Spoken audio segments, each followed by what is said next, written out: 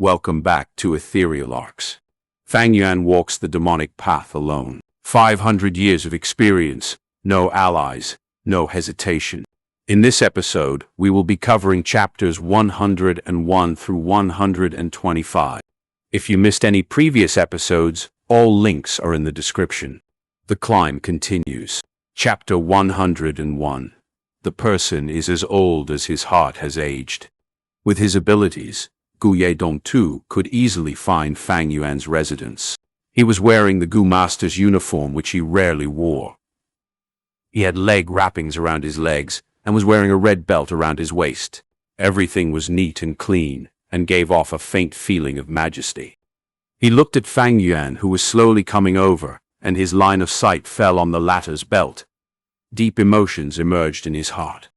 Only C-grade aptitude, but he has already broken to rank 2 at 16. It is truly surprising. I really don't know how he succeeded. However, this quick speed should be mostly attributed to the liquor worm. Pity that liquor worm has no use at rank 2. Following that, he saw the faint smile hanging on Fang Yuan's mouth. This smile made Gu Yedong's heart chill. Anger rushed through his mind. This kid acts so calm.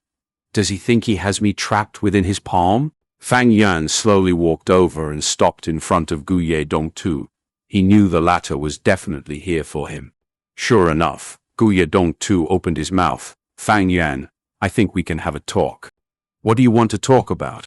Fang Yuan slightly frowned. Gu Yedong laughed, but then talked of another thing. Do you know, I was the same as you. I became a Gu Master when I was 15. It was right at the time of Wolftide. There was a large number of casualties, and we, students, also had no choice but to fight. I had B-grade aptitude. I reached rank 2 initial stage at 16, upper stage at 17, and peak stage at 18. When I was 19, I was already beginning my charge to rank 3.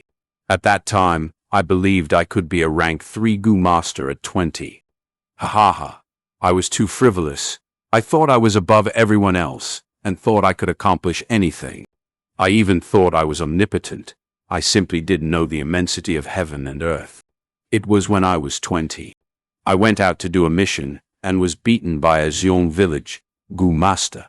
I was on the brink of death, but fortunately, Medicine Hall's elder personally moved and saved me.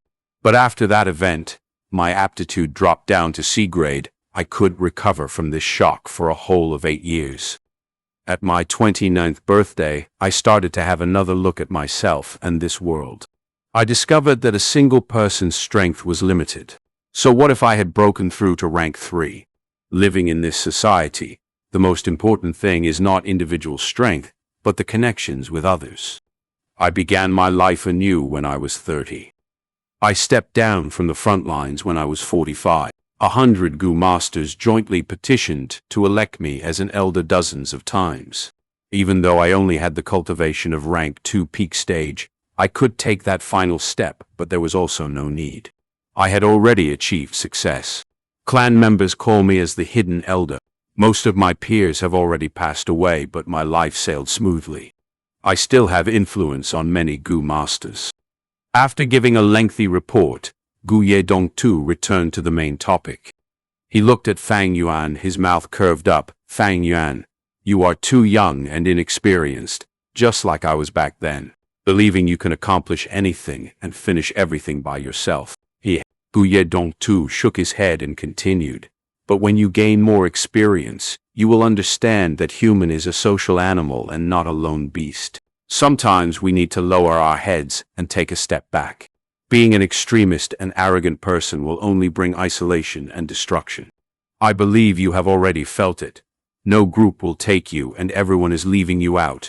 Even if you receive the family inheritance mission, what would that do? As a person who has been left out by everyone, you definitely won't have the chance to finish the task. Give up. Fang Yuan indifferently looked at the middle-aged man.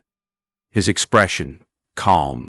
I wonder what expression he will show if he knew I have 500 years of experience. Fang Yuan's eyes couldn't help but reveal a trace of smile when he thought this. Actually, His uncle's way of thoughts had been his life's concept for a long period of time in his previous life. Thus, he had created the Bloodwing Demon sect, relying on the system and human emotions to create an enormous influence. 10,000s would come forth with his one call, seizing resources and fighting enemies.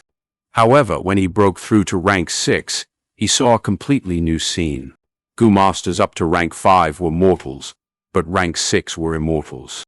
When he stood at that height and looked at the world, he suddenly comprehended. An enormous influence was indeed a powerful help, but at the same time was an enormous burden. No matter which world, there was only one thing which one could truly rely on. That was oneself. Only that such people were usually weak. People could endure loneliness and liked chasing after family love, friendship, and romance to fill in their spirit.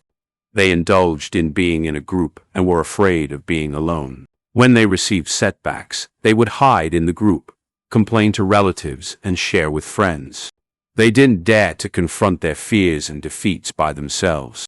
When there was pain, they would be busy sharing it. When there was something good, they would be anxious to boast of it. Gu Yedong too succeeded? No doubt he succeeded. He couldn't walk his original path, so he went in another path and left for a new scene. But at the same time, he was also a failure. He had lowered his head because of one setback. He was no more than a coward, but he was content with his running away. Gu Yedong too did know Fang Yuan had already labeled him as a coward. He saw Fang Yuan made no reply, so he thought the latter was absorbed in his speech. He continued, Fang Yuan, I won't beat around the bush. You are not Fang Zheng. If you give up your idea of inheriting the family assets, you will receive my friendship, and you can use all my connections. I will also give you 1,000 primeval stones. I know you are hard-pressed for money these days, and you are even late in paying the rent by 2 days, right? Fang Yuan indifferently smiled and spoke. Uncle, you don't wear these clothes often, right? Gu Yedong too was taken aback. He hadn't expected Fang Yuan would suddenly talk about this. Fang Yuan was indeed correct. He had already been retired for a long time now. This uniform was usually stored deep in a box. He had worn this uniform especially to meet Fang Yuan today. It was to increase his persuasion and deterrence power. Fang Yuan sighed. He sized up Gu Yedong too's clothes and continued. A Gu master's uniform is so clean and neat. It would be covered with sweat, mud, and blood. It would be in shreds and patches. That is the smell of a Gu master. You are old, uncle. Your great ambitions and aspirations have already disappeared from your youth. These years, you have lived an easy life, and it has corrupted your heart. You are vying for the family assets, not for cultivation, but to maintain your rich life. With such a mentality, how could you obstruct me? Gu Yedong too's face instantly turned ashen, anger surging through his mind. There was always a group of old people in this world. They touted their social experience everywhere. They considered others' dreams as illusions, considered others' passions as frivolous, considered others' persistence as arrogance. They would seek their own existence and superiority by lecturing the later generations. No doubt, Gu Yedong too was such a person. He wanted to educate Fang Yuan, but he had never thought that Fang Yuan not only didn't listen to him or yield to him, but would instead lecture him. Fang Yuan, Gu Yedong too shouted.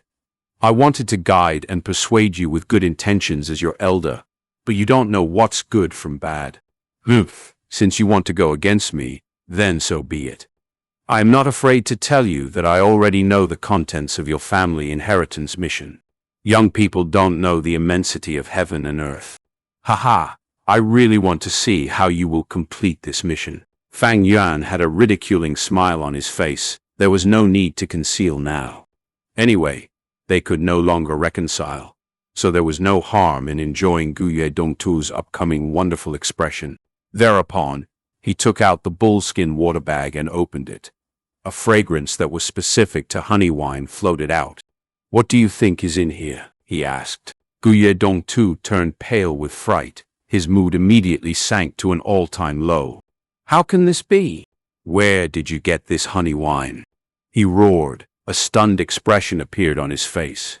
Fang Yuan ignored him, closed the cap, put the water bag back, and walked towards the Internal Affairs Hall. Guye Dongtu's forehead was covered with cold sweat, many thoughts surging in his mind. Where did he get the honey wine? I already made sure that as long as he looks for other groups, I would get the news the very first moment. Could he have done this alone? No, that's not possible. He does have a defense, Goo Worm. Someone definitely helped him. No. The point now is not finding the reason. This kid already has the honey wine. He is going to hand over the mission. Guye Dongtu was already panicking as he thought this, and no longer had the calm appearance from moments ago. He quickly chased after Fang Yuan. Fang Yuan, wait, everything can be discussed. Fang Yuan did speak and continued to walk. Guye Dongtu could only follow beside him. If 1,000 primeval stones won't do, then how about 2,000? No, 2,500. Guye Dongtu kept on increasing the offer.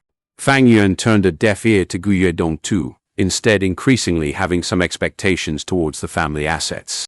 On seeing how Guye Dongtu was so anxious, and was continuously raising the offer, the real family assets should definitely be very good.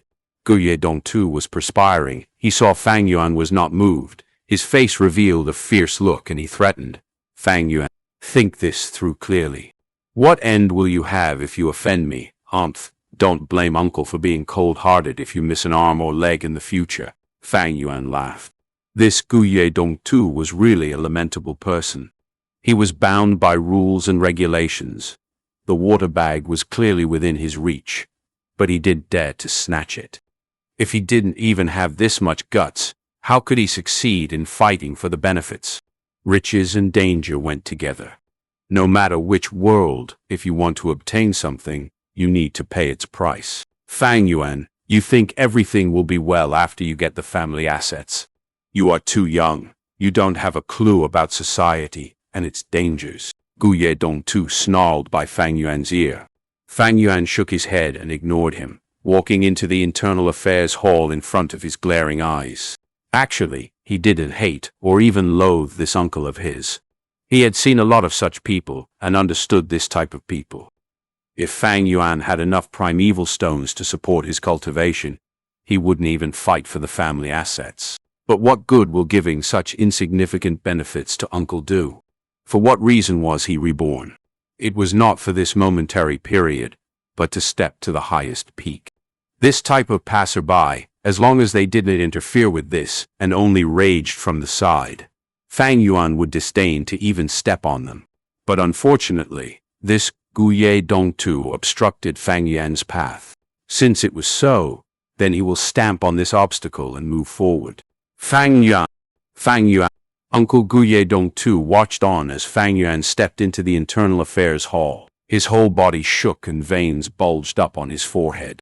The light of the setting sun shone on his hair, which was already turning white. He was indeed old. When he sustained that injury at the age of 20, he had already aged. Chapter 102. Spring comes after the winter winds.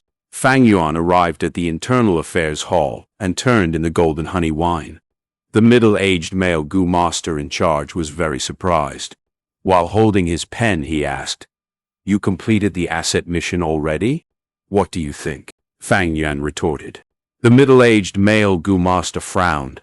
This was the mission he chose specifically to make life difficult for Fang Yuan. To think he completed it so quickly. He looked at Fang Yuan, his eyes threatening, saying solemnly, "Young man, answer whatever I ask you. If you do not reply honestly, it will affect your evaluation. Let me ask you, did you complete this mission alone? Say the truth. We will investigate thoroughly." "Of course I finished it myself," Fang Yuan replied. "Good. I will note that down." The middle-aged Gu master recorded while laughing internally, "You were just a newbie. How could you complete it alone? Such a falseful report, the clan would definitely investigate. You will have trouble then." But unexpectedly Fang Yuan continued, "But this situation is slightly peculiar. That day I only went to scout out the area, but to think the bear was digging the beehive. Using that chance, I retrieved this honey wine." "What? The middle-aged man's pen stopped, raising his head to look at Fang Yuan. Fang Yuan shrugged, smiling. What? Did you think I could accomplish this mission alone? To say the truth, this is all thanks to you, finding this mission for me. The middle-aged Gu Master was stunned on the spot, a complex and unexplainable feeling in his heart as he laughed dryly and continued to record in the book. Fang Yuan stared at this man calmly, knowing full well that his extremely difficult asset mission was all thanks to this man. Unfortunately, he had already completed the mission. Even if the clan investigates, Fang Yuan had the appropriate setup already. He could stall Fang Yuan no longer, even if this matter was handled by him. This is the grief of being in the system. Your status is the chain that restricts your actions. All right, your mission is complete. You can inherit the family asset already. Except your asset is all controlled by your uncle and aunt. The Internal Affairs Hall will retrieve it for you. Come back in 3 days. After recording, the middle-aged man said. Fang Yuan nodded. He knew this rule, but he stared at the middle-aged man's record paper, saying, according to the clan rules, the Internal Affairs mission record needs to be confirmed by the accomplisher on the spot. Please let me see this record. The middle-aged man's expression changed. He did not expect Fang Yuan to be so familiar with the process. He snorted lightly while handling the report to Fang Yuan.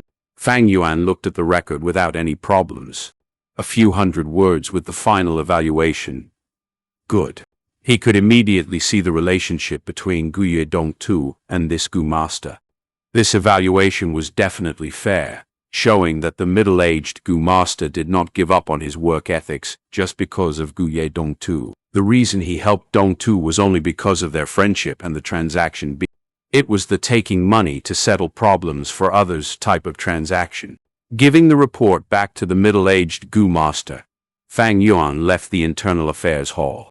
Outside, Guye Dongtu was already gone. Fang Yuan could not help but laugh coldly. Guye Dongtu's influence was not big enough to affect the Internal Affairs Hall. Even if Guye Bo, the clan leader, wanted to do this, he would have to go against the immense pressure from the clan elder circle and pay a huge price in his political career.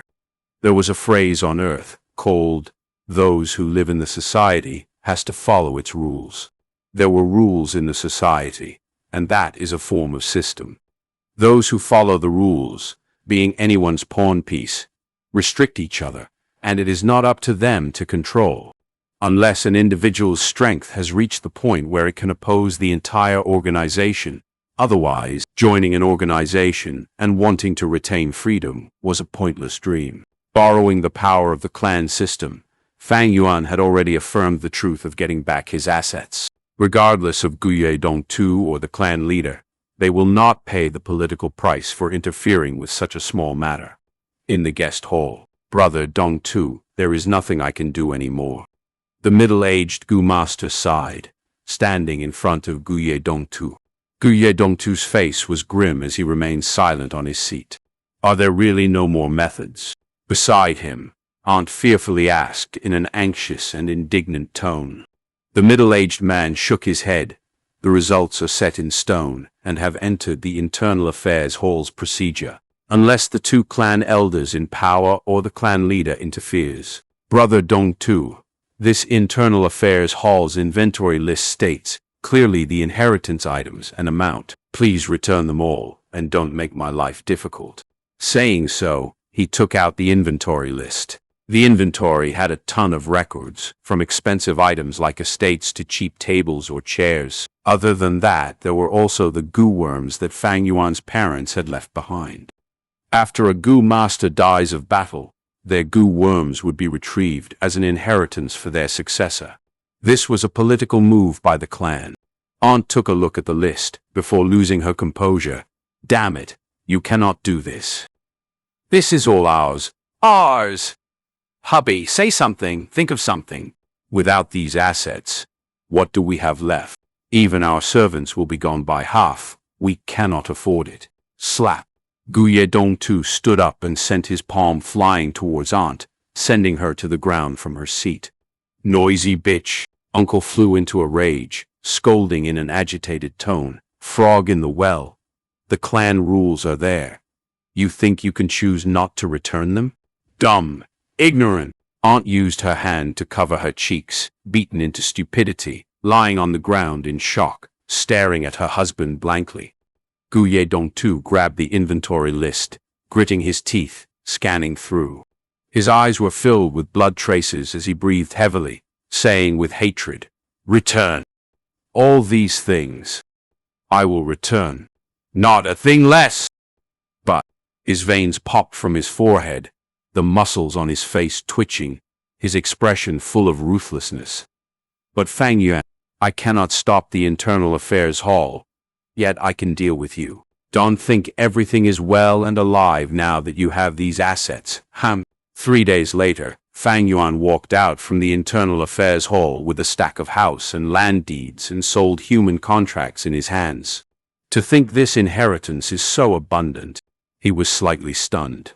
Even though Fang Yuan had some estimations, after receiving this asset list, it was way out of his expectations. Over 10 mu of farmland, 8 family servants, and 3 bamboo buildings, and a wine tavern.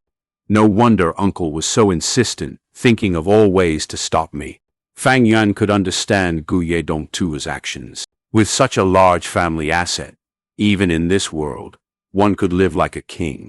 10 mu of farmland, 8 family servants, put this aside first.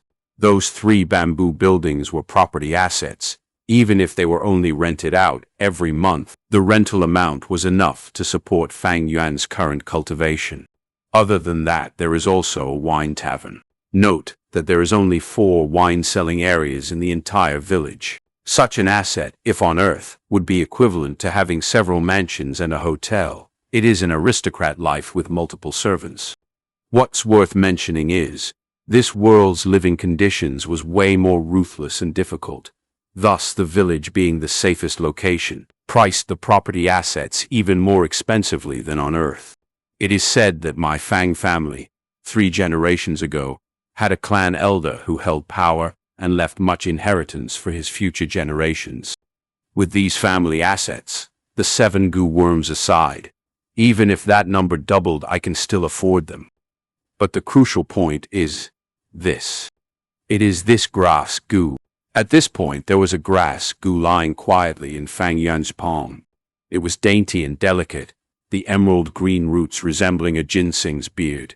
There was some semi-transparent stolon that was like jadeite. 9 pieces of round-shaped leaves that were jade green covered and reflected each other, forming the shape of a round plate. This was the 9-leaf vitality grass, the healing type rank 2 goo worm. If it came to normal healing, it had no difference from the life breath grass.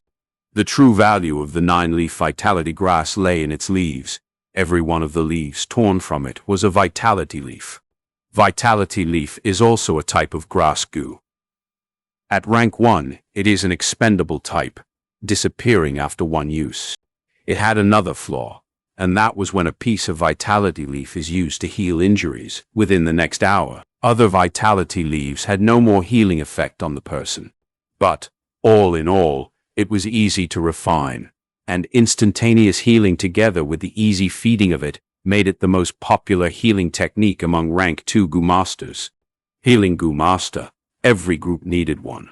But in times where multiple goo masters were injured, what can a single goo master do? If the healing goo master was the one who died or got lost, what happens to the rest? Thus, goo masters always prepared some healing methods for themselves, and the vitality leaf was the best method. Every goo master that roamed outside needed to prepare at least 1 or 2. After I refined the 9-leaf vitality grass, every piece of leaf torn out would be a vitality leaf. Using the primeval essence to inject into the grass, I can make it grow new leaves. Thus, this 9-leaf vitality grass can be said to be a moving gold mine. The most important asset of all, without exception. Having this 9-leaf vitality grass is an avenue of business. In this dangerous world, which goo master does not get injured on their missions, they have a perpetual need for the vitality leaf. No wonder Guye Dongtu was known as the Hidden Elder, even after he retired many years ago. he still held great influence outside. So the reason was this 9-leaf vitality grass. Gu masters needed the vitality leaf, and Gu Yedong too sold the leaf. With such a relationship, it is no question that his influence remained. Fang Yuan was enlightened. Only in this world are clan relationships raised to such a level, restraining uncle and aunt. If this was Earth with such a conflict of interest, Fang Zheng and I would already have had been killed by them. This is not good. It seems I have some trouble ahead. Uncle and aunt will not let go so easily. But I have already grown up with rank 2 cultivation. If they want to deal with me, and also consider the clan regulations, they would be highly restricted. Regardless of what they do, just show me what you've got. Dealing with it as it comes, I will handle them all. Fang Yuan walked on the street, his eyes glimmering in brilliance. A gust of winter wind blew on his face. It was still far from spring, but Fang Yuan knew that spring, start of his new life, had already come. Chapter 103. The larger your ambitions, the smaller the world. The wine tavern was big, but it was in a good location. It was at the eastern side of the village near the eastern gate. The flow of people was the largest at the eastern and northern gates. Thus, the wine tavern's business was pretty good whether it was day or night. Young lord, please take a seat. An old man lowered his head to Fang Yuan. Few waiters wiped the benches and tables with a fawning and flattering smile towards Fang Yuan. Fang Yuan shook his head. He did sit, but walked around the tavern, sizing everything. He thought inwardly, this is my wine tavern. This wine tavern only had one floor, but it had an underground wine cellar. Huge and square black tiles covered the floor. There were 8 square tables. 2 tables were set against the wall, and other 6 tables were surrounded by 4 benches. A dark brown, long sales counter could be seen immediately upon entering the wine tavern. There were papers, brush, inkstones, and also an abacus on the counter. Behind the counter was the liquor cabinet where all sizes of wine jars were displayed. Some of these were large wine jars of black pottery, and some were small and bright porcelain wine bottles. Fang Yuan was walking around as he wished. The old man and waiters did dare to sit. They could only follow close behind. They were restless. The news of the landlord changing was too abrupt. The previous landlord, Gu Yedong too, was cunning as a ghost. He was strict and acrimonious. They were under a lot of pressure. This boy in front of them was actually able to take the wine tavern from Gu Yedong too's hands. Such a method of snatching was shocking. So these people's gazes towards Fang Yuan carried unease and fear. Fang Yuan suddenly stopped. It is good. But this store is a bit small. The old man immediately walked forward and bowed to answer. Young lord, we put sheds outside every summer and lay tables and benches. But it is winter now, and the wind is biting cold. No one would sit outside even if we put up sheds. So we took them down. Fang Yuan slightly turned. He glanced at this old man. You are the shopkeeper? The old bent his waist even lower, and said even more respectfully, I dare not. I dare not. Young lord, this wine tavern is yours. Whoever you choose as a shopkeeper is the shopkeeper. Fang Yuan nodded, then glanced at the waiters. They all seemed to be competent. If it was on Earth, he would be anxious that this shopkeeper and the waiters would team up and scheme against him, the owner. But in this world, Gu masters were high and mighty. Killing mortals would only require a thought. Even if uncle and aunt egged them, these mortals wouldn't dare to go against Fang Yuan. All right, bring the accounting books and bring me a pot of tea. Fang Yuan sat down. Yes, young lord. The shopkeeper and waiters moved hurriedly. There were as much as 16 account books, and every book used bamboo papers which had a light green hue. The bamboo papers were more brittle than Xuan paper and were suitable for the damp atmosphere of the southern border. Fang Yuan casually picked up a few books and skimmed over them, asking some questions occasionally. The shopkeeper gave prompt replies. Soon, his forehead was covered with sweat. Fang Yuan had created the Bloodwing Demon sect and taught countless people in his previous life. He was rich in experience, and his eyes were shrewd. Others might be confused and dazzled when they see the account books, But in his eyes, all the doubtful points were as clear as crystal. This wine tavern was the second biggest asset after the 9-leaf vitality grass. Fang Yuan naturally wanted to firmly grasp it. There were only some small problems in the account books which could be attributed to mistakes and negligence. These mortals didn't dare to be presumptuous. However, when Fang Yuan turned to the last page, he saw that this month's income had already been taken by Guye Dongtu. Young lord, the previous landlord personally took it. We did dare to resist, the shopkeeper replied while wiping his sweat. His aged body was already trembling, and his face had become very pale. Fang Yuan was silent. He put down the account books on the table and glanced at the shopkeeper. The shopkeeper immediately felt a huge pressure, as if a mountain was pressing down on him. He was scared witless, kneeling on the ground. Seeing the shopkeeper kneeling down, the waiters also astutely knelt down one by one. Fang Yuan calmly sat and turned his gaze towards them. The waiters immediately felt like they were in a world of ice. They couldn't resist Fang Yuan's aura. They were all silent. To these mortals, the wine tavern's work was both stable and safe, the ideal job. They didn't want to lose this job. Fang Yuan stopped upon seeing that his authority had been established. Going too far could end up being detrimental. He slowly spoke. I won't bother about the past matters. I saw that your wages are somewhat low. Waiters' wages will be raised by 20%, and the shopkeepers by 40% from now on.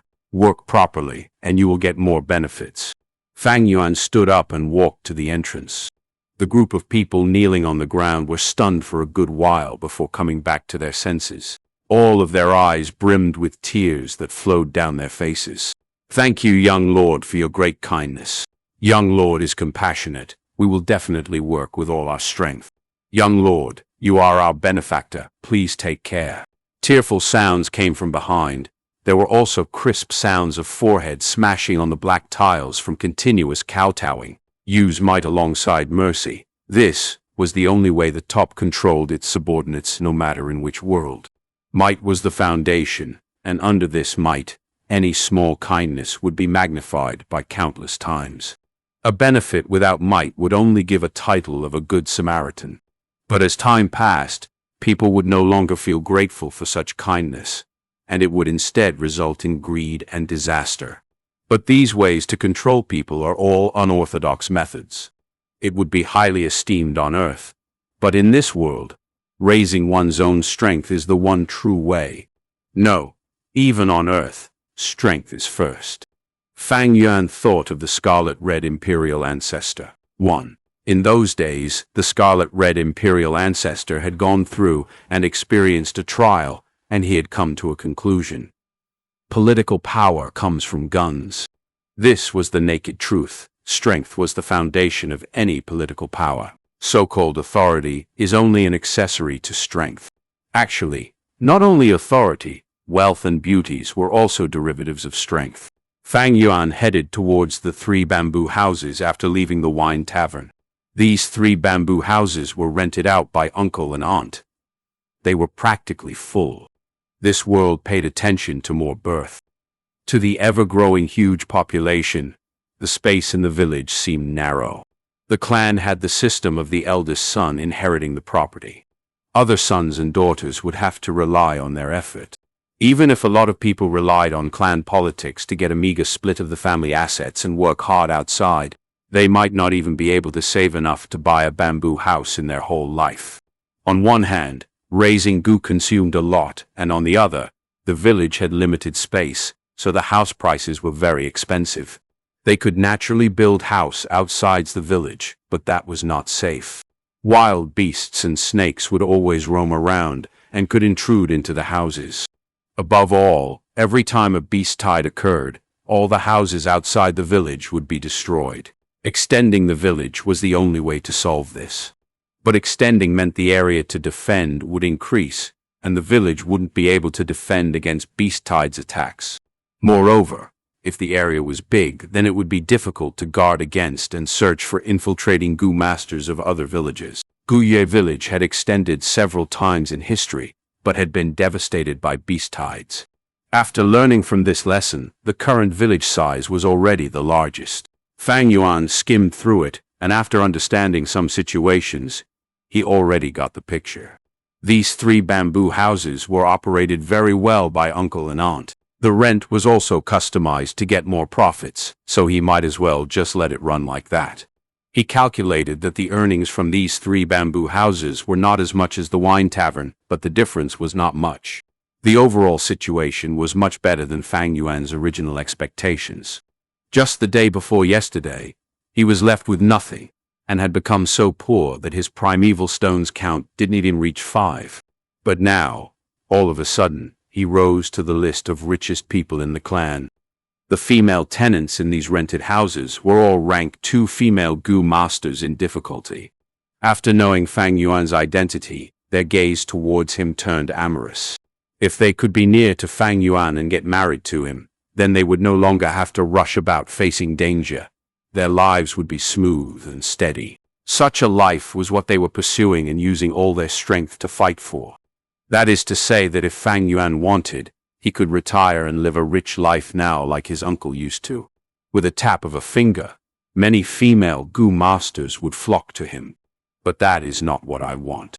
Fang Yuan stood at the 2nd floor of the bamboo house, letting female gu masters' provocative gazes fall upon his body. He frowned as he held the railings and gazed afar. Far away, stretched of green mountains went on continuously, looking like a sleeping giant with the gray-blue sky as its quilt. The endless rivers and boundless earth. When can I move unhindered on them? Amidst the winds of change, dragons and snakes rise from the lands, too. When can I look down upon all living things? Since rebirth, I have been drifting with the waves like a rootless duckweed. I spared no effort to get the family assets. With this base, I can be said to have become independent and gained my footing. Next would be to unearth the flower wine monk's inheritance and put all my effort in cultivating to rank 3. Then I can leave this village and go out to the wide world. Fire burned in Fang Yuan's deep black eyes. Qingmao Mountain was one of the countless mountains in the southern border, and the southern border was only a corner of this world. Too small, too small. How could such a place sustain his lofty ambitions? Compared to his ambitions, these family assets, which others were cracking their brains to obtain, which was a thing of yearning, was as tiny as dust. Big brother, come down. I need to talk to you. At some point in time, Guye Fangzheng had reached the bamboo house. He looked up at Fang Yuan and yelled. Fang Yuan's train of thoughts were broken. He looked down at Fang Zhen with an indifferent look. The brothers' eyes met. It was silent. Younger brother Fang Zheng was downstairs and was shrouded by the shadow of another house. He was facing up. His eyebrows were raised and his 2 eyes were flickering with light. Big brother Fang Yuan was upstairs. Sunlight shone on him. His slightly drooping eyes had pupils as dark as night. Similar faces reflected in each other's eyes. As to his little brother's appearance, Fang Yuan wasn't surprised. Fang Zheng was a weapon of uncle and aunt to fight for family assets. And yet, so what? Fang Yuan looked down at Fang Zheng, sighing inwardly. A great aptitude, but is nothing more than a pawn. Truly insignificant. Chapter 104. Want to buy the liquor worm? Eventually, Fang Yuan did not go downstairs, and his brother did not go up. The 2 persisted, and the distance between the floors indicated that the distance between the brothers were enlarging. The talk was not smooth. Brother, you are just too much. To think that you are such a person. Downstairs, Fang Zheng stood, his brows creasing tightly as he screamed. Fang Yuan was not angry, but laughed lightly. Oh, what kind of person am I? Brother! Fang Zheng sighed deeply. After our parents died, uncle and aunt adopted us. They have the gratitude of raising us. To think that you are so heartless, returning favor with revenge. Big brother, is your heart made of stone? Saying so, Fang Zheng's tone was slightly trembling. So strange. This inheritance is rightfully mine. What is there to be said about revenge and favor? Fang Yuan retorted unenthusiastically. Fang Zheng gritted his teeth, acknowledging. Yes. I know, this inheritance is from our parents. But you cannot take them all. You have to at least leave some for aunt and uncle to let them enjoy their life in retirement, right? Doing so, you really are making our hearts bitterly disappointed. You let me look down on you." Pausing, he continued, "Did you ever return home to see the living conditions that they are in now? Half the servants at home were already retrenched. They cannot afford it. Brother, how can you be so cruel?" Fang Zheng's eyes were red. Clutching his fist, he screamed at Fang Yuan. Fang Yuan laughed coldly. He knew that uncle and aunt had controlled the assets all these years and must have amassed a huge fortune. Even if this was not so, just with the profits at the end of the month from the wine tavern, they would be able to afford all those servants. They are only pretending to be poor, so Fang Zheng would come and find trouble. Fang Yuan used his gaze to size up Fang Zheng and said directly, "My adorable little brother, if I insist on not returning the assets, what can you do? Although you are 16, you have already acknowledged them as parents. Don't forget that. You have lost the rights to the inheritance." "I know." Fang Zheng's gaze had a divine light. "That's why I am here to challenge you to a written war challenge. 1. On the arena, let's have a match to decide victory. If I win, return a portion of the family asset to mother and father. This world's Gu battles were like the Earth's martial arts competitions. Between clansmen, if they had unresolvable conflict, they could use this method to settle the problem. There were many types of Gu battles: 1 versus 1, 2 versus 2, battle of arts, battle of strength, and life and death battle. Of course, Fang Yuan and Fang Zheng would not be so serious as to fight to the death if they had a Gu battle. Seeing the brothers' determined expression, Fang Yuan suddenly laughed. "It seems that before this, uncle and aunt specifically told you, huh? But, as someone who lost to me before, you have such confidence of winning me?"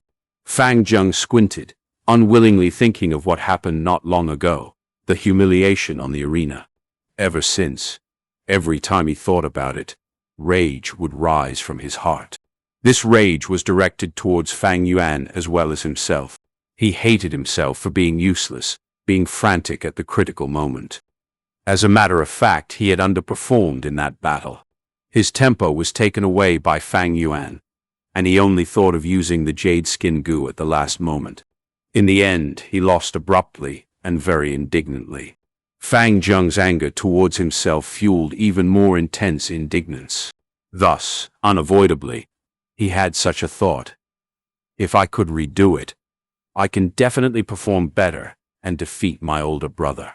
Thus, when uncle and aunt complained to him, Fang Zheng not only wanted to take back the inheritance for the two of them, but also wanted to fight Fang Yuan again to prove himself. "Things are different now, brother." Fang Zheng looked at Fang Yuan, his eyes burning with determination, fires blazing around him. "Last time, I performed badly and lost to you. This time, I have successfully refined the rank 2 Gu Worm Moon Raiment. You cannot break my defense anymore." Saying so, he emitted a vague light blue fog around his body. The fog enveloped him, and in the mist, it eventually formed into a long floating ribbon. The ribbon looped around his waist and coiled around his 2 limbs. 2. The middle section of the ribbon drifted above his head, causing Fang Zheng to give out a sort of graceful and mysterious magical breath. "Indeed, it is the moon raiment. How foolish, revealing your trump card like that." Fang Yuan stood on the stairs, seeing this scene. His gaze twinkled. Moon raiment was a rank 2 Gu worm with defensive properties. Although the defense was slightly lower than the white jade Gu, it could assist others in defending and had greater contribution towards small group fights. With this Gu in his hands, Fang Yuan really could not break Fang Zheng's defense with his bare fists. Sending the fist over was like hitting cotton, absolutely losing its kinetic force. Even if he used the moonlight Gu, he could not break through unless it was the moonglow Gu. Thus, if Fang Zheng wanted to fight and invited Fang Yuan to a Gu battle, according to the clan rules, he has to accept. Without revealing the white jade Gu, Fang Yuan might really lose. A grade is a grade, and with the clan leader's nurture, Fang Zheng is growing rapidly. It could be said that during the academy phase, Fang Yuan suppressed Fang Zheng. But now he had to admit, Fang Zheng was starting to show the brilliance of a genius, and was showing imposing threat to Fang Yuan. But you think I did not expect this? Fang Yuan stared down at his brother, his lips curling. He said to Fang Zheng, "My persistent little brother, of course you can challenge me. But have you gotten the approval of your teammates? If during the battle your group has to go on a mission, how would you choose?" Fang Zheng paused. Indeed, he did not think of this. He had to admit, his brother was right. The group had to work together, and if teammates wanted to go on individual operations, they would need to report first. Thus, you might as well go back, find that leader Guye Qingshu of yours, and explain the situation. "I wait for you guys at the Northern Gates Wine Tavern," Fang Yuan said. Fang Zheng hesitated slightly, then gritted his teeth. "I'll go now, brother. But let me tell you, delay tactics don't work." He came to Guye Qingshu's residence, and the family servant let him in. Guye Qingshu was practicing using his gu. His body was moving around in the garden's arena stage, extremely agile and fit. "Green vine gu," he lightly said, and from his right palm, a green vine shot out. It was around 15 meters. Qingshu grabbed the vine and used it as a whip, splitting, coiling, and sweeping around. Pow, pow, pow. The shadow of the whip swept across the floor, sending the concrete on the broken ground flying. Pine needle gu. He suddenly kept the vine whip and flipped his long green hair. Immediately, from among the hair, pine needles shot out like rain. The pine needles hit the wooden puppet not far away, piercing its entire body and creating close and numerous pinholes. Moonwhirl gu.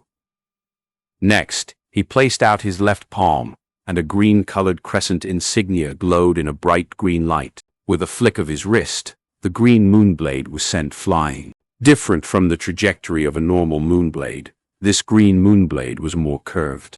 While flying in the air, it traveled in an arc, making it harder for enemies to predict. As expected of the #1 Gu master among the rank 2, Senior Qingshu, with such an attack, I can even last for 10 breaths. He's really too strong. Fang Zheng stared with his mouth wide open, forgetting his original intention in the first place. "Oh? Fang Zheng, why are you here? The previous mission just ended. You have to rest more. Got to keep that balance between work and rest." Guye Qingshu, upon noticing Fang Zheng, kept away his fighting aura and smiled gently. "Senior Qingshu." Fang Zheng bowed to him respectfully. This respect was sincerely from his heart. Ever since he joined the group, Fang Zheng had been attentively taken care of by Qingshu, and in Fang Zheng's eyes, Qingshu was like an elder brother. "Oh, Fang Zheng, it seems you have business with me?" Qingshu wiped the sweat off his forehead while going towards Fang Zheng with a smile. "It's like this." Fang Zheng said his intentions, as well as the entire story. Hearing so, Qingshu's eyebrows slightly rose. The truth is that he had heard a lot about Fang Yuan, and when compared to Fang Zheng, he was more interested in Fang Yuan. Might as well meet him for once. Thinking so, Guye Qingshu nodded. "I have something to discuss with your brother as well. In that case, let's go together." Fang Zheng was overjoyed. "Thank you, Senior." Hey, no need to thank me. We're in the same group." Qingshu patted Fang Zheng's shoulders. Fang Zheng could feel warmth in his heart, his eyes unwillingly turning red. The two got to the tavern. A shop assistant had been expecting them all along, and brought them inside. On a square table by the window, there were several side dishes and 2 wine cups, and a pot of wine. Fang Yuan sat on one side, and when he saw Guye Qingshu, he smiled and extended his hand. "Please sit." Guye Qingshu nodded to Fang Yuan. He took his seat, then said to Fang Zheng, "Go take a stroll around. I'll talk with your brother." He was a smart person. Upon seeing only 2 wine cups, he knew that Fang Yuan wanted to have a chat alone. The truth is, he had such intentions as well. Fang Zheng acknowledged and left the shop indignantly. "I know you, Fang Yuan." Qingshu smiled, opening the wine pot skillfully, pouring a cup for Fang Yuan and one for himself. "You are a very interesting, smart person." Saying so, he raised his cup towards Fang Yuan. Fang Yuan laughed and raised his cup as well to return the toast. The two drank it in one shot together. Qing Shu poured another for Fang Yuan again, as well as for himself. As he poured, he said, "There's no point beating about the bush when talking to a smart person. I'll be open. I want to buy your liquor worm. How much would you sell it?" He did not ask Fang Yuan if he was selling it, but asked directly, "How much?" showing his immense confidence. He was the number 1 rank 2 Gu master. At a young age, he reached rank 2 peak stage, overpowering the rank 2 upper stage, Qishan and Mo Yan. Once he appeared, he took the initiative and poured the wine and toasted Fang Yuan. His confidence together with his gentle smile formed a unique aura. It was not overbearing and forceful, which could make people disgusted, but it made others feel his persistence. His long green hair, and the winter sunlight shining through the window and onto his fair, gently streaked face. This let Fang Yuan subconsciously think of the bright and beautiful radiance of spring. A truly talented person. What a shame, Fang Yuan thought. He was not bothered by Qing Shu's act of taking over the initiative. In fact, Fang Yuan was slightly appreciative of him, and he sighed lightly. 1. Written War Challenge. Shaolin. Gu Battle Showdown basically. 2. If you really have no idea what it looks like, perhaps this link might help. Tell me if it ever gets broken. Chapter 105. I will lose extremely terribly. Guye Qingshu was also an orphan like Fang Yuan and Fang Zheng. His parents had died in a wolf tide when he was young. He was personally raised by clan leader Guye Bo. After he was tested to have B-grade aptitude, he received Guye Bo's personal guidance. His aptitude was outstanding and could be said to be at the top among the B grades. It could even be called false a grade. Guye Bo had been raising him as a clan leader candidate. Guye Qingshu had a warm temperament and was amicable. He was highly praised and received well by the clan members. He was also very loyal to the clan. Fang Zheng's arrival cut off his hopes of inheriting the clan leader position, but he was instead happy and wholeheartedly took care of Fang Zheng. On Earth, Ye Fei, 1, Wei Zheng, 2, and Bao Zheng, 3, were people with such character. Unfortunately, in the wolf tide a year later, the northern gate would fall. To block this gap and protect the clan members, he stepped forward. In the end, he forcefully used a rank 3 Gu with his rank 2 cultivation, becoming an impenetrable fortress and successfully defending the village. However, his aperture was destroyed because of this, and he finally turned into a treeman and died. Thus, Guye Qingshu had left a profound impression on Fang Yuan. When he saw Fang Yuan sighing, Guye Qingshu naturally did think that Fang Yuan was looking back on his death, and thought Fang Yuan was vexed due to the liquor worm. He smiled. Fang Yuan, you should already be clear on the limits of liquor worm. The liquor worm is only a rank 1 Gu worm and can only refine rank 1 green copper essence. But you are already a rank 2 Gu master. The liquor worm has no use towards red steel primeval essence. Although you have a wine tavern now and can easily raise the liquor worm, why would you vainly raise something that has no use to you? He switched the thread of discussion. The liquor worm has no use to you, but it is useful to other rank 1 Gu masters, especially in the awakening ceremony next spring. There will be a new batch of students, and the liquor worm will be of great help to them. So, you might as well just sell the liquor worm to the clan and contribute to clan's strength. Fang Yuan did reply.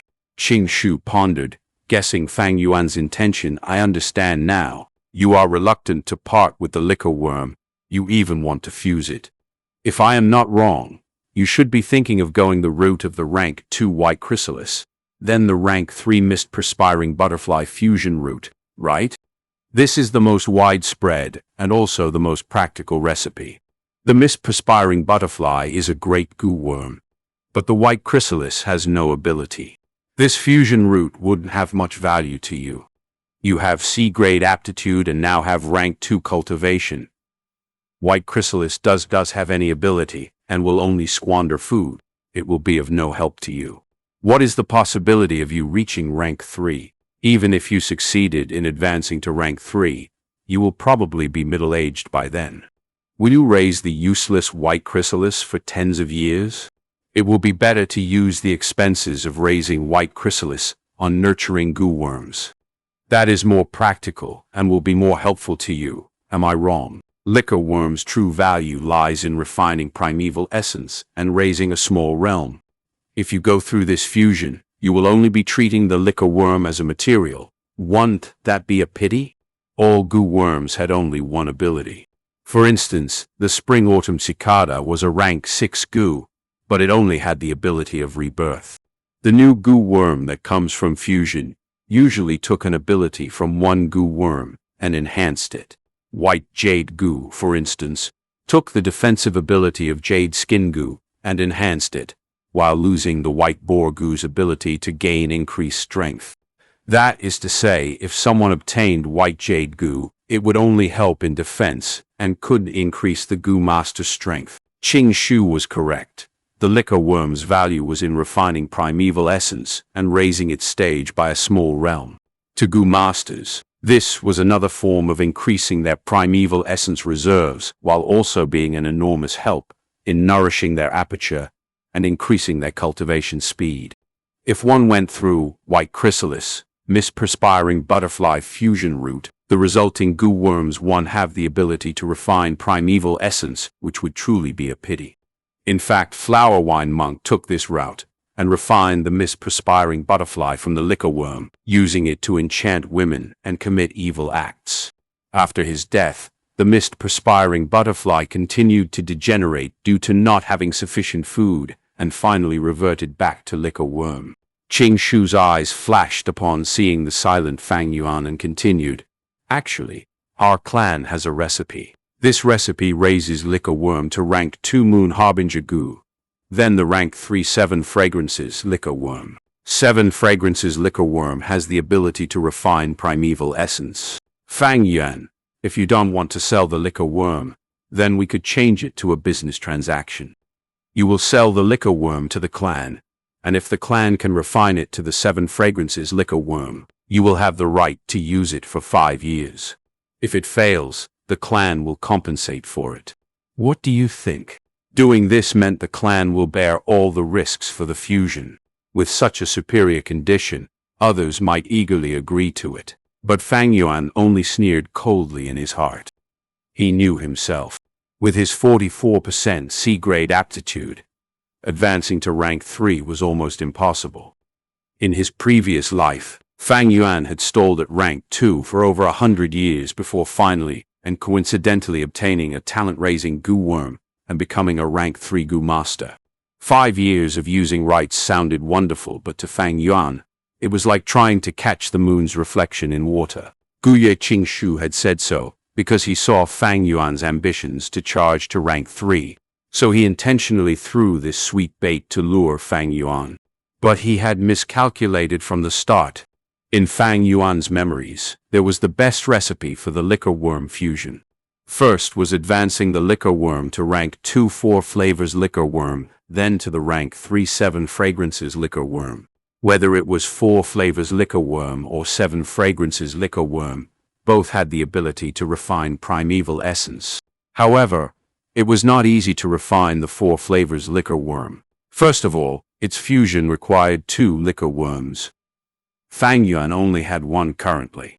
Next, the fusion required 4 types of wine, and these 4 wines should be of 4 different flavors: sour, sweet, bitter, and spicy. Let's not talk about the difficulty in purchasing a liquor worm with there being hardly any supply of it in the market. Let's look at these 4 wines first. Spicy wines were the most common. Ordinary white spirit wine were all of this type. For sour wines, you could get bayberry wine and grape wines. Rice wines could fit the sweet wine criteria. But as for the bitter wines, it needed some thinking to be done. From what Fang Yuan knew, there was a type of green bitter wine which was brewed by using eye grass. Unfortunately, the eye village was immeasurably far away. How would he obtain it? Fang Yuan had detained the liquor worm not because he wanted to wait and sell it for a high price. Rather, Fang Yuan had all along wanted to go through this fusion route, Using any other fusion routes could be counted as ruining the liquor worm. How could Guye Qingshu know what Fang Yuan had in mind? Seeing Fang Yuan not making any moves to agree at all, he threw his trump card. Fang Yuan, if you sell the liquor worm, I can mediate between you and Fang Zheng. At least he won't use the family assets to challenge you to a gu battle. You also know the clan rules. The challenge must be accepted. Even if the gu battle request is not approved by the higher-ups, it must first be accepted. Even if you are sure of your defeat and don't want to go to the arena, directly throwing in the towel, you still need to accept the challenge. This world promoted martial spirit. Clans didn't need cowards. If there was a challenge, gu masters must accept them. Accepting the challenge proves that you are not a coward. Even if you admit your defeat in front of the public, that too would be a conduct of courage. Under the oppression of the ruthless environment, this had automatically turned and formed into a system of values. The clan's higher-ups would arbitrate according to the results of the gu battles and resolve any problems and disputes. The premise of a gu battle was to have a reason. The challenger should be in the right and the challenge should be reasonable, or the two parties could both make an agreement similar to betting. Only then would the gu battle be approved. Fang Zheng's gu battle request is reasonable and fair. It will be approved. If this happens, no matter the result, whether loss or win, will be judged by the elders. Who do you think the elders will side with between you and Fang Zheng? Qingshu's smile became bigger. He looked at Fang Yuan with a burning gaze and continued to add pressure. Fang Yuan, if you win, you will simply have to part with a tiny bit less of the family assets. But if you sell the liquor worm to the clan, you will be contributing to the clan. The clan will remember you. I can also guarantee that Fang Zheng would never challenge you on the basis of family assets. The implication was that Fang Zheng could still challenge Fang Yuan with different reasons. This was one of the things Guye Qingshu and Guye Bo would be happy to see. They hoped Fang Zheng would defeat Fang Yuan and break the shadow in his heart to build up his self-confidence. Fang Yuan suddenly smiled. He had been listening to Guye Qingshu's chatters from the beginning, and now he finally spoke. You think I will lose if we fight? Fang Yuan asked Qingshu. Qingshu also smiled. Fights are full of variations. No one can foretell what might happen. However, I need to remind you, Fang Zheng has already refined the rank 2 Moonveil Gu. You won't have much of an advantage. Ha ha. Fang Yuan shook his head, and the smile on his face became bigger. I will lose. I definitely lose. Qingshu stared blankly. Fang Yuan stared into his eyes and continued. Not only will I lose, I will even lose very miserably. I will hand over all my parents' inheritance, and from then on I will sleep on the street and wander about begging in the village. Guye Qingshu was smart. He understood Fang Yuan's true intentions. His expression became grave. No longer was it confident and graceful. Fang Yuan's words were a bare threat. Fang Zheng was being raised as the next clan leader. If it was made known that he had recognized others as his parents, used his cultivation and aptitude to bully his big brother, snatching the inheritance, then there would be a D. Even on Earth, a person who did this would be shamed and disdained by people. Let alone in this world where the values of family love was raised to a whole new level. It would be anything if Fang Zheng wanted to become a devil. But he was going to become a clan leader, a leader of the righteous path, and that meant he needed to uphold virtue and cherish it. For a moment, Guye Qingshu looked dazedly at Fang Yuan. He discovered that despite hearing a lot about Fang Yuan, he had still underestimated the latter. The dominance that he built up from his many sentences since the moment they met had now crumbled with a bang. Fang Yuan hit the nail on the head, directly indicating the main part to Guye Qingshu. If it was another person, Fang Yuan would have spoken differently. But Guye Qingshu was someone who had extreme loyalty to the clan, and in Fang Yuan's previous life, he would rather sacrifice himself to protect the clan. Thus, he had no choice but to worry because of Fang Yuan's threat. However, he quickly calmed down, his eyes staring at Fang Yuan as he spoke between clenched teeth. But you won't do this. Because the inheritance has been your goal all along. How will you cultivate if you give up the inheritance? Fang Yuan was afraid. He met Qing Shu's gaze, his lips curled up in a smile. That's why I believe you will give up the notion of buying the liquor worm and also persuade Fang Zheng to not challenge me. Am I wrong? Others might not be able to persuade Fang Zheng, but Guye Qing Shu had this capability. Fang Yuan had no doubt on this. The situation was in a deadlock. After a moment, Guye Qing Shu lowered his eyes. He stared at the wine cup in his hand for a while and suddenly laughed. Interesting, we will do just that. His tone carried a hint of melancholy. Chapter 106. Half his life savings gone to dust. Only his vitality remains for eternity. A day later, on the futon, Fang Yuan sat cross-legged. A large face-sized white light was an arm's distance from his face, silently floating.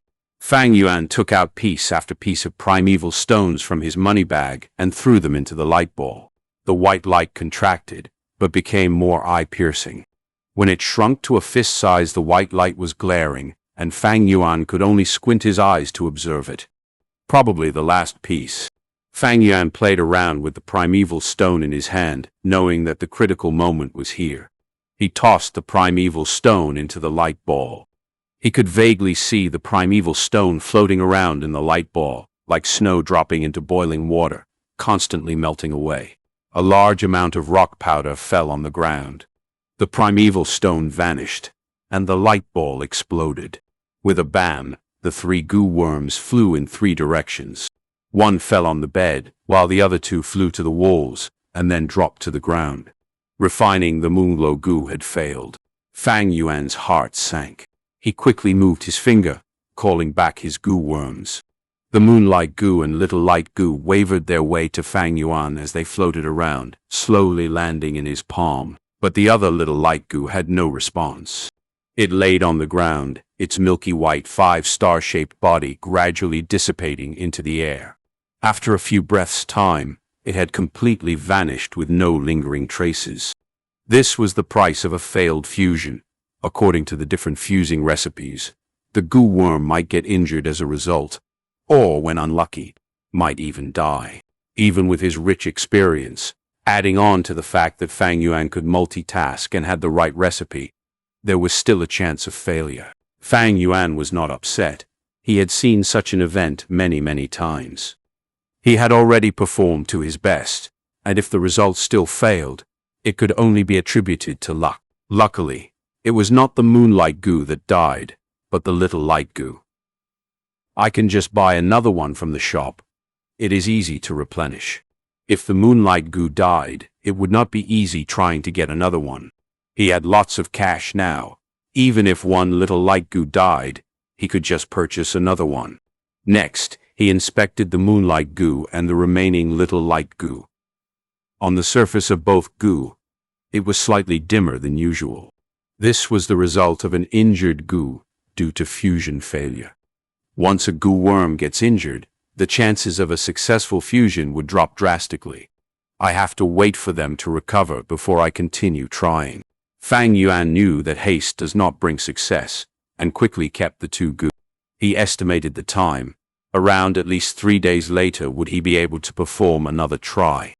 Cultivation did not end there. Fang Yuan opened his right palm. His left hand was pale, and on his palm, there was a green insignia with a grass pattern, like a dark green tattoo. Fang Yuan's thought moved, and the primeval essence in his aperture began to move, like light red fog flowing towards the insignia on his left arm. The green insignia was instantly brought alive. From Fang Yuan's palm, the tip of the grass emerged, followed by the round leaves of 9 dark green leaves, lastly followed by the jade green transparent stem. As for the roots, they were not exposed. On his palm, the original dark green tattoo was gone, only leaving behind traces of dark green lines. It represented the intertwining of the grass with Fang Yuan's palm. It was the rank 2 grass goo, 9-leaf vitality grass. Right now, Fang Yuan's palm was like a piece of land, and a 9-leaf vitality grass was growing on top of it, like the exquisite art made of jade stone carvings. Fang Yuan stretched out his right hand's finger, and plucked the leaves. With every piece of round leaf that he plucked, Fang Yuan could feel a slight pain himself, like the feeling of pulling his hair. After the 9 pieces were plucked and placed at the bedside by Fang Yuan, there was only the bare stem of the 9-leaf vitality grass left on his palm. Fang Yuan continued to deploy his primeval essence. The light red-colored rank 2 primeval essence continued to rise from his palm like a cloud of mist, and covered the jade-green stem. The stem continued to absorb the primeval essence, and eventually a bud started to grow from deep within the stem. This budding was pinkish-green, small, delicate, and very fragile, breaking upon contact. Fang Yuan continued to use his primeval essence, and the bud grew bigger, its color deepening. Eventually it grew into a piece of dark green color, a completely mature leaf. I used up 20% of my primeval essence. Fang Yuan inspected his aperture and concluded. He only had 44% primeval essence in his sea. That meant that he could only create 2 vitality leaves at one go. After creating another piece, Fang Yuan grabbed a piece of primeval stone and rapidly recovered the primeval essence in his aperture. When the primeval essence rose to 40%, he nurtured the vitality leaf again. Rinsing and repeating like this after half a day, he had finally made the 9-leaf vitality grass grow back to 9 full leaves. He did not pluck the leaves this time, but with a thought, kept the 9-leaf vitality grass back into his left palm, turning it back into a green insignia. He took the leaves that he plucked and placed them into a small bag, bringing it with him. A piece of vitality leaf was a rank 1 goo worm, each worth around 50 primeval stones in the market. This meant that with just these 9 leaves, it could allow Fang Yuan to earn 450 primeval stones. Of course, he incurred costs in creating them, but excluding costs, he still profited around 400 primeval stones. Among all of the family assets, the most valuable one was no doubt this 9-leaf vitality grass. Owning it was tantamount to owning a gold mine. And this 9-leaf vitality grass had an advantage too: it was easy to feed. It only needed water and sunlight to survive. Thus there was virtually no cost in raising it. To Fang Yuan, he could give up all the other family assets, but for this 9-leaf vitality grass, he needed to grasp it firmly in his hands. Of course, this type of 9-leaf vitality grass goo was not owned by Fang Yuan alone. In the village, others held this grass goo as well. In fact, there were 5 9-leaf vitality grass goo that was collective property owned by the clan. Every day there were specialized goo masters whose missions were to create large numbers of vitality leaves. To Fang Yuan, this is a good thing. If he alone had the 9-leaf vitality grass, the clan would definitely strike and buy this grass goo by force. Just like how Gu Ye Qingshu represented the clan and came to buy his liquor worm. Precious goo like liquor worm, black and white boar goo, and the 9-leaf vitality grass. The clan higher-ups all wanted to control it and make it useful for the whole clan. 3 days later, a light ball under Fang Yuan's supervision suddenly exploded, and a new goo worm floated in mid-air slowly. It was sparkling and translucent, bent like a crescent, resembling a piece of water-blue crystal. In a nutshell, it was like the moonlight goo that was enlarged in size by 2-fold. Yet it was not the moonlight goo, but the higher-ranking rank 2 moonglow goo. This time, Fang Yuan's fusion succeeded. The moonglow goo is made by fusing a moonlight goo and 2 little light goo. A little light goo can raise the power of the moonblade by 100%, but 2 little light goo still raised its power by 100%. This boost was not a. But the refined rank 2 moonglow goo, its attack power reached 3 times of the moonlight goo. Actually, there are many different recipes to refine the moonlight goo, and it has many advancement paths. Fang Yuan took this path to raise the moonblade's attack power to the limit. The attacking range remained unchanged. It still had a scope of 10 meters. There was a route, using the moonlight goo and the stone scar goo to perform fusion. The result would be the moon scar goo. Its attack power remained unchanged, but the range doubled, reaching 20 meters. There was another common route, which was using the moonlight goo with the whirlwind goo to fuse, creating the moonwhirl goo. Using it, the moonblade turns from blue to green, and at the same time its attack trajectory becomes curved. Guye Qingshu took this path. As for Guye Fangzheng, he used the Moonlight Gu and Jade Skin Gu to create the Moon Raiment. This was a rare route and had an upper limit of rank 5, becoming the Moonlight Treasure King Gu. However, having a rank 5 recipe did not mean it was definitely possible to create a rank 5 Gu worm. Many rank 5 Gu masters did not have a single rank 5 Gu in their possession. What causes this awkward situation is not a lack of ingredients, but the success rate. Gu fusion was not a 100% success rate. The higher the ranking of the Gu worm you are trying to refine, the lower the success rate. In his previous life, Fang Yuan's Spring Autumn Cicada had a success rate of less than 1%, and it failed countless times.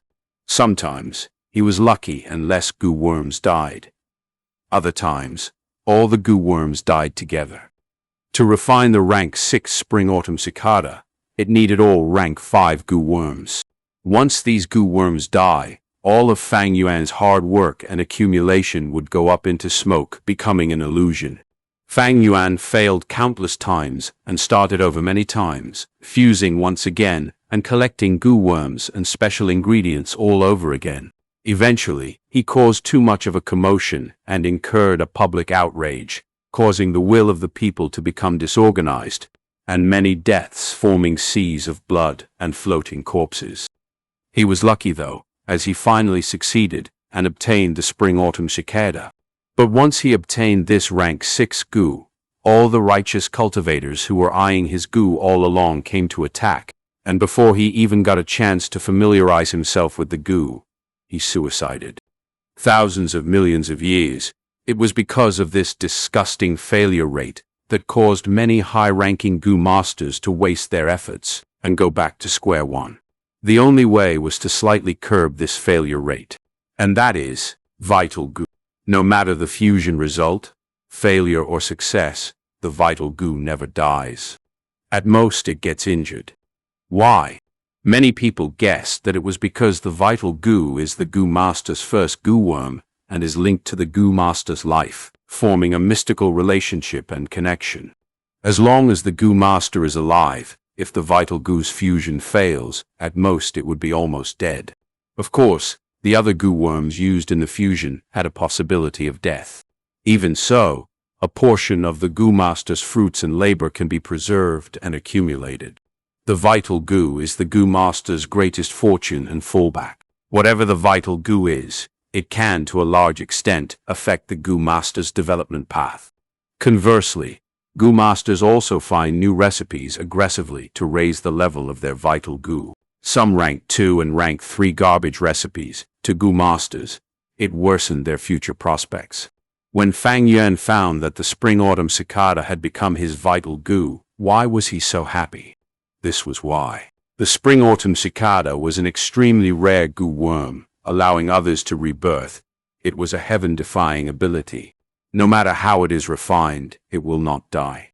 If this was Fang Yuan's previous life where the Spring Autumn Cicada was not his Vital Gu, if he continued refining, it could potentially die. Spring Autumn Cicada was rank 6, something many Gu masters would never be able to reach in their lifetime. An extremely large number of Gu masters did not even have a rank 6 recipe and are still desperately searching. Spring Autumn Cicada, although unable to be used to its full potential by the current Fang Yuan, was still his greatest treasure. The Flower Wine Monk's inheritance compared to this was a difference between heaven and earth. Chapter 107. Skillfully earning primeval stones, ill-intent customers come to wreak havoc. The cold snow came to an end, and spring wind took its place. Without realizing it, winter had already passed, and the days of spring arrived. The frozen mountain creek began to flow again. The ice cones under the eaves of bamboo buildings and trees were sparkling and translucent, dripping water in the sunlight. In the morning, the wine tavern was quite empty. There were not many drinkers. Fang Yuan sat inside at the seat near the window. According to his request, the surrounding was covered by wooden plank screens, creating a small room for him. A gust of wind blew in from the window, and the fresh and fragrant smell of the earth was wedged between the air, letting people who smelled it feel carefree and pleased. Xianxia sat opposite Fang Yuan, his face full of smiles. These are the primeval stones this time. Please confirm it. He took out 4 money bags, placing them on the table and pushing it towards Fang Yuan. What was inside the money bag was naturally primeval stones. Fang Yuan did not open them one by one, but checked their weight by holding them in his hand. He had over 100 years of experience making deals and transactions, so he could easily tell the number of primeval stones in his hands. One less, and he could immediately tell. This was nothing special, to be honest. On Earth, there was an oil seller who placed a coin on the bottleneck and dripped oil inside, where the oil dripped in a line and entered the bottle through the tiny hole without any spillage. There was another divine shooter who could shoot tree leaves at 100% accuracy from 100 meters away. There was also a butcher who worked for many years, using his hands to check the weight. He could tell their exact weight, and when scaled, was exactly as he said. How to train such a skill? Nothing else but practice makes perfect. Accumulation of experience, when enough, can stir up a miracle. After his rebirth, this kind of experience was naturally brought over as well. Fang Yuan used his hand to check, and on finding no problems, he then took out a small cloth bag and gave it to Xianxia. Xianxia received it with both hands and opened the bag, checking the quantity carefully. Although Fang Yuan had 9 vitality leaves in his possession, he did not plan to sell it himself. If it was Gu Yedong too, he would rather do this to sustain his social relationships and increase his influence. But Fang Yuan was reluctant to do this. It wasted too much time and effort. Thus, he sold them all to Xianxia, who was a shop owner, so Xianxia could sell the rank 1 healing grass gu to the clansmen. Xianxia is Jiang Hei's brother, and when Fang Yuan was searching for the liquor worm, they met before. His brother was even Fang Yuan's half-alliance mate, thus, having him take over the transaction and sell to the clan was a reliable method. 1, 2, 3, 9. Indeed, it is 9 vitality leaves. Xianxia counted 3 times before closing the bag and carefully keeping the bag close to his body. Next, he raised his cup, toasting to Fang Yuan. Lord Fang Yuan, happy doing business with you. Let me toast you. His gaze towards Fang Yuan carried deep admiration, even turning into a hint of jealousy. A year ago, when it was also spring, the first time he met Fang Yuan, the latter was still a student at the academy, not even having the rights to wear the Gu Master's battle attire. But now, Fang Yuan was not only wearing battle attire, his belt was also red color, and a square steel piece in the center of the belt. A rank 2 Gu Master. However, he himself was still a rank 1, carrying a green-colored belt. Never mind that. What made him jealous was, after getting the inheritance, Fang Yuan turned from a pauper into a tycoon. He owned the wine tavern, bamboo buildings as well as the 9-leaf vitality grass. It was all fortune that Xianxia would never be able to earn throughout his lifetime. But Xianxia did not dare to show his deep emotion of jealousy. Fang Yuan sold the vitality leaves to him and allowed him to earn the difference in price. Fang Yuan is already his money tree, and Xianxia no longer dared to offend this junior. Sigh. Comparing among people is odious. Xianxia held the cup. His face was full of smiles, but in his heart, he was sighing deeply. Fang Yuan raised his cup and drank it in one shot. Xianxia's expression, although secretive, with Fang Yuan's old fox wits, how could he not tell? Fang Yuan did not put it to heart, for if Xianxia was not jealous, it showed that he had much greater heart, and that would make Fang Yuan think more highly of him. But he stared at Fang Yuan's small fortune and got jealous. This showed how little his world was, insignificant. Drinking with him was solely because he still had some value to exploit. Xianxia put down the cup, excitedly saying, "The clan's vitality leaves are sold at 55 primeval stones apiece. I followed your instructions and only sold our grass gu at 50 primeval stones, and the demand is overwhelming. Lord, why don't you make more leaves daily? That way we can earn much more." Fang Yuan listened and slowly shook his head, rejecting outright. "No, creating 9 leaves is already my limit. It is already wasting much of my cultivating time. This was the difference between Fang Yuan and a mere frog like xianxia. In Fang Yuan's perspective, primeval stones were just a cultivating resource, a tool. It is all for his cultivating needs. However, xianxia treated primeval stones as his life goal. Thus, he cultivates in order to earn more primeval stones. But even if Fang Yuan only made 9 leaves a day, he could earn 400 primeval stones daily, and with the accumulation, the fortune in his hands also grew to an amazing level. Seeing Fang Yuan's rejection, xianxia did not dare to push his luck, only moving his lips in pity, then continuing to pour wine for Fang Yuan enthusiastically, and then for himself. Indeed, he exclaimed, "Lord has such great fortune. You do not have to waste time and effort daily. In my opinion, why does Lord have to stay in that poor old rented flat? Why don't you empty out a bamboo building and stay there yourself?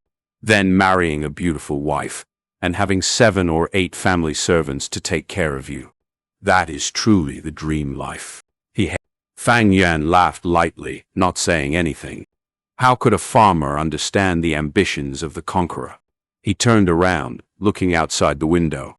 House after house, the bamboo roofs had remnant snow, bathing under the bright and beautiful light of spring. Far away was a willow tree, the branches of yellow-green soft leaves rolling down, gently swishing in the soft spring breeze. Fang Yuan's gaze was slightly blank as he thought about his current predicament. After solving the problem of Fang Zheng, the family asset could be said to be in the bag. The white jade gu and moonglow gu were successfully refined. He now covered attack and defense. What came next was the liquor worm. But the liquor worm was troublesome. To refine the 4-flavor liquor worm, he needed a second liquor worm, as well as sweet, sour, bitter, and spicy, 4 types of wine. These things he had no idea where to get. I definitely have to refine the liquor worm. Without it, my progress will be slower by at least half. But to refine the 4-flavor liquor worm, I will need to wait for the caravan and borrow that chance to showcase my white jade gu. That way, I can show off my true fighting strength and stop hiding my abilities. Fang Yuan had the moonglow gu and the white jade gu. Together with his 500 years of combat experience, he was stronger than most rank 2 gu masters. Slightly famous group leaders like Sickly Snake Zhao San, if fighting one-on-one with Fang Yuan, might not be his match. But against Shi Shan, Mo Yan, and Qing Shu, Fang Yuan was still weaker. One was insufficient cultivation level. Fang Yuan was only a rank 2 initial stage, but they were upper or even peak stage. Next was the lack of strong gu worms. Fang Yuan only had 2 battle gu worms, but they all had at least 3 and even hidden trump cards. Among the same age group, Fang Zheng, Mo Bei, and Qi Cheng were already showing their dominance, no doubt. Especially Fang Zheng, now that he had obtained the rank 2 moon raiment, he already has the ability to fight with Fang Yuan. As time passes, his cultivation level will get higher, and eventually he will leave Fang Yuan in the dust. Unless Fang Yuan can fuse the 4-flavor liquor worm and maintain the same cultivating speed as Fang Zheng. As for the higher ranks, those rank 3 or rank 4 gu masters. To Fang Yuan, battle results aside, even keeping his life is a difficult thing, not to mention challenging a higher rank. Transcending rank was very difficult. One was that Fang Yuan did not have trump cards, and 2, he does not have talent. Even with his rich fighting experience, a woman cannot cook without rice, without a strong gu worm. His experience cannot display their worth. If I can successfully fuse the 4-flavor liquor worm, my cultivating speed will be satisfactory. But I also have to replenish my gu worms. Defense I have white jade gu. Offense I have moonglow gu. Healing I have 9-leaf vitality grass, but I need a movement type and recon type gu. These 2, although are support types, they can cover up my weakness and at least trip. Fang Yuan pondered. He did not need to learn step by step. With his rich life experience, he already knew the direction to take. Beside him, xianxia's voice came. "I heard. Recently someone is finding trouble with you, Lord. Purposely finding trouble at your bamboo building and wine tavern?" Fang Yuan frowned. His train of thoughts were broken. But xianxia was right. Fang Yuan had investigated. This was his uncle Guye Dongtu's act. After Guye Qingshu warned his uncle, he did not dare to use Fang Zheng to instigate trouble anymore. But after waiting for a while, the indignance and anger in his heart rose, and using his relationships, he got a few Gu masters to find trouble at Fang Yuan's places. People who do business hate these kinds of problems. Thus, recently, he had been finding time to look after the locations. Owner, someone is finding trouble again. At this time, a clerk carried a scared expression and walked towards Fang Yuan. Oh? Fang Yuan's brows raised, not expecting to encounter this immediately. Not waiting for Fang Yuan to react, xianxia stood up abruptly, eagerly saying, "Wait a moment, Lord. Let me go see." He walked out of the partition and came back almost immediately. "It is Guye Manshi." Xianxia's expression was pale, suppressing his voice. His gaze revealed shock and worry. Guye Manshi. Fang Yuan did things carefully and knew the importance of information. During this period, he had gotten the information of all the rank 2 Gu masters in the clan, and memorized most of them. Guye Manshi is a slightly famous Gu master, specializing in defense, and having a great strength, being the Manshi group's leader. In terms of fame, he was higher than Zhao San by a little. Bah! Smashing sound came from outside. Thereafter, a coarse and arrogant voice resounded. "Blah, what sort of wine is this? Tastes like horseshit, you dare sell this to me?" Fang Yuan's gaze shone with cold light as he stood up. Chapter 108. That pair of eyes. Xianxia saw that Fang Yuan intended to go out, and hurriedly stopped him. "Lord Fang Yuan, a wise man does not fight when the odds are against him. This Manshi is very strong, one of the few people who managed to escape for their lives from Baining Bing. He cannot be underestimated. Using his loss as a glorious fame, what fear is there for these kinds of people?" Fang Yuan laughed lightly, stretching his hand to put it on Xianxia's shoulder. "Just sit here and drink away." "Lord." Xianxia was about to urge again, but he met with Fang Yuan's icy gaze. The chilliness in Fang Yuan's eyes caused his heart to stop. He was tongue-tied, helplessly sitting on the chair again while Fang Yuan took a few strides and left the partitioned room, walking towards the main hall. He saw that at the center on a square table, a rank 2 Gu master had one foot stepping on a stool, while another stepping on the table. His body was slightly short, but his arms and waist were thick. With a thick black beard extending downwards from his cheeks to meet at his chin, his body emitted a strong aura of ferociousness. The ground near him had broken wine pot fragments, and most of the liquor had seeped into the ground along the concrete cracks on the floor. Only 2 or 3 puddles of wine accumulated on the surface, or in the broken pots. The shopkeeper old man bowed his head low as he apologized in trepidation. "Lord, please be appeased. If this wine is not to your satisfaction, the shop will give you another brew free of charge." "Hinth, I don't want wine. Your wine tastes like shit. Why are you opening a shop?" "Compensation. I must be compensated. My good mood was ruined by you guys. You have to compensate me at least 500 primeval stones." Manshi demanded a ridiculous amount. "This is the 3rd time already. It seems this wine tavern has offended some people. Sigh. Let's not drink here anymore. Quick, go. When Gu masters fight, we mortals suffer."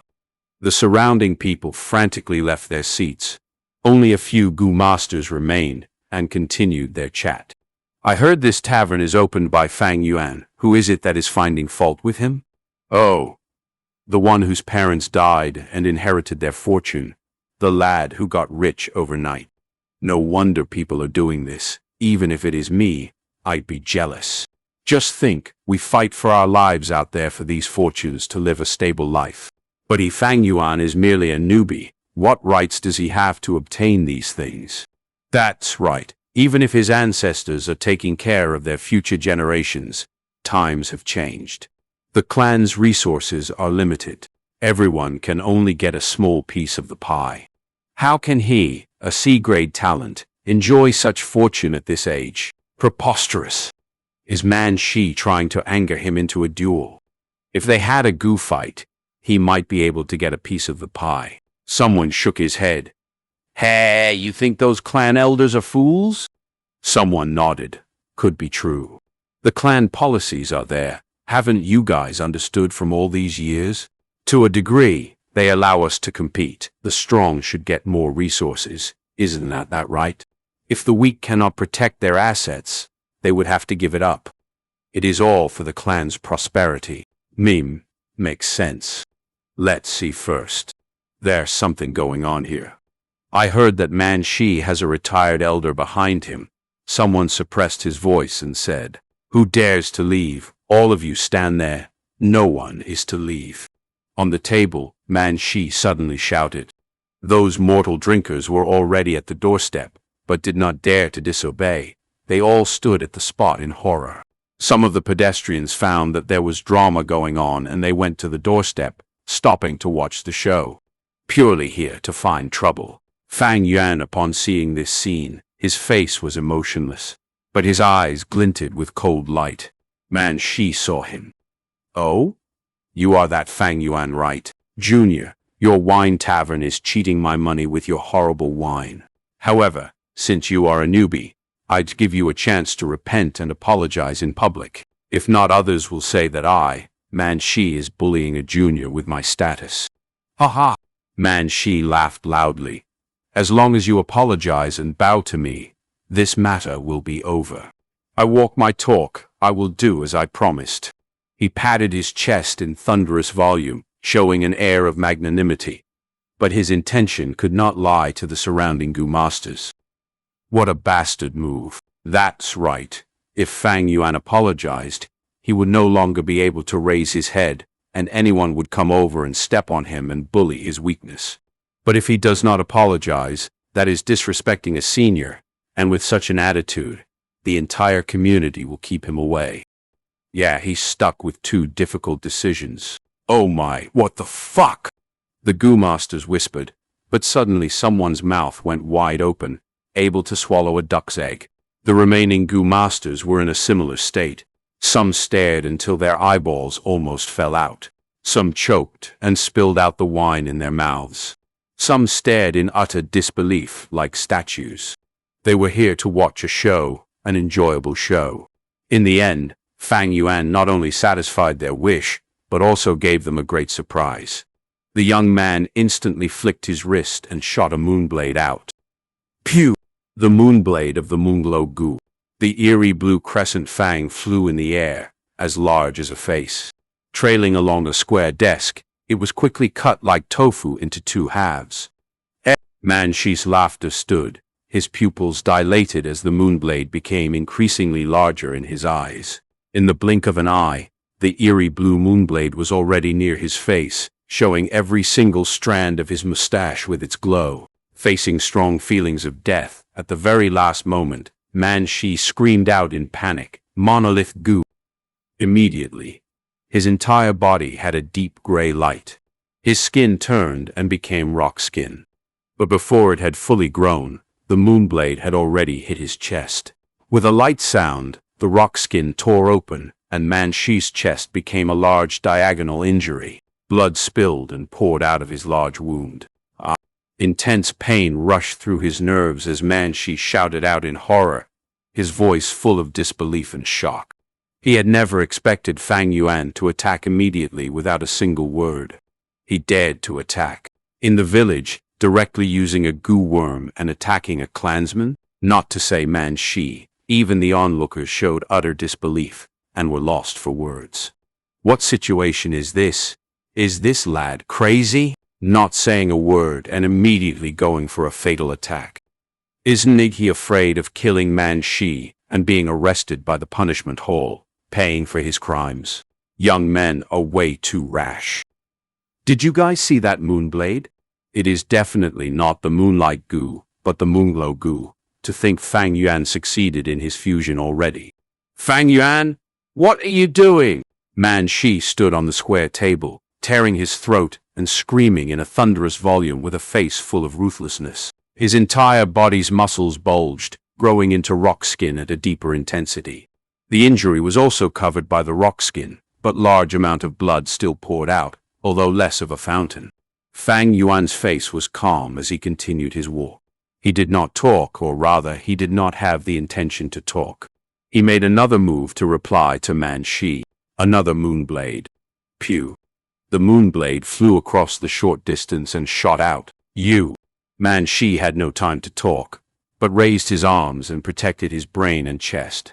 His limbs were covered with a thick, deep gray-colored rock, as if arms made from a statue, sturdy and thick. The moonblade hit his arms, cutting a deep wound, numerous small rock fragments flying out. The moonblade's strength caused Man Shi's body to fly backwards. His entire body was made of rocks, causing his weight to rise drastically. Finally, the table under him could not bear the weight, and with a crack, it collapsed completely. Man Shi lost his footing and fell on the ground, his defenses revealing a weakness. Fang Yuan walked slowly, his eyes shining in cold light as he captured the weakness and fired another moonblade at it. The moonblade tore through the air and emitted a swooshing sound of the wind. Man Shi hurriedly raised his hands, but he underestimated Fang Yuan's intense battle experience. Although the moonblade was moving straight, it tunneled for an angle not parallel to the ground. Man Shi's arm could block half of the moonblade, but the other half hit his chest. Injury on top of injury. Man Shi's chest had even greater blood loss now. Is he going to kill him? The Gu masters who were originally sitting on the seat could not stand it any longer, and they all got up. The mortals did not dare to make any noise.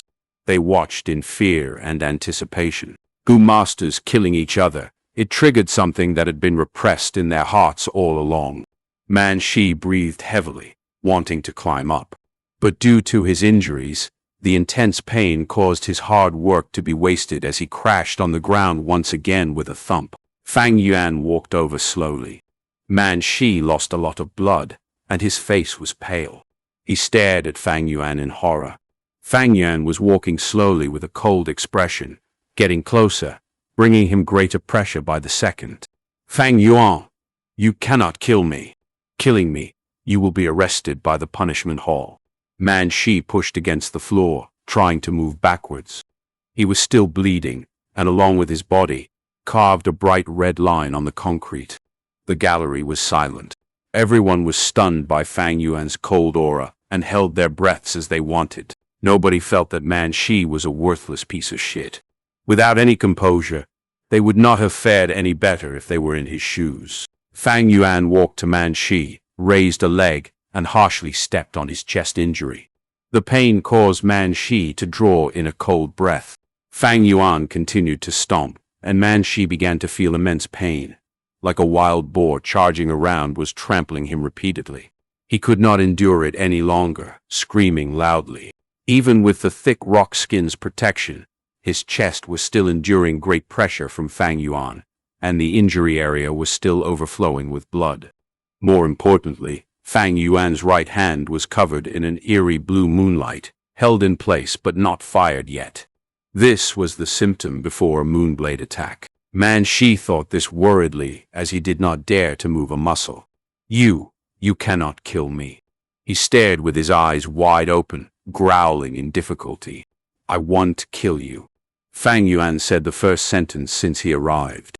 His tone was flat, and in the dead silent wine tavern, it reverbed into everyone's ears. But I can cripple you, breaking one of your arms, or a leg.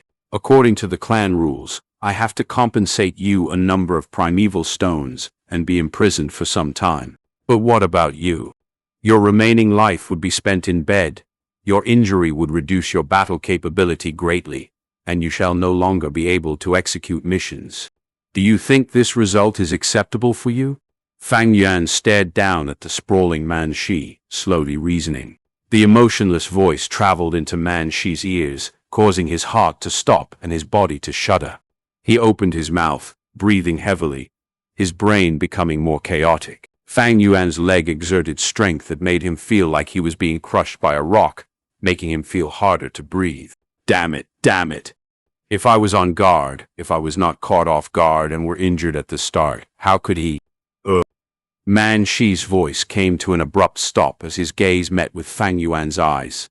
He lay on the ground, staring upwards. Fang Yuan's half-narrowed eyes, dark and eerily looking down on him. Just what sort of pair of eyes was that?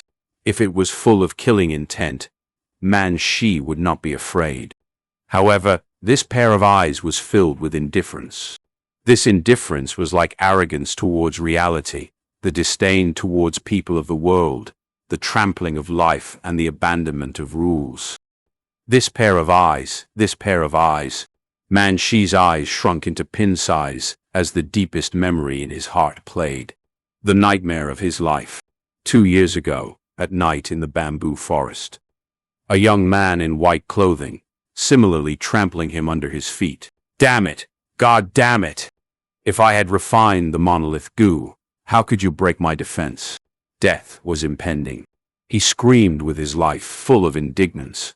Oh, in that case, I shall not kill you. The white-clothed young man's lips curled, revealing a smile full of interest. Go back to the village and cultivate harder. Refine the monolith goo, and let's have a match again. Hey, I hope that in the future, you can bring a tint of excitement to my life. Saying so, the young man lifted his feet, sparing him. Man Shi breathed roughly, lying on the ground, not expecting this turn of events. He stared at this white-clothed young man in shock. The young man looked at him like an ant, saying indifferently, "Why aren't you scramming?" Man Shi's body shook as he hurriedly got up and made his escape. This white-clothed young man was none other than Bai Village #1 genius, Bai Ningbing. Back then, he was only rank 2, but could already kill rank 3 clan elders. Man Shi escaping from him and preserving his life caused his fame to shoot up. Through the 2 years, Bai Ningbing's facial expression had become a blur in his memories, and he could only remember those eyes. Eyes that looked at the common life, the world with indifference. The high and mighty iris, hiding an unbelievable pride that mortals cannot comprehend. To think that in his own village, he could see these eyes. At this moment, Man Shi's heart was filled with terror, the indignance and anger in his heart dissipating without a drop of fighting spirit left. Fang Yuan closely observed Man Shi's facial expression. The young man was slightly shocked, not expecting Man Shi to be so cowardly. But, never mind, just a cowardly mouse. Fang Yuan's objective was achieved, and he let go of his leg. You can scram now. Man Shi felt like he had heard a divine mantra as he rolled and climbed out of the tavern with a pale face. The audience were stunned. Fang Yuan stood on the spot, his gaze sweeping the area. The surrounding Gu masters, rank 1 and some rank 2, avoided his gaze subconsciously. The shopkeeper and clerks were all terrified and excitedly worshipped him. Who did not want a strong backer? Behind him, xianxia was staring dumbfounded. He heard a commotion and ran out, but saw Fang Yuan chasing away Man Shi. That is Guye Man Shi. His heart was shocked to the limit, and his gaze towards Fang Yuan changed. Jealousy had vanished. At this point, xianxia understood why Fang Yuan had such an achievement. Because he was never the same kind of person as myself. Chapter 109. Treehouse hides the liquor worm. Guye Man Shi was defeated by the newbie Fang Yuan. The news spread quickly and caused small waves of gossip among rank 2 Gu masters. Everyone was familiar with the 2 main characters of this event. Man Shi was a slightly famous rank 2 Gu master who had managed to escape with his life under Bai Ningbing's hands. He was not to be sniffed at. And Fang Yuan was the year's champion. Many had witnessed him defeating Fang Zheng at the yearly assessment. He also obtained his family inheritance and became rich overnight, causing many to become green with envy. The gap between the two was clear, but against all expectations, the weaker Fang Yuan had defeated the stronger Man Shi. Such a discrepancy really caught the people by surprise. As more and more people continued to discuss the event, Fang Yuan's fame also rose. Rank 2 Gu masters began to take this young junior seriously. He directly attacked without saying a word. Young people are too impulsive. He has wealth and has also refined Moonglow Gu. He has some ability. He is a lunatic. He is too hard-handed. Reportedly, Guye Manshi had to lie in bed for at least 3 days to recover from his injuries. People commented on Fang Yuan. He had made a sudden attack on Manshi, initiating a head start, inflicting serious injuries on the very first attack, and establishing great dominance. It felt like he did not win honestly. However, victory was victory and loss was loss. The result was everything. Maybe on Earth, most would emphasize the process instead of the results, but in this world where survival was arduous, surroundings full of deadly dangers, victory often meant survival and defeat meant death, losing everything. Winners gained everything, losers lost everything. Almost everyone approved this notion. Fang Yuan had won. It was the fact, no matter how he did it. A newbie had sprung up by stepping on Manshi, entering into everyone's eyes. Manshi had become a stepping stone. His reputation was destroyed. Once he recovered, he would resign from the group leader position. This was the outcome of a failure. Close relatives would sympathize with the losers, but they respected and acknowledged the winners even more. Winners represented strength, and strength meant better security to the people. After this event, Guye Dongtu sensibly stopped his dirty tricks. Guye Manshi stepping down had finally made the astute uncle aware of the reality. Fang Yuan's growth made him feel helpless, resentment and indignation. He knew he now had no chance of seizing the inheritance. Continuing was meaningless. He had used his connections and employed other people to find trouble for Fang Yuan. This consumed his primeval stones. Yet Fang Yuan had profits coming from all sides. In case the stalemate continued, even if he had a large amount of primeval stones, the final loser would definitely be he himself. Because he lost the bamboo houses, wine tavern and 9 leaves vitality grass, he was now without any source of income. The used primeval stones would be difficult to replenish. By contrast, Fang Yuan lacked primeval stones, but it was increasing day by day. The main point was that Guye Dongtu dispiritedly realized that the stalemate would not have any benefits. Thus, when he heard Manshi running away in defeat, he immediately stopped these meaningless actions. In fact, when Fang Zheng had not been able to create trouble for Fang Yuan, it already signified Guye Dongtu's defeat. With this, Fang Yuan's wine tavern's business returned to normal, which was a joyous thing. There was another joyous matter. The caravan would be coming early. March. In the bright and beautiful spring sunshine, the light song of the days of spring treaded a lively and cheerful beat as it arrived. With the warmth of spring, flowers bloomed and grasses grew wildly. Qingmao Mountain was a scene of green as far as the eye could see. Wild flowers blossomed on the sunny side of the hills, forming a colorful and gorgeous sea of flowers.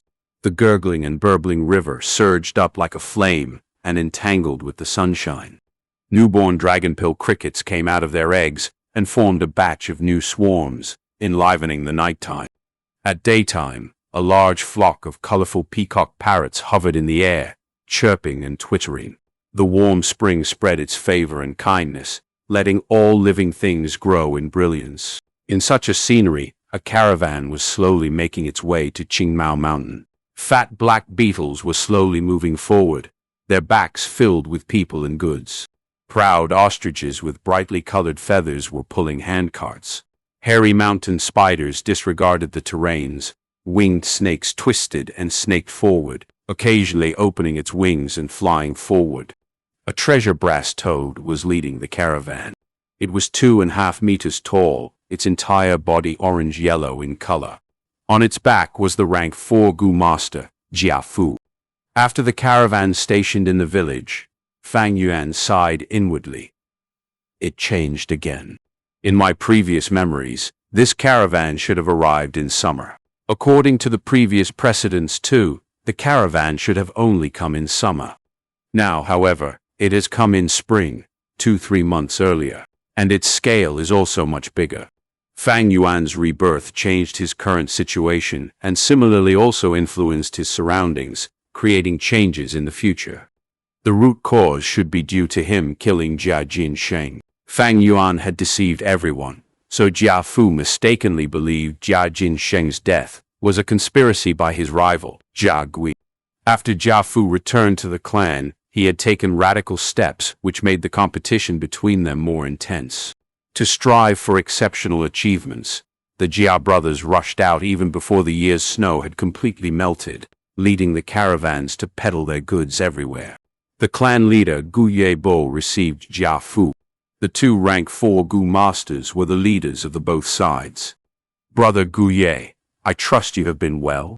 Jia Fu was full of smiles and warmth, but his face had a long scar now. "Ha ha ha, Brother Jia Fu, you are quite early this year." Gu Yebo looked at the scar on Jia Fu's face. His heart jolted, but he didn't ask about it. The early bird gets the worm. "This time I have brought many precious goods, and I believe the noble Gu Ye clan will have lots of needs." Jia Fu had made a big effort this time to fight for better achievements. "Yes, this is good news." Gu Yebo's eyes flashed. "Continuing on, it just so happens that the day after tomorrow is our clan's awakening ceremony, and I would like to invite Brother Jia to attend it." "Ha ha, it is my honor to be able to witness the prosperity of Gu Ye clan." Jia Fu immediately cupped his hands and sincerely replied. Inviting others to watch the clan's awakening ceremony was treating them as honored guests. Jia Fu could feel Gu Ye clan's sincerity from this invitation. In fact, there is also another matter. Jia Fu hesitated. "You have come from afar, so if you have any requests, please say it. Our clan will definitely do our best to fulfill it," Gu Yebo said. Jia Fu sighed. "Ah, it is regarding Jia Jinsheng's matter. I have especially brought over a few investigation experts from the clan, and I hope that in the course of our investigation, you can allow us some convenience." Gu Yebo immediately revealed a look of understanding. Apparently, Jia Jinsheng's death had caused Jia Fu to fall into an awkward and passive situation in the competition for family assets. It was said that after returning to the clan, Jia Fu had squabbled with Jia Gui in public, and the situation had erupted into an intense fight. The scar on his face could very well be a trace from that fight. It was no wonder he had come running over at the start of spring. He had a lot of pressure on his shoulders. Fang Yuan was strolling around tents and street stalls. The scale of this year's caravan was much bigger than any of the previous years. Not only were there more tents, there was also a Gu house. Gu house was something only large-scale caravans had. A large-scale caravan usually had 2 to 3 Gu houses. Jia Fu's caravan was at most a middle scale, but it had a Gu house. This Gu house was a large tree. It was 18 meters tall, and it really seemed to reach to the sky. Its roots and branches were twisted like the tangling of dragons and snakes. The diameter of the trunk at the base was 10 meters. It decreased as it went up, but the decrease wasn't that visible. The brown trunk was not actually a single entity, and had 3 layers of space inside. There were also windows on the trunk. Sunlight and fresh air passed through the window and entered the 3 layers of space inside. The branches and leaves seemed to be scarce on the trunk.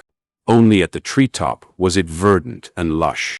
The spring wind blew, and the tree leaves shook and created soft rustling sounds.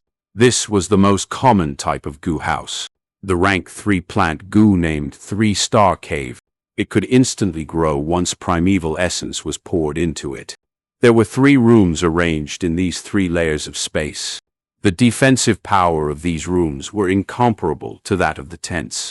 In the continuous stretch of tents, an enormous tree was standing aloft in the middle like a tower. It was like a crane among a flock of chicken. At the base of the enormous tree, there were 2 wide doors used as entrance. Fang Yuan followed the stream of people and walked into the enormous tree. The tree had 3 layers of space which were transformed into the layout of stores. There were rows of counters inside, and on them were displayed all kinds of Gu worms. These counters were made of wood and were a part of the enormous tree. On top of growing green leaves and branches, the 3-star cave tree Gu could grow different designs according to the Gu master's will. Apart from these counters, there were stools and benches for the customers to rest upon. A rank 3 support Gu master was constantly operating and monitoring the situation from somewhere in this enormous tree. In case someone snatched the goo worms in the counters, the monitoring goo master could operate the enormous tree to immediately close the doors and create a momentary prison cell. Countless branches would be madly grown and perform group attacks. At the same time, the security goo masters in the tree would also make their moves. The treehouse was much more secure than the tents, and so the goods sold inside were more precious. Fang Yuan had just entered the first layer when he saw a lone counter in the middle, and on it was a liquor worm. Many goo masters were surrounding this liquor worm, assessing it. Some clicked their tongues in admiration. Fang Yuan swept his eyes over the place, where the other counters also displayed many precious goo worms. There were jade skin goo, whirlwind goo, scarstone goo, and so on. All these goo worms were compatible with the moonlight goo and could fuse into higher rank goo worms. Jia Fu was completely clear on these fusion recipes, but with his many years of business experience, he knew which goo worms the Guya clan might need more. Naturally, Jia Fu's caravan isn't just targeting the Guya village, he is really making an all-out effort this time. It seems he was thoroughly provoked when he returned to the clan. Fang Yuan's heart moved when he saw this. Chapter 110. Old woman, you're too tender. Liquor worm. Fang Yuan lightly muttered, walking to the side of the center reception desk. He only needed this liquor worm, along with the sweet, spicy, sour, bitter, 4 types of wine, to refine the 4 flavors liquor worm. Of course, such a fusion also entailed a chance of failure. But if Fang Yuan did not have a second liquor worm, he does not even have a chance to try. This is life after all. Hard work does not mean results, nor success. But if one does not work hard, they are destined to fail. The demonic path was the same. The demonic cultivators are good at clearing obstacles in their way, bravely advancing in their paths. To most people in the world, they were seen as extremists and adventurous. I was still worried earlier as to where to find a second liquor worm. To think that fate sent this liquor worm right to my doorstep. The chance is in front of me. How can I give up? I must get this liquor worm. Fang Yuan's eyes shone with determination. If my cultivation reaches rank 4 or 5, with a strong fighting capability, I would snatch it away without a thought, killing gods and slaying Buddhas in my way. If I was rank 3 or 4, with my ample experience, I can steal it without anyone finding out. Sadly, I am just a rank 2 now. In fact, I am just initial stage. Fang Yuan sighed in his heart. I can only purchase it fair and square like this. He looked at the price on the counter. Liquor worm, 500 primeval stones. The liquor worm's normal price is 580 primeval stones. The price here was actually 80 pieces cheaper than the market. But if Fang Yuan really thinks he can spend 500 primeval stones to buy this liquor worm, then his 500 years of living would have been in vain. The low price was just to attract customers and trigger people's mentality and greed into buying it. This treehouse was obviously Jia Fu's asset. Grandma, this liquor worm is only 500 primeval stones. A young girl walked in, screaming in shock. The young girl's eyes were glowing, shaking her grandmother's hand. Grandma, tomorrow is the awakening ceremony. Didn't you promise to give me a present? Why don't you give this liquor worm to me? The young girl's grandma had a white waist belt, and the belt had a square silver piece with the number 3 on it. Once a goo master reaches rank 3 cultivation, they automatically ascend to clan elder position. Only that among clan elders, there were differences. There were elders in power who held great political power. While others were not, they would only be controlling the departments with little profits. But this rank 3 elder was not those weak clan elders. Gu Ye Yao Ji. Fang Yuan recognized her immediately. This was the Medicine Hall's clan elder. The Medicine Hall is the clan's support faction. It can be said to be the most lucrative department. Gu Ye Yao Ji had very great influence due to her seniority, even towards the clan leader. She could do away with paying respects and reply while sitting. She was the #1 healing Gu master in the clan, and had saved many lives of the clan elders, thus having very strong network in the clan. All right. If my obedient granddaughter wants it, Grandma will buy for you. The old woman's face was full of wrinkles. She was a hunchback and had a walking cane in one hand, helplessly sighing and saying with a benevolent face, "Grandma is the best. I knew Grandma dotes on me the most." The young girl happily grabbed Guye Yaoji, joyfully planting her lips on her grandma's cheek. "Then Grandma, let's call the shop assistant and buy this liquor worm immediately." Guye Yaoji shook her head. "My lovely granddaughter, the goo worm here isn't bought like that. Let Granny teach you. You see that stack of paper and pen over at the counter?" The young girl nodded. "I see it." Guye Yaoji said, "Go get a piece of paper and use the pen to write down the price of the liquor worm. After that, stuff it into the hole. If among all the bidders, your price is the highest, this liquor worm will belong to you. So that's it. Very interesting." The young girl took a bamboo paper and held the pen, but hesitated when writing down. Her lovely eyebrows frowned as she thought hard for a moment, then finally pouting her lips, she said, "Grandma, what price would be appropriate? If I set it too low, other people will get the liquor worm. But if I set it too high, I would be making a loss." Guye Yaoji laughed, teasing her. "How can it be so easy to buy the liquor worm? Let's see your luck, Grandma," the young girl said coquettishly, hogging Guye Yaoji's limp and shaking arm. All right, stop swinging, my body is going to collapse." The old woman sighed.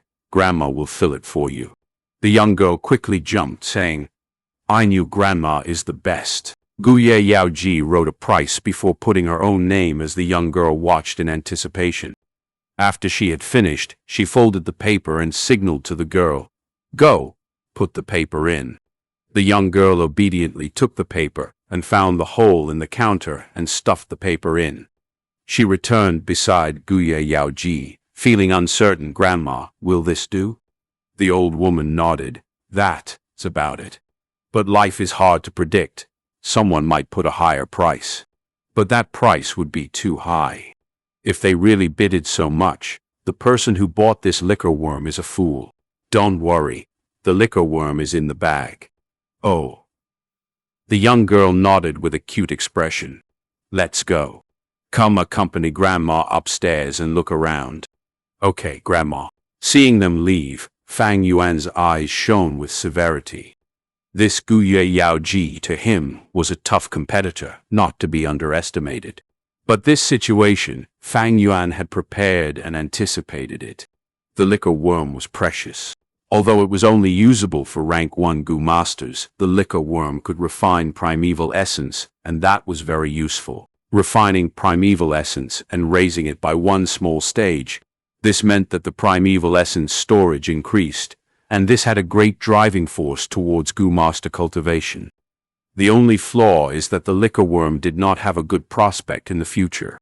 According to the popular recipes, liquor worm was only used as a fusion ingredient, and the new goo worm created does not have the primeval essence refining ability. This was too much of a waste.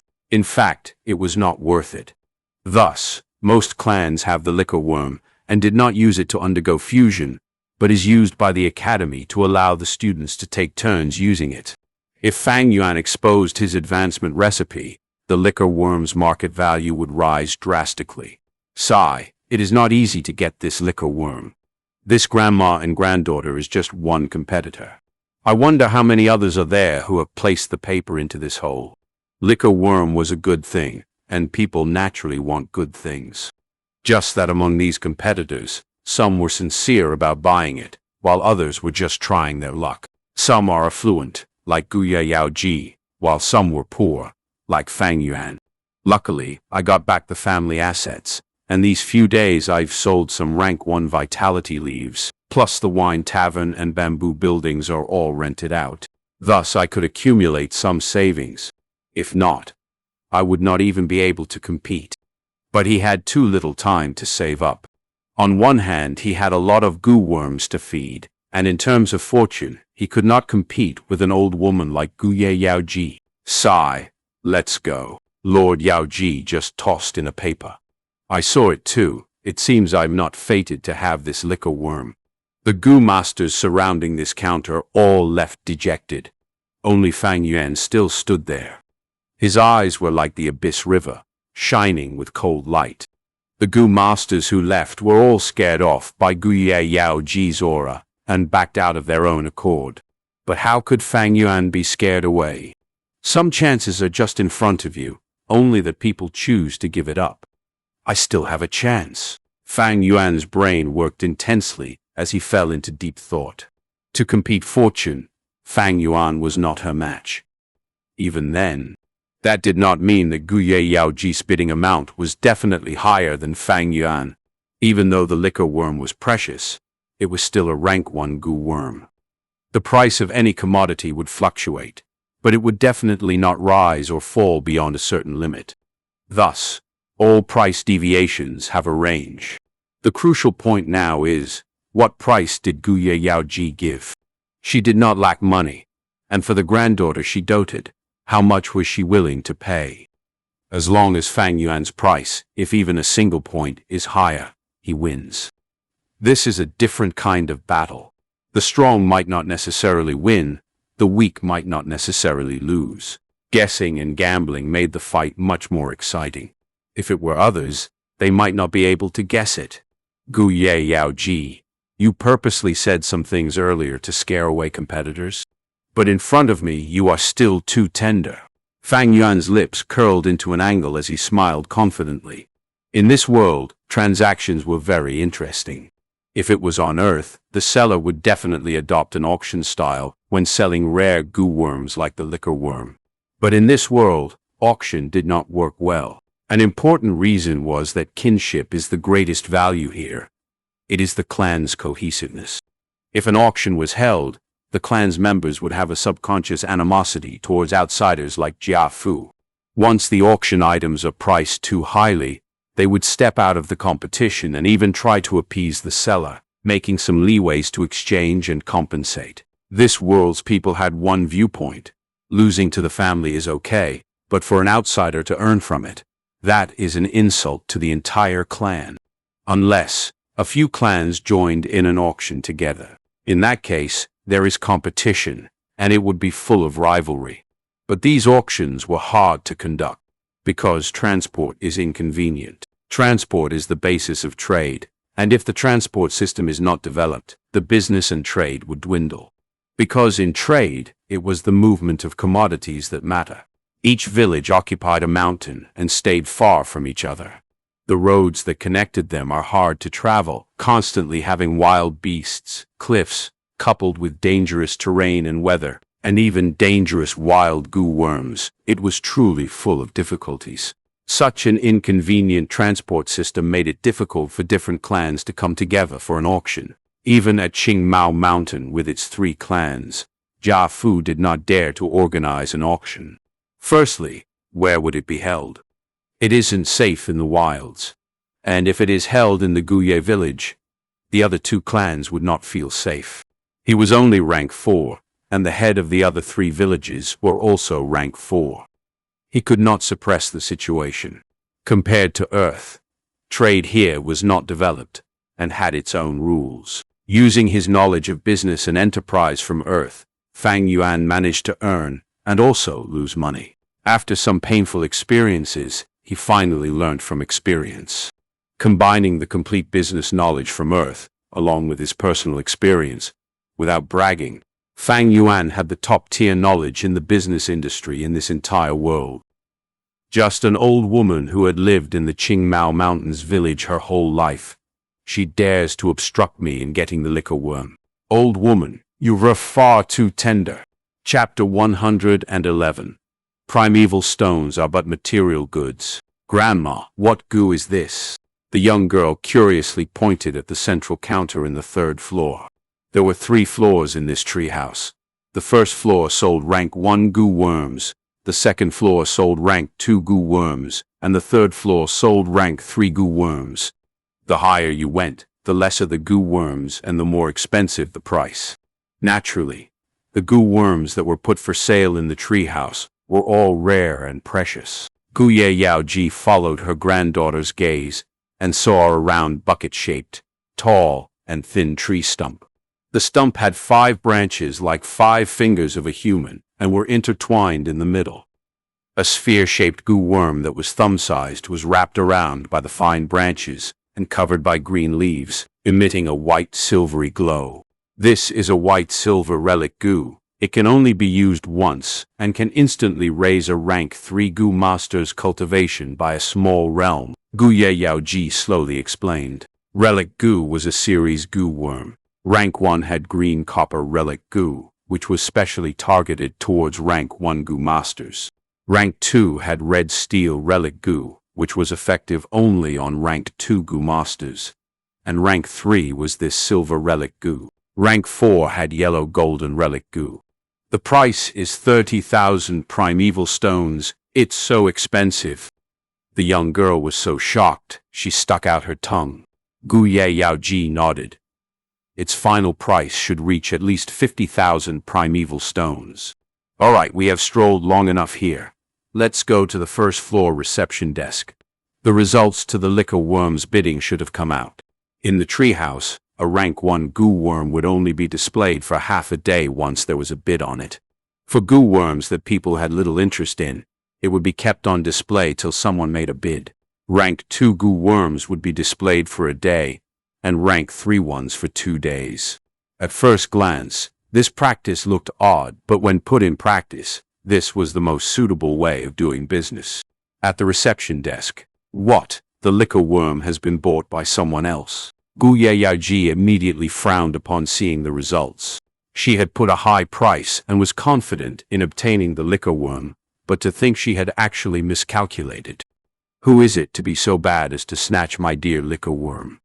The young girl angrily asked. Yao Le, Gu Ye Yao Ji reminded her granddaughter. The young girl pouted and obediently shut her mouth. The sales clerk behind the counter was a rank 2 female goo master. She slightly bowed and answered the young girl, I am sorry, we can divulge our customers' information. Each business has special rules. Please forgive me. It was this confidentiality that dispelled many customers' apprehensions and allowed them to freely take part in the bid. Sometimes, people would have some things they clearly wanted, but they would yield to others because of feelings and courtesy. After all, they would frequently see each other in the clan. But such a method of doing transactions secretly allowed one to go around the problem of sentiments. Why would such a good thing need to go to you? Because you are my senior, relative, or friend. Never underestimate the dark side in everyone. Such secret transactions allowed this dark side to come out. Gu Ye Yao Ji ruminated for a while and said, I know the rules. You don't need to worry, little girl. I won't ask the name of that person who bought the liquor worm. I only want to know what the final price was. The female goo master bowed again. I am really sorry. The price is also confidential. But please don't worry. The final price was definitely the highest among all the bids. Jia family's business has always centered around honesty. Humph, little girl. Do you know who I am? Gu Ye Yao Ji's face sank and coldly snorted. What is going on? At this moment, a rank 3 middle-aged goo master hurried over. This treehouse was constantly being monitored. They would naturally know if anything occurred. Lord Supervisor. The female goo master immediately greeted this middle-aged man. The man waved his hand at the girl. You can leave now. I will handle it here. He turned towards Gu Ye Yao Ji and smiled. So it was Lord Yao Ji. She should be your granddaughter, right? She looks smart and sweet. Gu Ye Yao Ji's expression softened upon seeing that this man was also a rank 3 goo master, but she still asked to know the final price. The male supervisor felt that the situation was rather tricky. He was an elder at the caravan and also a trusted aide of Jia Fu. After doing business for many years, he had a deep understanding of the Guye village situation and knew the influence this old woman had. To them, even if they offended Guye Qilian or Guye Mo Chen, they wouldn't want to offend Guye Yao Ji. The latter's influence was second only to clan leader Guye Bo. The male supervisor pondered and said, How about this?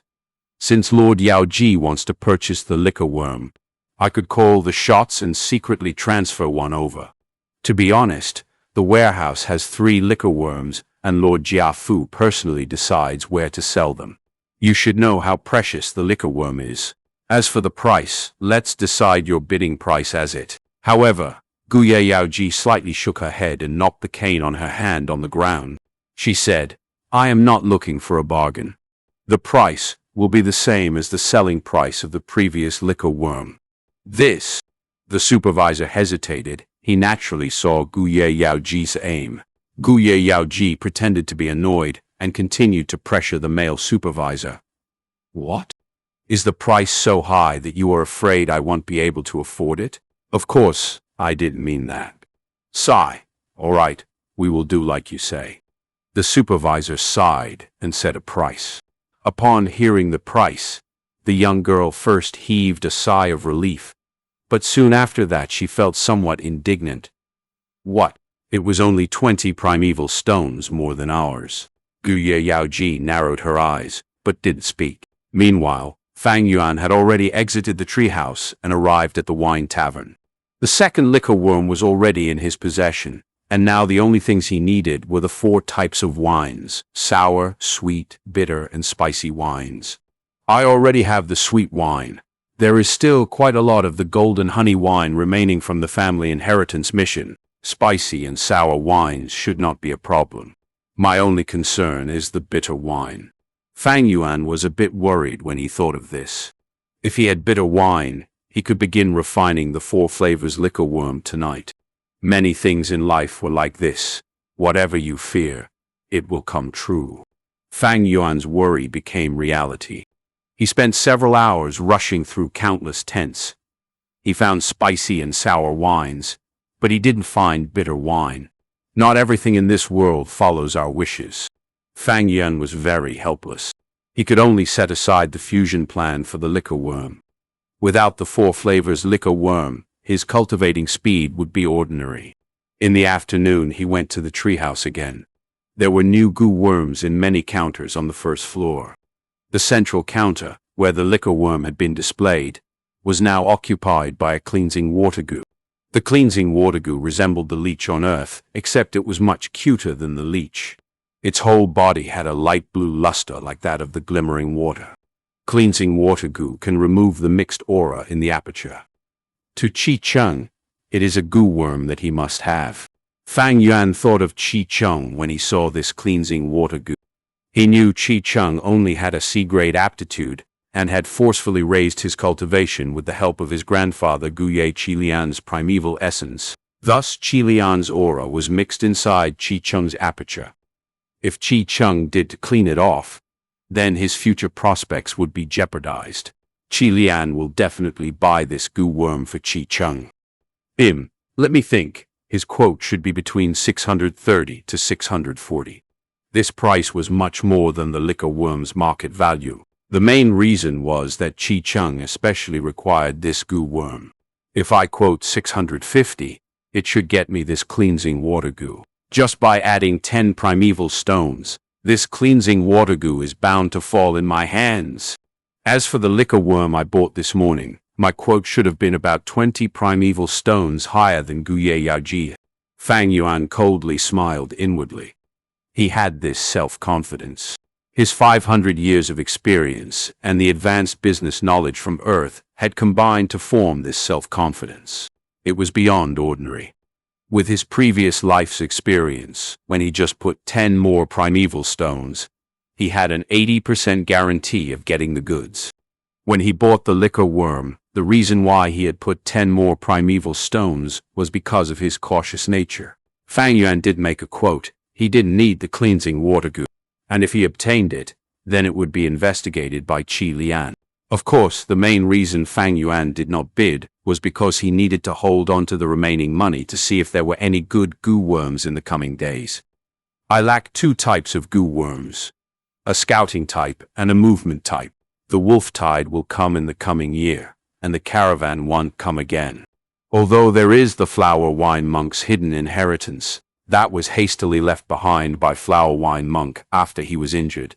Who is to say if it is complete or not, and what goo worm would be next? In his memories, the wolf tide next year will be very dangerous. Fang Yuan didn't want to be powerless just because he lacked goo worms, being injured, or even perishing in the wolf tide. It would be a disaster for the current him if he were to be surrounded by wolf packs. Before that happens, he needed to make sufficient preparations. Both his cultivation and goo worms shouldn't be lacking. After this, he repeatedly went to the treehouse for 3 days. On the third day, in the first floor of the treehouse, he discovered something to be happy about: a black boar goo. Black and white boar goo were goo worms that could increase the fundamental strength of goo masters. Fang Yuan had already used the white boar goo and received a power equal to that of a boar.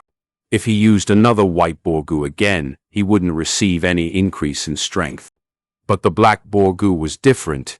Its ability could overlay with the white boar goo. Hence, at noon, there was one more goo worm in his possession. After that, there was nothing. Some scouting and movement-type goo worms appeared on the counters, but they could satisfy Fang Yuan. These goo worms were displayed on ordinary counters, and the price was good, so there weren't many who would purchase them. Fang Yuan heard the caravan would be staying for 8 days, so he patiently waited without becoming anxious. It was the 7th day. In the second floor of the treehouse, Fang Yuan discovered a red steel relic goo. It could instantly raise a rank 2 goo master's primeval essence by a small realm. Its price was marked at 3,000 primeval stones, attracting many rank 2 goo masters to bid over it, dropping papers in the counters. It was a very lively scene. If I obtained this red steel relic goo, I could push my cultivation to middle stage instantly. With the middle stage scarlet primeval essence, I would be able to use the moonglow goo and white jade goo many more times. Cultivation was the foundation of a goo master. An increase in cultivation meant an increase in fighting power. In terms of its effects, it was far better than getting the scouting and movement goo worms. Moreover, these 2 types of goo worms in the treehouse were all ordinary to Fang Yuan, with none catching his eyes. I have purchased the liquor worm and black boar goo. I also bought some wine. This red steel relic goo's final price will definitely cross 5,000 primeval stones, and could even reach 8,000. After all, everyone knows about the wolf tide, so raising one's cultivation by a small realm will be a lot of help. My primeval stones won't be enough if I want to get this relic goo. Fang Yuan instantly realized that an obstacle had appeared in front of him. Chapter 112. Truly a great resolve. Even though he inherited his parents' assets, to Fang Yuan, the time he had to accumulate wealth was still too little. Activating the vitality leaf, he could not do it daily as it consumed a lot of time. Every time he grew out 9 vitality leaves, half a day would be expended. Fang Yuan considered for a moment. The sale time of this red steel relic goo is only 1 day. In such a short time, to come up with these large amount of primeval stones, the only way was to mortgage his wine tavern or the bamboo buildings. This was nothing to feel pity over. A year later, it would be the wolf tide. Under the wolves' attack, Guye village would desperately hold on several times, and during the most severe attack, even the front gate was broken through. The clan leader and the clan elders restrained the lightning-crowned head wolf, and Guye Qingshu sacrificed his own life to block the gate and stabilize the situation. The wolf tide caused Qingmao Mountain's 3 clans to suffer a great reduction in clan members. Although not as much as 90% was gone, but at least half the population was wiped out. By then, there would be more property than people. What talk would there be about renting out the bamboo building? The wine tavern was facing the eastern gates. Who would dare to drink there? Even if they wanted to drink, the tavern would gotten used by the clan and turned into a defensive tower. Right now, the clan and many people were underestimating the severity of the wolf tide.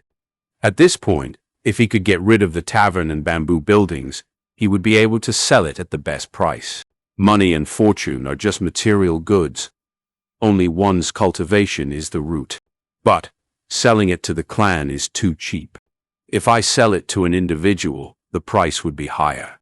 But who would have the financial ability right now to buy my bamboo building and tavern? Such a huge transaction. It is not something that can be settled at one go. Both sides have to observe and haggle for the best prices, That would take too much time. I only have 1 day. Wait, maybe someone can... Fang Yuan's inspiration struck as he thought of someone. This person was none other than his uncle Guye Dongtu. Uncle and aunt were both cunning and miserly. These decades of operating the tavern, bamboo buildings, and selling the vitality leaves, they must have a huge stash of primeval stones. Moreover, these assets were originally operated by them. All in all, it can save a lot of observation time. The most important part was, they desperately needed this family asset to continue operating. No matter how much assets they had, without any income, this was like a river without a source. Their primeval stones would get lesser and lesser. Anyone would also be anxious over it. It could be said, uncle and aunt were the best transaction targets. Thinking of this, Fang Yuan hesitated no longer, leaving the treehouse and walking towards Guye Dongtu's estate. The one who opened the door was Shen Kui, his former servant. "Ah, it's you." Seeing Fang Yuan, she was very shocked. Soon, she realized her slip of the tongue, and her face turned white from horror. Fang Yuan was now a rank 2 Gu master, but she was a mere mortal. The difference between them was like heaven and earth. More importantly, Fang Yuan was the ruthless person who dared to kill the Mo family servant, later mincing the corpse and sending it to the Mo family. This servant pays her respects to young master Fang Yuan. "Welcome home, young master." Shen Kui shivered from her fear, and her knees went soft, kneeling on the ground. "Home." Fang Yuan took a step into the courtyard. Seeing the familiar settings, his face showed a hint of mockery. There was no sense of belonging or attachment. A year later, he had returned here once again. Compared to his mental impression, this place was much more vacant. Just as Fang Zheng had said, some family servants were already sold away or retrenched. Fang Yuan's sudden appearance had alarmed uncle and aunt. As the housekeeper, Mother Shen arrived at the first moment, kneeling and bowing to invite Fang Yuan into the living room, and served him tea by hand. Fang Yuan sat on the chair, observing the living room.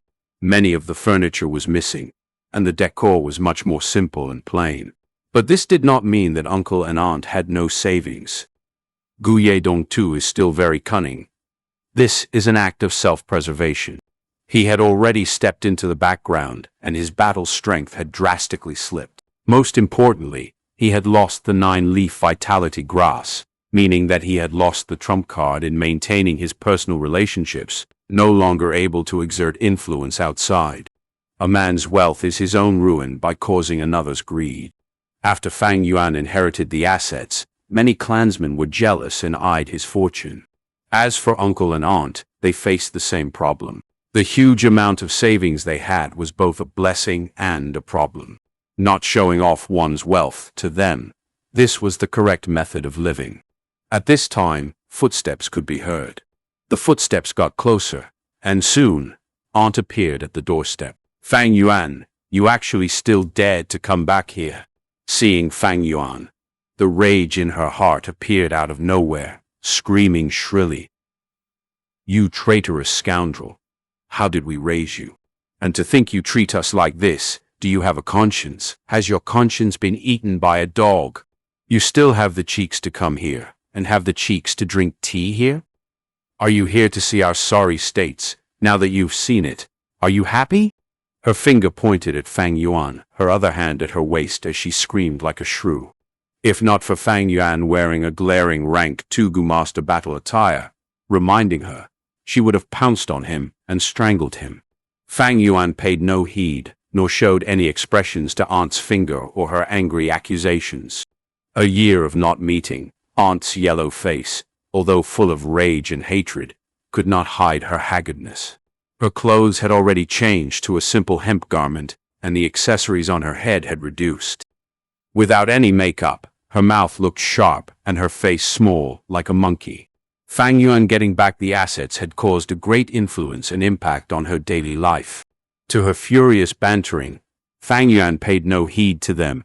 He held up his cup and drank some tea before saying slowly, "My trip here today is to sell the tavern and bamboo buildings. Does uncle and aunt have any interest?" "Pa, you traitorous wolf, What good can you have, wanting to sell the tavern and bamboo? Aunt's tone stalled as she finally reacted, her face showing disbelief. What? You want to sell the tavern and bamboo buildings? Fang Yuan put down his teacup, leaning back on the chair, closing his eyes to rest. Better to get Uncle here to discuss with me.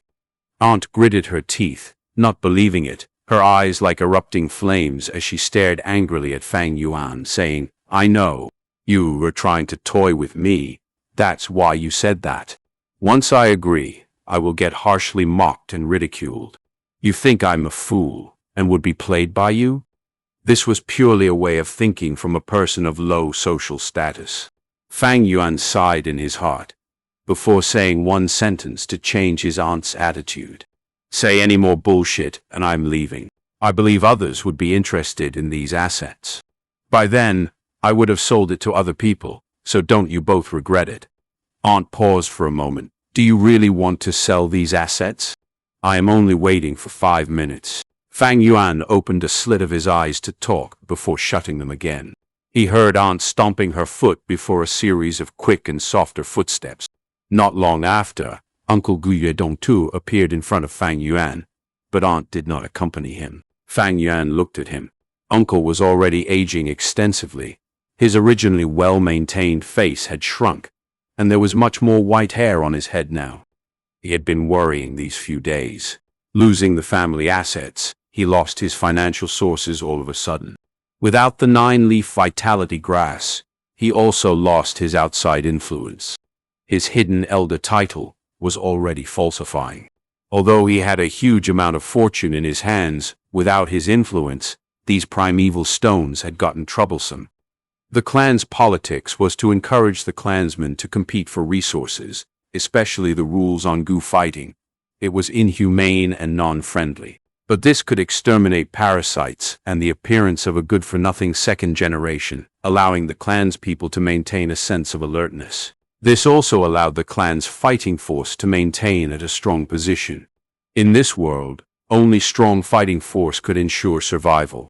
Tornadoes, floods, and beasts do not speak sense with you. These years, Guye Dongtu had lived a life of peace, and his fighting ability had diminished. In order to reduce his burden, the goo worms that he used to fight with, he had sold them away already. If someone sent him a challenge now, he would definitely lose more than win. Towards his uncle, Fang Yuan spoke openly about his purpose in coming. Fang Yuan, I shall not beat about the bush. I don't understand something. Why do you need to sell the wine tavern and bamboo buildings?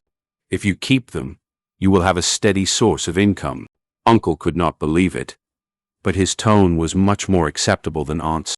Because I want to buy a red steel relic goo. Fang Yuan said honestly, there was no need to hide such things. So that's, Uncle's gaze shone. Then, you are selling the 9-leaf vitality grass too? That is impossible. Fang Yuan shook his head without any hesitation. I am only selling the wine tavern, the bamboo buildings, the land, and the 8 servants. 9-leaf vitality grass was the most valuable thing in the asset. Fang Yuan needed its healing ability as well as selling them to earn primeval stones. It could sustain his cultivation and also feed the goo worms. Furthermore, next year the wolf tide was coming, and the vitality leaves price would soar. With this 9-leaf vitality grass in hand, Fang Yuan would have no problems with primeval stones for his rank 2 cultivation journey. But if Uncle obtains the 9-leaf vitality grass, his hidden elder influence would instantly recover. Fang Yuan did not want to see this happen. Seeing Fang Yuan's determined attitude, Guye Dongtu's heart was very disappointed. At the same time, he felt helpless. The two had a secret talk for 2 hours. Then they signed an extremely secure transfer agreement. Guye Dongtu regained the tavern, bamboo buildings, family servants, and land, while Fang Yuan led 3 family servants who were holding a box full of primeval stones each towards the treehouse. They each got what they wanted. Hearing the news, Aunt rushed over. Seeing Guye Dongtu's contracts and deeds in his hands, she stared with round eyes and showed overwhelming joy. Hubby, that lad got stupid from cultivating. He actually sold away such a profitable business. So stupid, wanting the eggs and not keeping the hen that lays eggs. Will you die if you stop talking? Shut up. Guye Dongtu sounded very irritated. Husband, aunt pouted. I'm just happy about it. Do not get complacent. With this tavern and the bamboo buildings, we have to be even more cautious now and keep a low profile. A huge tree attracts the wind. Although Fang Zheng is our adopted son, we cannot misuse this relationship. After all, Fang Zheng has not fully developed himself yet. Who knows what the future entails? Guye Dongtu sighed deeply. Got it, husband. Aunt listened while staring at the stack of deeds, laughing uncontrollably. Guye Dongtu's face was solemn throughout.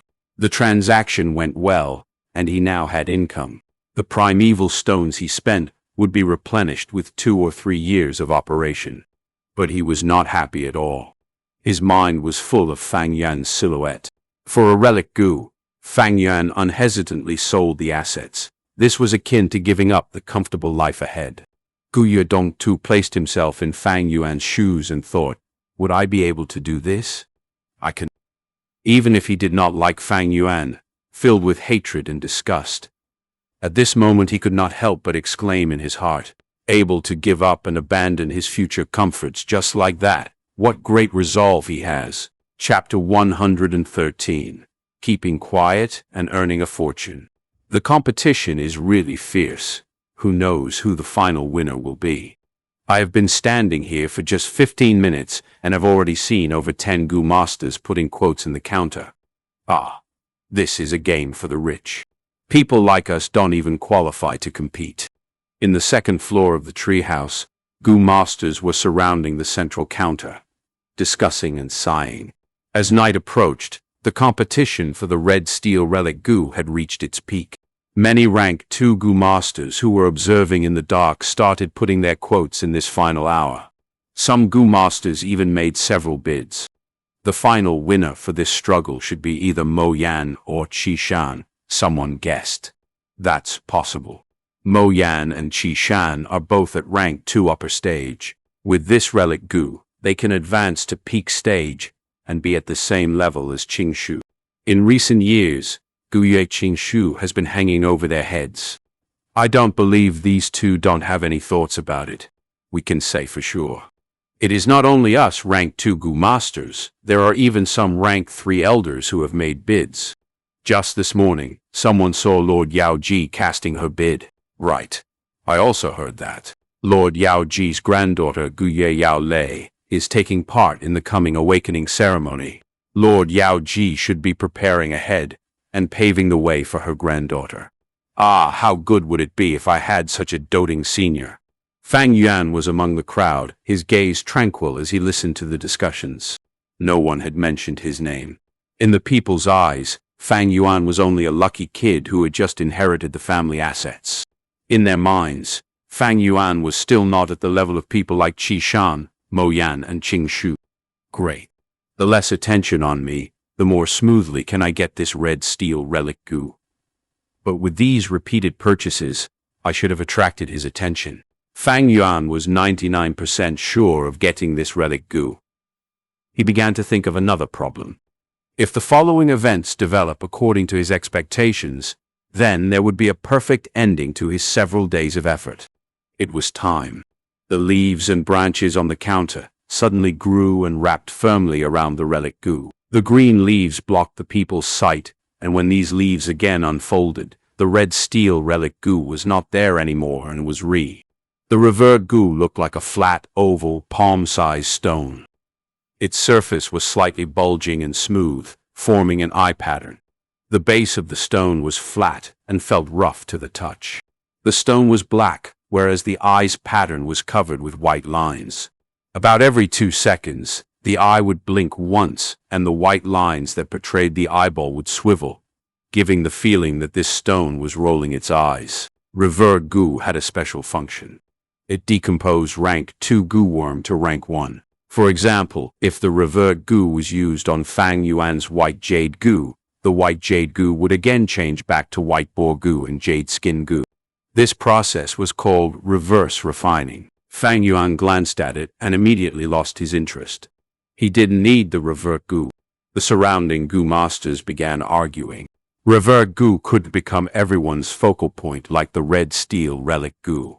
Everyone was very curious on who the red steel relic goo went to. Some people looked for the floor's caravan goo master, and some people waited at the main desk. The crowd slowly thinned out, but Fang Yuan didn't move away. "Young Master Fang Yuan, please come to the third floor. Our Lord Jiafu would like to have a chat with you." A voice suddenly entered Fang Yuan's ears. Fang Yuan wasn't surprised. There were many types of secret sound transmission goo worms in this world. He followed the directions given by the voice and walked to a wall in the third floor. Branches and leaves stacked together and covered the wooden wall. Swoop! The branches and leaves automatically parted to the sides and revealed a concealed door. Fang Yuan pushed open the door and saw an exquisite whirling staircase that moved up. He walked along the stairs and came to a small study room. In the study room, Jiafu was handling some accounts, his hand writing away speedily. He raised his head when he heard Fang Yuan's footsteps, revealing the scar on his face. He gave a gentle smile. "We meet again, little brother Fang Yuan. Respects to Lord Jiafu." Fang Yuan clasped his hands and saluted. "Come, sit here." Jiafu pointed at a nearest desk. After Fang Yuan sat, his left hand pushed a bamboo paper on the desk towards Fang Yuan. Fang Yuan took a glance and immediately recognized that this bamboo paper held all his quotes that he had made in the recent days. Under every quote was his signature. He was inwardly happy. It had gone according to his expectations.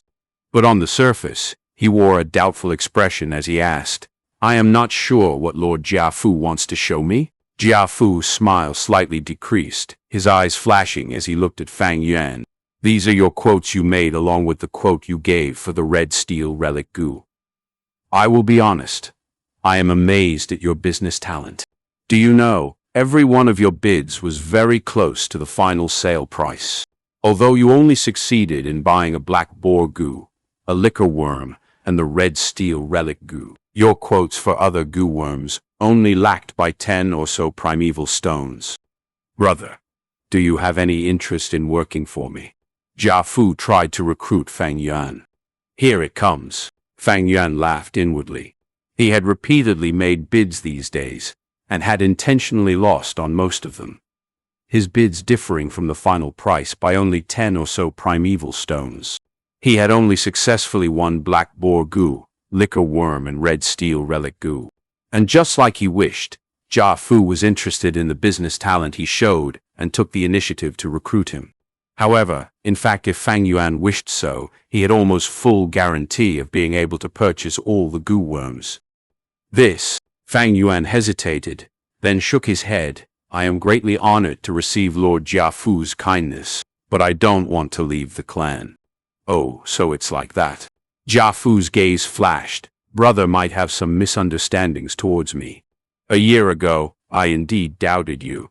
But after using the bamboo gentleman, the suspicions on you have already been removed. Jia Jinsheng was my brother.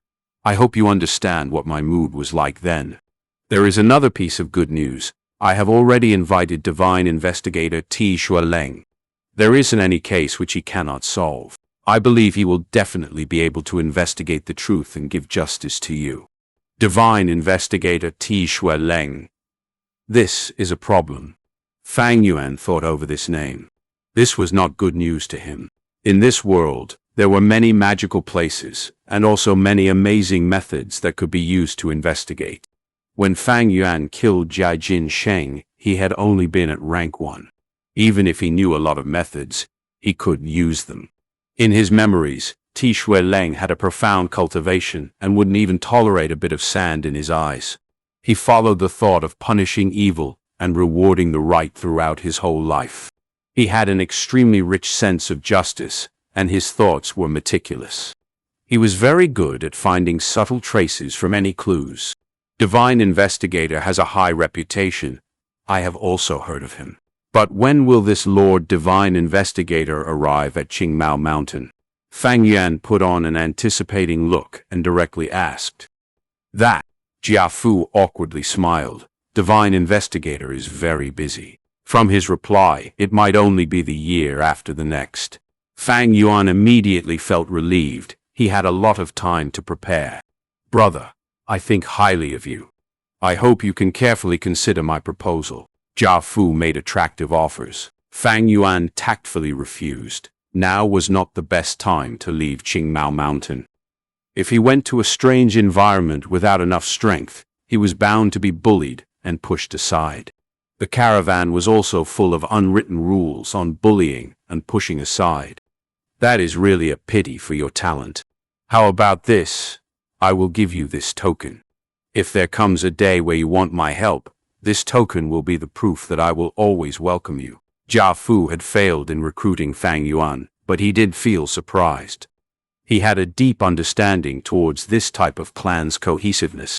If he was to know now that Fang Yuan was Jia Jinsheng's murderer, who knows what his expression would be. Fang Yuan apologized in shame as he received the token handed by Jia Fu, along with the red steel relic gu. He kept the two items close to him and backtracked his way out. A young female gu master was caressing the leaves on the wall, when suddenly she cried out in shock. The branches and leaves suddenly parted and revealed a door. The door was pushed open from inside, and Fang Yuan walked out expressionlessly. You. The young girl widened her eyes and blankly looked at Fang Yuan brushing past her. Among the surrounding gu masters who saw this scene, some were familiar with this, some gave a knowing smile, and some threw amazed looks. Fang Yuan paid no heed to these gazes and walked down to the second floor. Some gu masters were still waiting there, excitedly discussing who the red steel relic gu went to. Some people brazenly made guesses, whereas some people gave some little news. Mo Yan had a mysterious smile when she walked out of the treehouse. Qi Shan's face was ashen, and so on.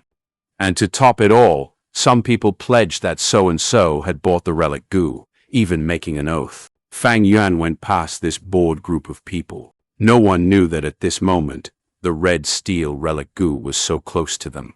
When Fang Yuan walked out of the treehouse, he bumped into Qi Shan. His face indeed looked unsightly, and at his side, Qi Cheng was asking about the whereabouts of the red steel relic gu.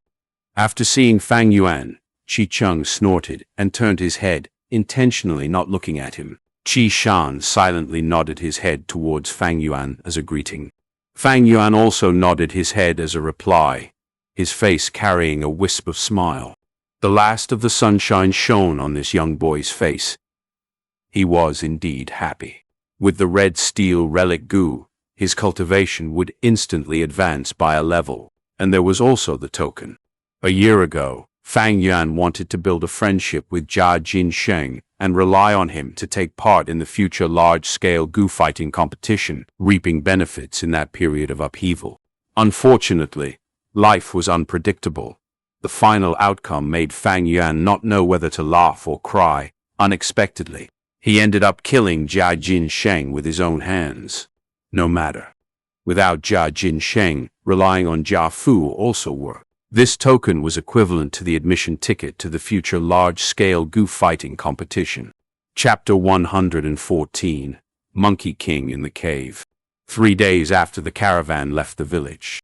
In the rock forest inside the mountain, filled with dark red light, huge stone pillars extended down from the ceiling, resembling long and gigantic tree trunks, forming into a majestic gray-colored stone forest. Fang Yuan was retreating from battle in the rock forest. Chirp chirp.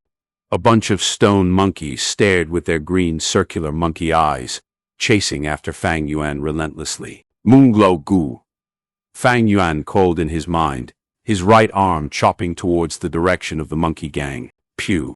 An eerie blue moonblade as large as a face formed into a crescent and pierced through the air, cutting into the monkey gang. A jade eye stone monkey was jumping in the air. With no foothold to escape on, it was hit directly by the moonblade. Before it could scream, in the next moment, its entire body was split into two from head to toe. It had lost all its remaining life force and was enveloped in a deep aura of death. In a split second, its lively eyes became a pair of jade pearls. As its body descended, it turned into a rock statue. Bonk! With a crisp sound, the statue fell onto the ground, smashing into pieces. The moonblade only dimmed a little, and after killing this stone monkey, its force remained as it rushed for the monkeys behind. Ka-chak! After a few cries, 5 or 6 stone monkeys were killed on the spot. Chirp, chirp! Their companions, death fueled the monkey gang's rage as they screamed furiously, their influence doubling, imposingly leaping at Fang Yuan. Fang Yuan was unfazed by the danger, his heart remaining as calm as ice. He fought and retreated appropriately. As the stone monkeys neared, he attacked with the moonblade. The moonlight goo in the past, even with the boost from little light goo, each moonblade could only kill 1 or 2 monkeys. But now, with one attack, the moonglow goo could kill 5 or 6 stone monkeys. But there were positive and negative impacts. The moonglow goo, to the current Fang Yuan, had a huge cost. Each moonblade used 10% of his red steel primeval essence. Fang Yuan only had 44% primeval C in his aperture. This meant that he could only use 4 moonblades in one go. If I can successfully fuse the 4 flavors liquor worm and refine my primeval essence, I would be able to shoot 8 moonblades. What a pity.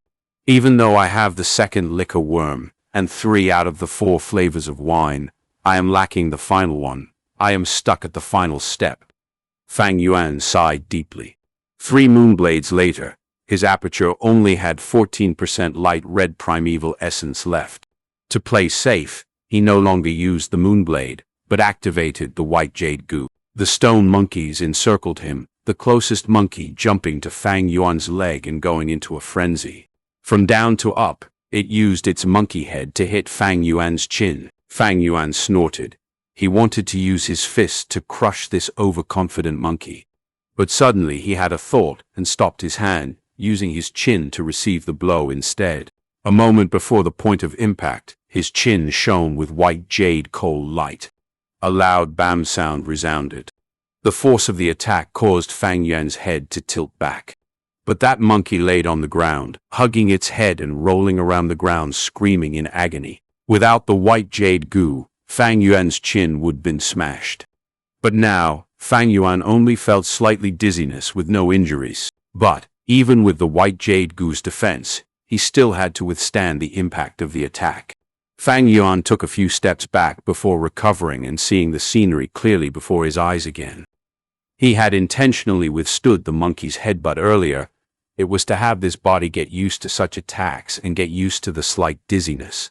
This way, in the future when he falls into a life-and-death crisis, encountering such an attack, he would be able to recover much more quickly and fight for a survival chance. Fang Yuan was always ruthless with his methods. This ruthlessness was not only towards enemies but also himself. He came here to kill stone monkeys almost every 3 days. His motive was not just the flower wine monk's strength inheritance, but also another motive, to utilize the stone monkeys to train his own fighting ability. A goo master's physical stats, physical combat proficiency, aperture primeval essence, battle experience, and every goo worm. They were all elements that affected the overall battle strength. Only by gathering all these elements tightly together can one exert the greatest fighting strength. The stone monkey group was like a hammer, and Fang Yuan was the ingot that had just came out of the cauldron. With every hit of the hammer, he would become more sturdy, more refined, and more compact. 15 minutes later, this battle ended. On the ground, there were rock fragments all over the ground, and within those were dozens of jade pearls. I killed 41 jade-eyes stone monkeys this time, Fang Yuan counted in his heart, and every time he would collate the battle results. From each battle he'd reflect upon himself and improve upon what he did not do properly. At the same time, he would feel his own improvement speed. In the earlier battle, the moonglow goo was the most contributing factor, with 3 moonblades killing at least 17 or 18 stone monkeys. That is about half of the entire battle results. The remaining monkeys were all killed by my close combat. Moonlight goo's effect on the stone monkeys was not very obvious. But after advancing to moonglow goo, it jumped to being Fang Yuan's most powerful attacking method. Not only was its attack power strong, but more crucially, its efficiency was very high. Fang Yuan utilized 3 moonblades only in the span of a few breaths' time. But when he used his fists and kicks to smash the stone monkeys, that took over 10 minutes. These stone monkeys were very agile and had swift movements. When the stone monkeys were on the ground, there was no point thinking of hitting them physically. With a jump, they could easily leap away and avoid Fang Yuan's attack. The only weakness was that when they jumped in midair, they could change their moving direction. Fang Yuan being able to kill them was due to this weakness. But this was owing to his rich fighting experience. If it was any other rank 2 Gu master, even Qi Shan, Mo Yan or Qing Shu, they would not be able to catch the weakness every time like Fang Yuan. His previous life's memories could allow Fang Yuan to sensitively catch the opportunities in battle and seize them. He could meticulously use every ounce of his strength. Even though he was rank 2, he could already utilize his fighting strength to the limit of his abilities. He was definitely not like Fang Zheng, having the Jade Skin Gu, but on the arena after being overwhelmed by Fang Yuan's aura, could not even display his supposed strength. Of course, Fang Yuan's cultivation was still very low, and against the monkey group, he could not overwhelm them by brute force. Every time, he had to fight while retreating. Luckily, the monkeys did not have high intelligence.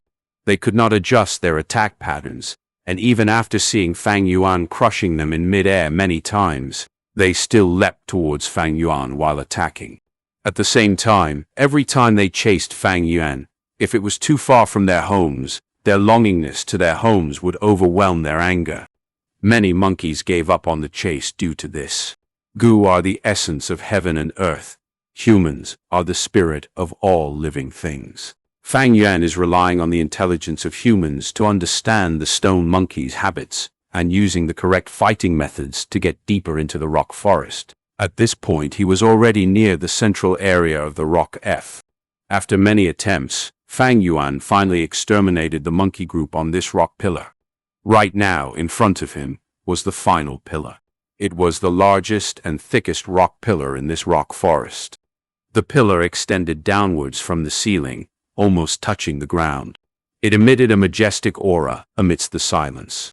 Fang Yuan counted the number of rock caves on the pillar, getting an estimation of at least 500 stone monkeys. This was the largest monkey group he had encountered up till now. But no matter how many jade-eye stone monkeys there were, to Fang Yuan, it was just a small bit of trouble. At most, he'd have to exert more effort and waste a few more trips. What caused his gaze to become serious was the rock cave at the most upper level.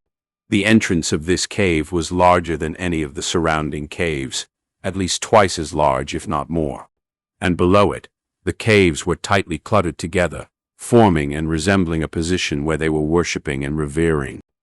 It seems that there is a monkey king in this rock cave. Fang Yuan frowned. This was where the problem lay. As long as a beast group is large, there would be a beast king created. There was a wild boar king in the wild boar group. Obviously, there would also be a monkey king in the monkey group. The threat of a beast king was multiple times higher than a normal wild beast. The reason was that their bodies had 1 or 2 gu worms inside. These gu had a mutual partnership with the beast kings, and once the beast king is attacked, they would come out and assist. This jade-eye stone monkey king should not be very strong, at least weaker than the wild boar king. Otherwise, the surrounding monkey groups would been under his control already. Fang Yuan, using his experiences, gauged the monkey king's strength. Normally, the bigger the beast group, the stronger the beast king. Weaker beast kings did not have the ability to rule over a large number of its kind. According to the beast group's size and classifying of the beast kings, from low to high, they could be classified as 100 beast king, 1,000 beast king, and myriad beast king. The wild boar king that sickly snakes group hunted was 1,000 beast king. It ruled over 1,000 wild boars. The stone monkey king before Fang Yuan was 100 beast king. It only had several hundred stone monkeys under its rule. The culprit behind the wolf tide, the lightning crown wolf, was a myriad beast king. Every single lightning crown wolf ruled over at least 10,000 lightning wolves. The difference in ability between the 3 beast kings were huge. 1,000 beast kings needed 3 teams to cooperate together to be able to barely kill it. The sickly snake group was able to deal with the wild boar king, mostly due to it being injured beforehand. A myriad beast king required the clan elders and clan leader to work together to be able to go against it head-on. As for 100 beast king, a regular 5-man group would be able to handle it. But for Fang Yuan, who wanted to deal with this monkey king, he could not borrow outside strength and could only rely on his own power. Rank 2 initial stage primeval essence is ineffective here. It seems it is time to use the red steel relic goo. Fang Yuan eyed the rock cave deeply, then left the second secret room and closed the rock door. If what stands in his way is 1,000 beast king like the wild boar king, Fang Yuan would retreat without thinking. But if it is only 100 beast king, if Fang Yuan had rank 2 middle stage cultivation, he could give it a shot. Of course, the results could go either way. Even with middle stage cultivation, he still had roughly 75% chance of failure, his chances of success not even hitting 30%. Chapter 115. Advancing to middle stage. The translucent light membrane, faint red primeval sea and the surging waves. On the sea surface, 2 fat white liquor worms were absorbing the water. In the air above the sea, a black ladybug like black boar goo was shaking its wings and hovering around the red steel relic goo. The pebble-like white jade goo had sunk to the depths of the sea and was motionless. Spring Autumn Cicada had concealed itself. It was in a deep slumber to recuperate. It is time, Fang Yuan willed. The sea waves paused, and a portion of primeval essence surged up and poured towards the red steel relic goo. The red steel relic goo immediately shook and flew up, giving off bursts of red rays of light. It was like the slowly rising sun, its rays of light shining upon the aperture wall. The rays of light were as hot as fire and as dazzling as a sword. The black boar goo was soon unable to bear it and fell down to the primeval sea. The 2 liquor worms also sunk down to the depths of the primeval sea. White jade goo was flashing inside the sea. For Fang Yuan to advance to rank 2 middle stage with normal methods, he could only use the method of grinding, using his light red primeval essence to cleanse the light membrane aperture wall. But now, red steel relic goo gave off majestic red light, which replaced the light red primeval essence, and poured directly into the aperture wall, giving astonishing results. Fang Yuan could see the whole light membrane thickening at an astonishing pace. The light on the light membrane condensed into streams of light, gradually changing to a water membrane. The white shimmering rays flowed continuously, becoming clear one moment and dark in the next. Right now, Fang Yuan had advanced to middle stage. However, the relic goo was still bursting with red rays of light. The rays of light filled the whole aperture. It replaced the primeval essence and continuously injected its essence and foundation into Fang Yuan's aperture. The water membrane accepted it all, and the shimmering rays of light on it was like water as it flowed freely. This continued on for about 15 minutes. Red steel relic goo had thoroughly exhausted all its energy. Its body turned transparent and disappeared in the red light. The penetrating red rays of light also suddenly dissipated with its disappearance. The aperture recovered its tranquility once again. However, the water membrane had become much thicker. Using the red steel relic goo had saved Fang Yuan from wasting a lot of time and effort. A thread of scarlet red primeval essence appeared in the primeval sea. This was the rank 2 middle stage primeval essence. It was more condensed than the light red initial stage primeval essence. It sank to the depths of the primeval sea and lingered around the white jade goo. A red steel relic goo could directly strengthen the foundation of the aperture. To a goo master, this meant advancing by a small realm. This type of goo worm was naturally better if used early. To a goo master, higher cultivation meant stronger fighting force, better survival rate, more mission completions, and also more primeval stones earnings. It had a great influence on every aspect. After reaching the middle stage, Fang Yuan took several primeval stones and started recovering his primeval essence. He stopped only after the 44% primeval sea in his aperture had completely filled with middle-stage scarlet primeval essence. Half an hour later, he once again stepped into the stone forest, heading towards the central area. He stepped into the warning zones of the monkey groups. Immediately, furious jade-eye stone monkeys came out of the stone pillars. They screeched and pounced upon Fang Yuan. Fang Yuan's expression did change. Most of his attention was on that cave at the highest layer of the stone pillar. When encountering a common jade-eye stone monkey, there was no need to be nervous as long as you weren't surrounded by them. The main problem was the stone monkey king. What goo worms resided on it? Fang Yuan didn't know. Fang Yuan slowly retreated while cautiously observing, but the stone monkey king didn't appear. Fang Yuan was baffled. Is there no monkey king in this monkey group? If there was a monkey king, then it would no doubt be the first to come out if someone infringed on its territory. Hold it, maybe it has already come out. Just as he thought of this, the sleeping Spring Autumn Cicada in his aperture suddenly floated into appearance. Its body was trembling as it gave a weak, startled cry that resonated only within Fang Yuan's mind. The vital goo's warning. This appeared only when the vital goo felt there was an intense threat against the goo master's life. In that split second, Fang Yuan's hairs stood up. Without thinking twice, he directly used the white jade goo. A layer of bright white jade light covered his whole body. In the next instant, the stone monkey king, who was 3 times bigger than a normal stone monkey, suddenly appeared on the left side of Fang Yuan and fiercely struck out with its sharp claws at Fang Yuan's left shoulder. Bang! The stone monkey king's attack was blocked by the white jade goo's defense. Its attack failed. In the instant Fang Yuan received this attack, the white jade goo in his aperture suddenly lit up and consumed 5% of the scarlet primeval essence. If it was when Fang Yuan was at the initial stage, 10% of light red primeval essence would have been used up. From this, one could see how sinister and vicious the stone monkey king's sneak attack was. Despite Fang Yuan having a calm character, he couldn't help breaking out in cold sweat at this moment. If it were not for him sharpening himself these days and polishing his condition to a peak combat state, he might have really been hit by the stone monkey king's attack. Had his reaction been just a bit late, his left shoulder would have become crippled and unusable. Fang Yuan would then end up miserable just like Guyaman Shi not long ago. There is actually a wild concealing type goo worm residing in this stone monkey king. Fang Yuan hurriedly retreated. He had no way to detect a concealing goo worm and ended up in disadvantage all of a sudden. The stone monkey king seemed to be more cunning than normal stone monkeys. After its attack missed, it again hid itself away. This undoubtedly was a huge mental pressure on Fang Yuan.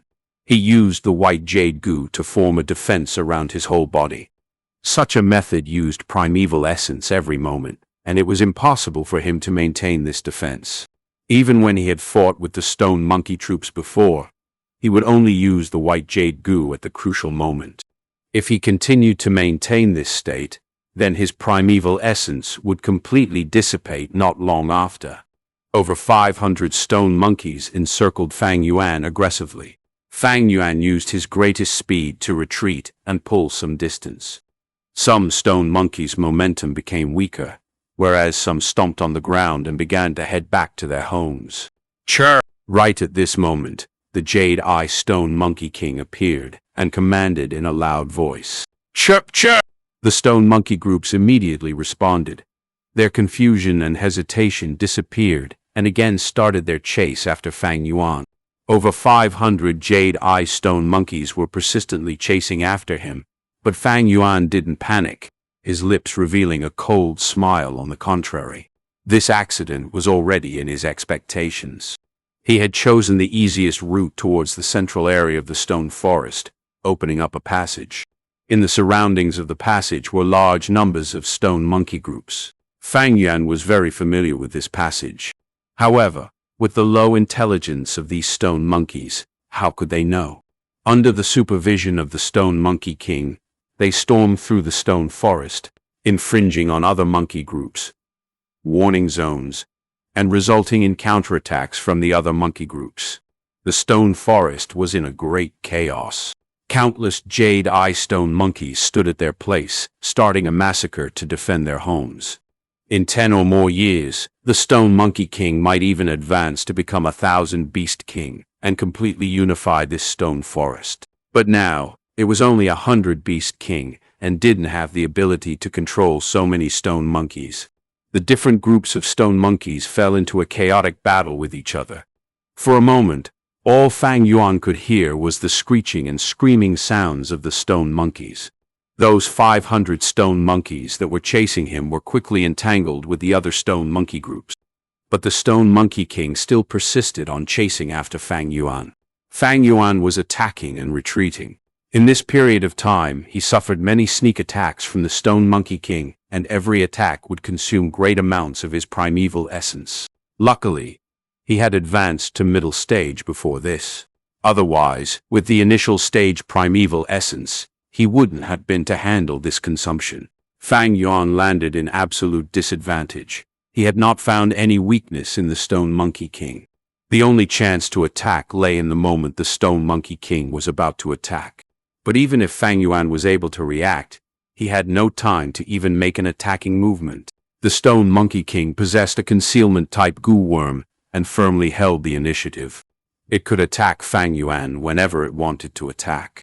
Even if Fang Yuan injured it, it could use the concealment-type goo worm to safely escape. It was in an invincible position.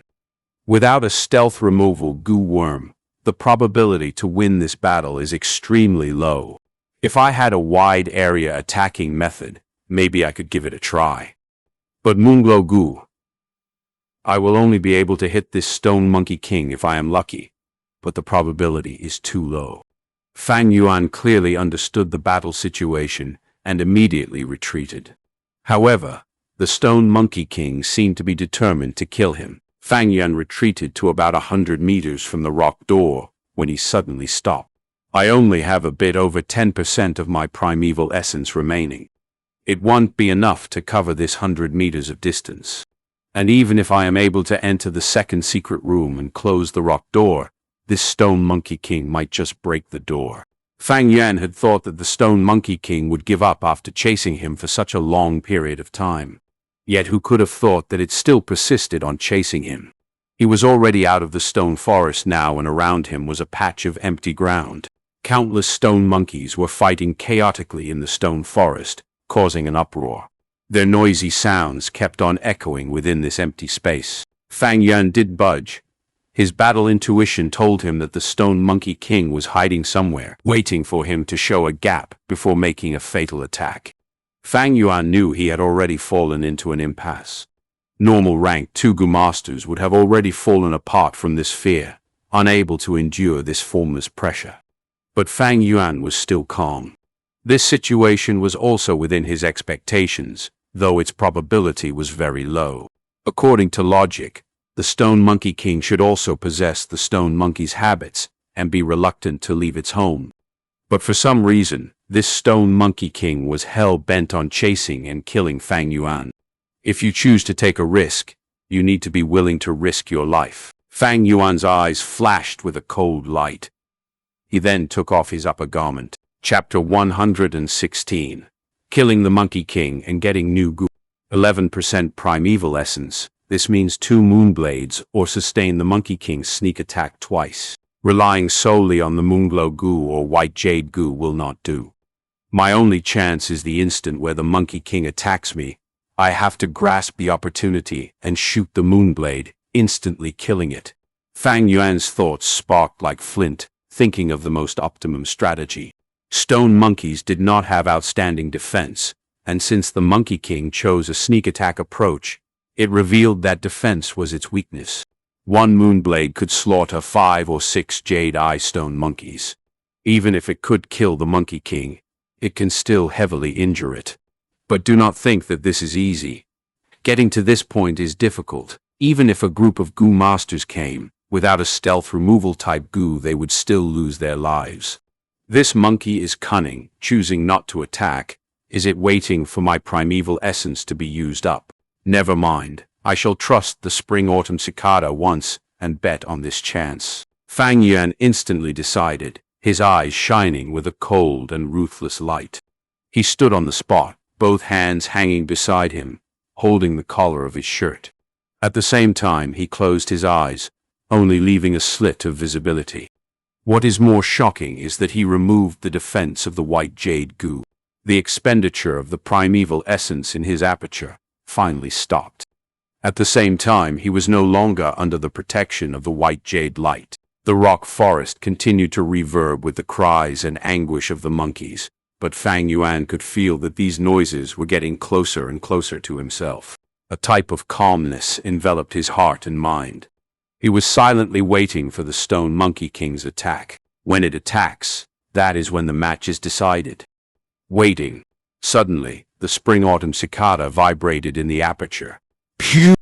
The very next moment, Fang Yuan heard an explosion, and the Stone Monkey King appeared on his left. White jade goo. Fang Yuan's eyes shone with brilliance as the white jade light covered his entire body. Bomb! The Stone Monkey King hit Fang Yuan's body with a strong force, almost causing him to topple, his primeval essence dropping by 5%, only left with the other half. Seeing that his attack did not finish Fang Yuan off, the Stone Monkey King tried to escape. Fang Yuan had no time to counterattack, but it was enough for him to flick his upper shirt. Suddenly, he felt that there was someone on his upper shirt, tugging towards the outside direction.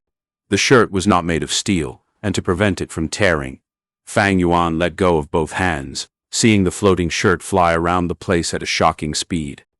Now, Fang Yuan's eyes shone with cold light as the battle's outcome would be decided with this moonblade, his heart cold and calm as ice. The Monkey King was after all a wild beast, and after having its face covered by a shirt, it flew into a panic. It emitted a shrill scream, calling its stone monkeys to help. At the same time, the shirt continued to move around, changing directions and going all over the place. An eerie blue moonblade flew out and hit the Stone Monkey King. The Monkey King cried in pain as its camouflage was exposed. Its appearance was the same as a normal stone monkey, but its body size was 3 times bigger, and at the same time its eyes shone with a bloody red light.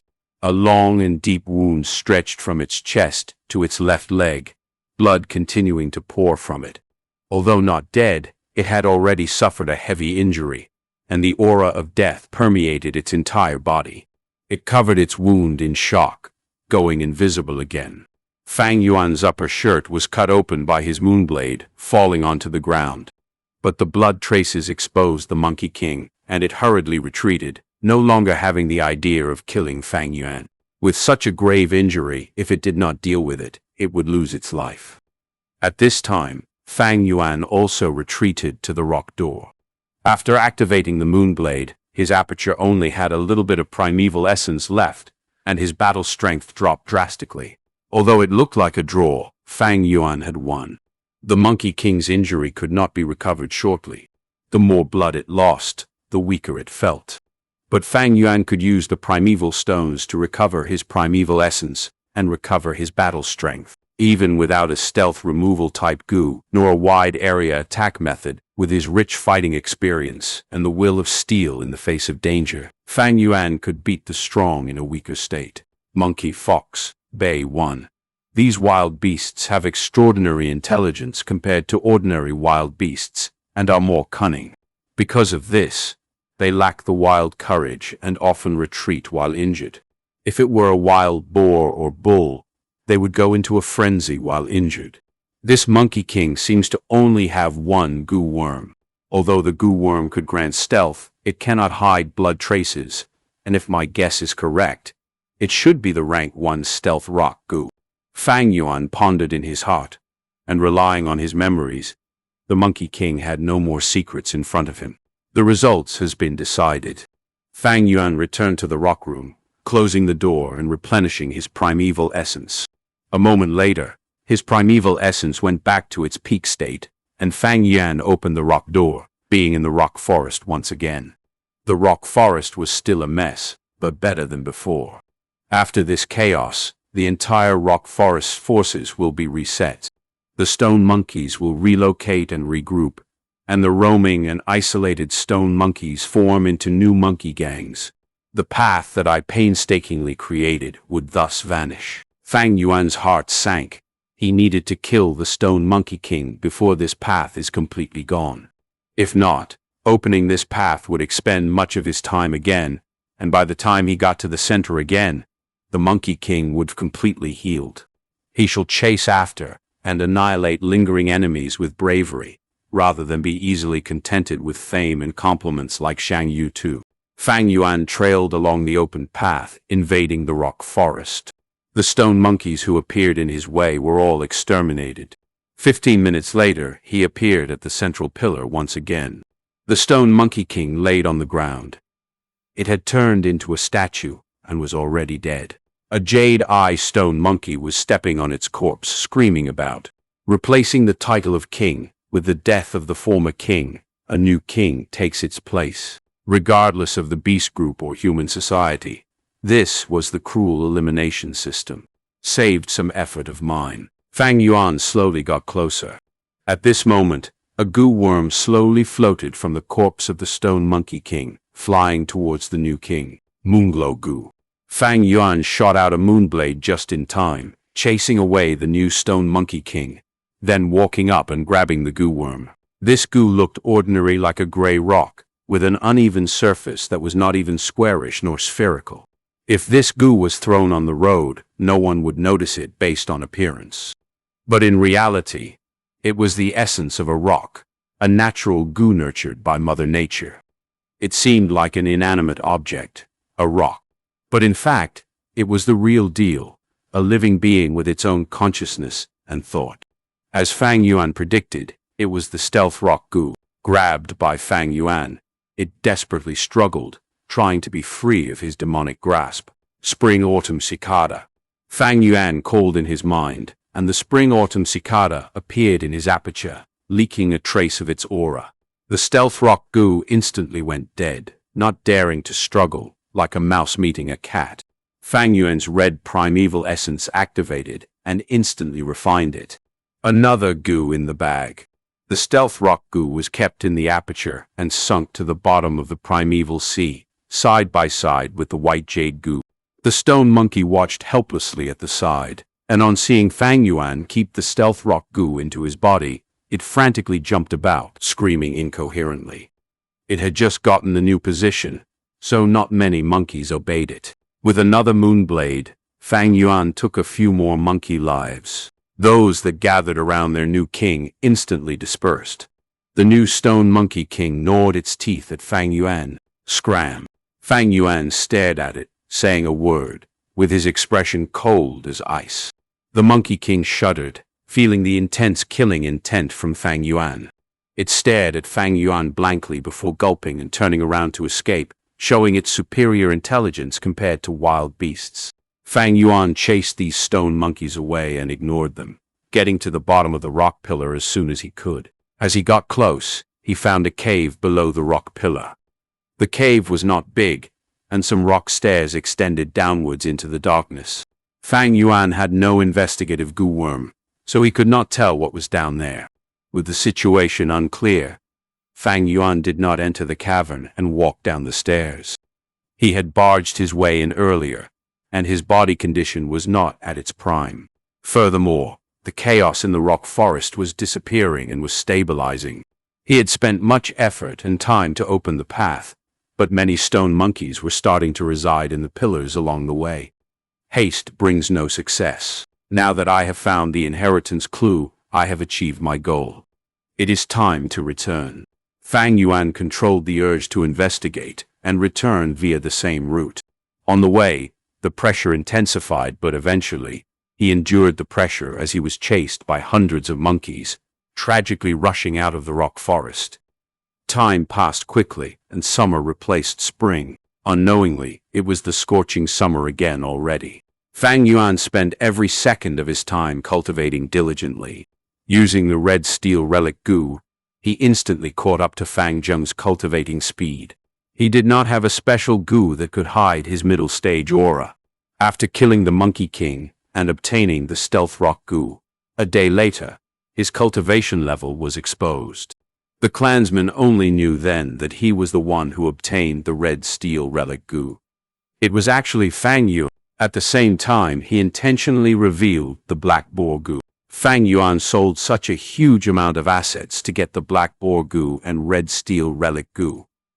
Many people could not understand his thoughts, calling him a fool, dumbass, maniac, and short-sighted, as they became his new nick. With a rise in attention, Fang Yuan had to reduce the number of times he ventured into the flower wine monk's inheritance.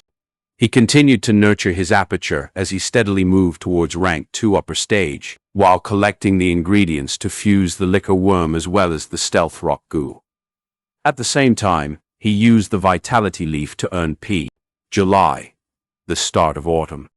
At the foot of the mountain near the village, a wild rank 5 goo suddenly appeared, causing a huge tremor at Guyue village. Chapter 117. Bitter Shell Wine and River Swallowing Toad. A solemn and serious atmosphere filled the conference hall. A group of elders silently sat on their seats. Their faces were either indifferent, gloomy, or serious. Clan head Guye Bo was sitting on the main seat, his gaze also filled with unconcealed worry. 3 days ago, a river-swallowing toad appeared near the village by the foot of the mountain. This toad flowed along with the Huanglong River, and accidentally reached here. Right now, it is blocking up a river channel and sleeping there. If we ignore it, the village will constantly be in danger. So I would like to ask the elders if you have any good ideas to drive this toad away. The elders looked at each other. For a moment, no one spoke. River-swallowing toad was a rank 5 goo. It had an enormous might and could spit out a river. If this was not handled properly and it was provoked, over half of the Qingmao mountain could be submerged with water and the whole village would be destroyed. After a long silence, Guye Qilian spoke. The situation is grave, and we need to resolve this as quickly as possible. If this news gets leaked, we can say for sure if those with evil intentions might not secretly go and intentionally provoke this river-swallowing toad to entrap our Guye clan. Elder Qi Lian is right. Guye Mo Chen nodded in agreement. Although he and Guye Qi Lian were political enemies, but at such a critical time for the village, he let go of his past prejudices. He continued speaking after a moment. There is another more serious problem. If the river-swallowing toad floods the Qingmao mountain, the wolf lairs will be submerged, and for their survival, the wolf hordes will move up the mountain. At that time, the wolf tide will break out before its time, and we will have to fight with countless wild beasts to fight for the space at the top. The elder's complexion turned pale when they heard this. Guye Bo spoke with heavy tone. Everyone, don't forget the foundation of our village. The first-generation ancestor set up the village in this place because of the underground spirit spring. If Qingmao Mountain gets flooded, this spirit spring might also be destroyed. What should we do? Sigh. Even if we withstand the beast tides and survive at the mountaintop.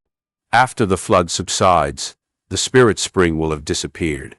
Many beasts will have died. Our surroundings will turn to a wasteland, and we will be lacking cultivation resources. If we are to die, then why not ask help from Zhong and Bai villages? We are 3 boats tied with 1 rope. I don't believe they want help. The elders whispered to one another with panic hidden inside. Some had already started thinking of asking for reinforcements. It is too premature to ask for help now. Guye Bo shook his head and denied this idea immediately. It is not the most challenging period now. When the first-generation ancestor had just established the village, a rank 5 blood river python attacked the village, but the first-generation clan head killed it. Compared to the blood river python, the river-swallowing toad is just so much more adorable. It has a warm temperament and is harmless to ordinary people. Only if it senses the aura of other goo will it be alert. If it receives serious injuries, it will be angered and spit out a river. By chance, I heard the previous clan head talk of a rumor about the river-swallowing toad. Guye Bo's composed and calm voice resounded within the conference hall. The group of elders listened attentively. Their nervous and panicked expressions eased up. He is really worthy of being the clan head. He calmed their hearts with just his words. Guye Yaoji sensed the change in the atmosphere. She gave a profound look at Guye Bo and praised him inwardly. If we follow what Clan Head said just now, chasing away the river-swallowing toad wouldn't be a difficult thing. An elder spoke. We can say that. Guye Bo shook his head. These are only rumors. I haven't personally seen it or even put it to use. The important thing is that we can be careless. I suggest we first send a group of Gu masters to test it. All the elders agreed. Guye Qilian spoke. Then, how about I send a member of my Qi family? If he can do it, then no one among our clan might be able to do it. Everyone knew who Qilian was speaking of, and they approved of it one after another. Clan head Guye Bo smiled. Since it is so, then we shall just assign it to the Qi Shan group. It was early autumn. The weather was gradually turning cool. On a table by the window of the tavern, Fang Yuan was sitting alone, calmly tasting some wine. The tavern shopkeeper was standing beside him, bowing his head. Shopkeeper, is there progress on the matter regarding bitter shell wine that I asked you to look into a few days ago? Fang Yuan asked. Fang Yuan was lacking a bitter wine for the liquor worm fusion. However, bitter wines were difficult to find, and because of the matter regarding the red steel relic Gu, people had been focusing on him. Wherever he went, people would point him out. Thus, it was not easy to make inquiries of bitter wines. The disturbance had settled down only recently, and maybe because extreme sorrow turns into joy, Fang Yuan had accidentally found a clue regarding the bitter wine. The old shopkeeper promptly replied, "Young master, the bitter shell wine you wanted me to look into, someone had drunk it in Bai village. The raw material of this wine is a type of conch found in deep ponds. This type of conch is completely black, with circles of white lines on its shell resembling a tree's growth rings. We call it a bitter shell. Normal conches can form pearls. The bitter shell swallows the sands and stones in the water, dissolving them and forming bitter water instead.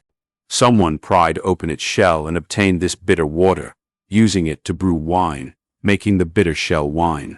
Its taste is very unique, bitter and fragrant." Fang Yuan slightly raised his brows upon hearing this. "Does that mean Bai village has this bitter shell wine?" The shopkeeper hurriedly bent down. "I don't dare to guarantee it. I have only heard people talking about it occasionally. However, the truth is Bai village is famous for its white grain liquid. This wine, along with our clan's green bamboo wine and Zhong village Bear Gall wine, are called the three wines of Qingmao. Bitter shell wine. I think even if the Bai village possesses it, there wouldn't be much. Even if there is little, I have to find it," Fang Yuan said in his mind. But this matter was troublesome. Bai village had been gradually showing signs of coming to emergence these years, starting to shake the Guye village position as the overlord. If Fang Yuan wanted to enter the Bai village without permission, the patrolling Bai village Gu masters might kill him before he even sees the village gate. Even if it was so, Fang Yuan still wanted to attempt it. After all, getting this bitter shell wine was more reasonable than the green eye wine that was immeasurably far away. As he broke away from his contemplations, Fang Yuan found that the old shopkeeper was still standing beside him. He waved his hand. "All right, you can leave. There is nothing for you here." The old man didn't leave. His face revealed hesitation, not speaking out what he was about to say. He finally summoned his courage. "Young master, could you please take back this tavern again? All the waiters, and I want to work for you. You don't know that when the old landlord came back, he deducted most of our wages. With such little primeval stones each month, it is really difficult for us to support our families." Fang Yuan shook his head, his face without any expression. "I have already sold this tavern to him. I can take it back according to the contract.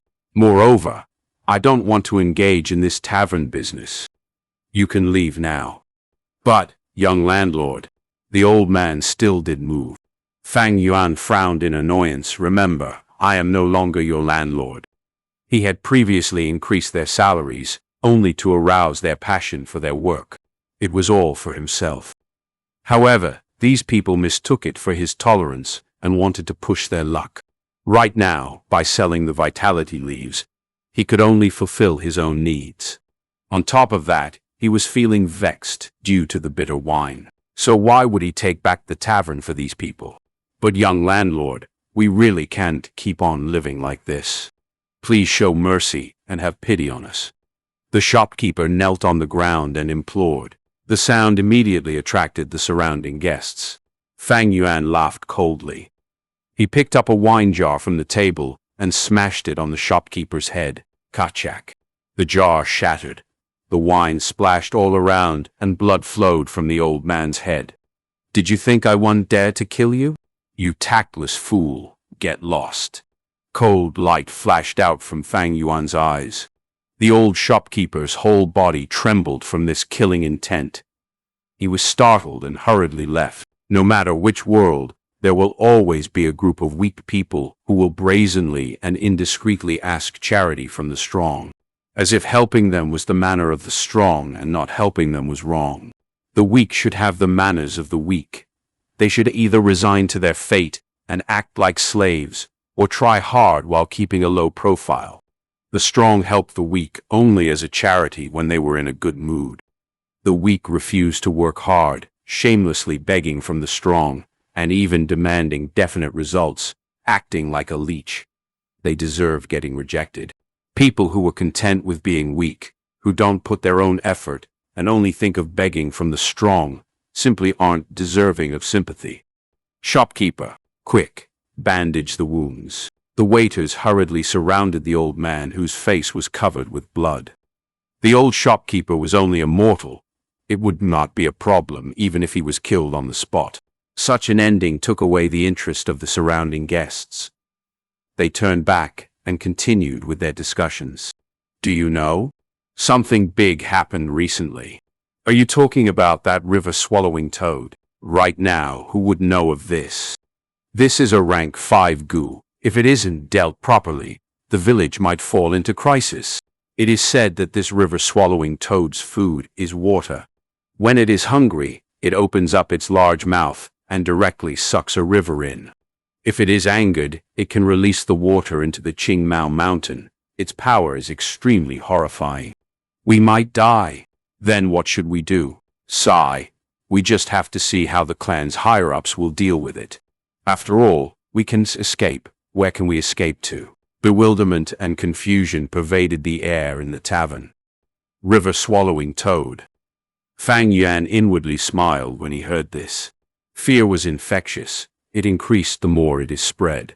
Actually, the river-swallowing toad was very gentle and was not dreadful.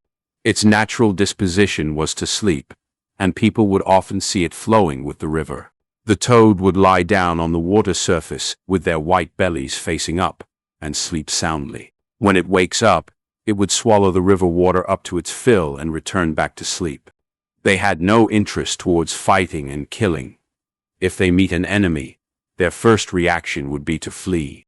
Only if they fall into an impasse and could escape will they make fierce counterattacks. They were very powerful and could release torrential river from their mouths, engulfing the lands instantly and turning them to marsh. This river-swallowing toad probably fell asleep, then drifted along the Huanglong River and accidentally entered a tributary, reaching the foot of the Qingmao Mountain. Fang Yuan guessed the truth. Chapter 118. Legend of the River-Swallowing Toad. It is said that every single river-swallowing toad's stomach carries a river. Fang Yuan did not use the river-swallowing toad in his previous life, but he has a strong impression of this goo because of one person. A normal person, a family servant. Around 200 years later in his previous life, a very special goo master will appear, Zhang Fan.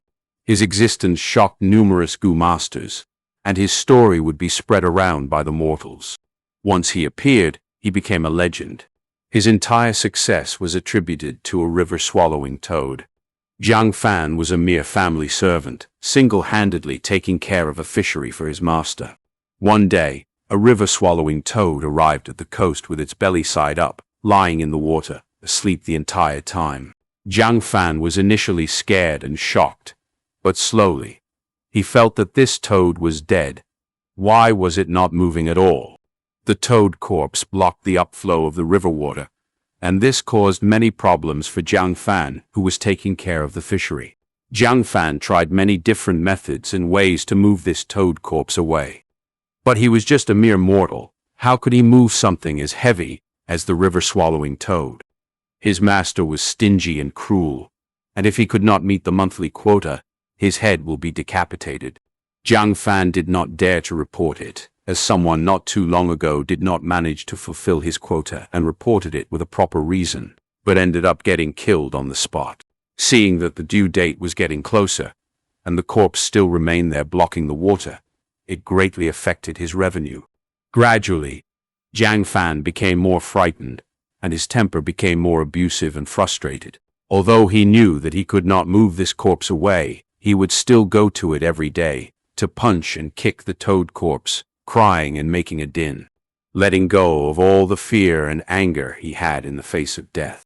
But one day, the river-swallowing toad woke up, and with its half-opened eyes, stared at Jiang Fan. Jiang Fan's legs went soft from the shock. The river-swallowing toad was half asleep and half awake, but it still laid there like it was a corpse.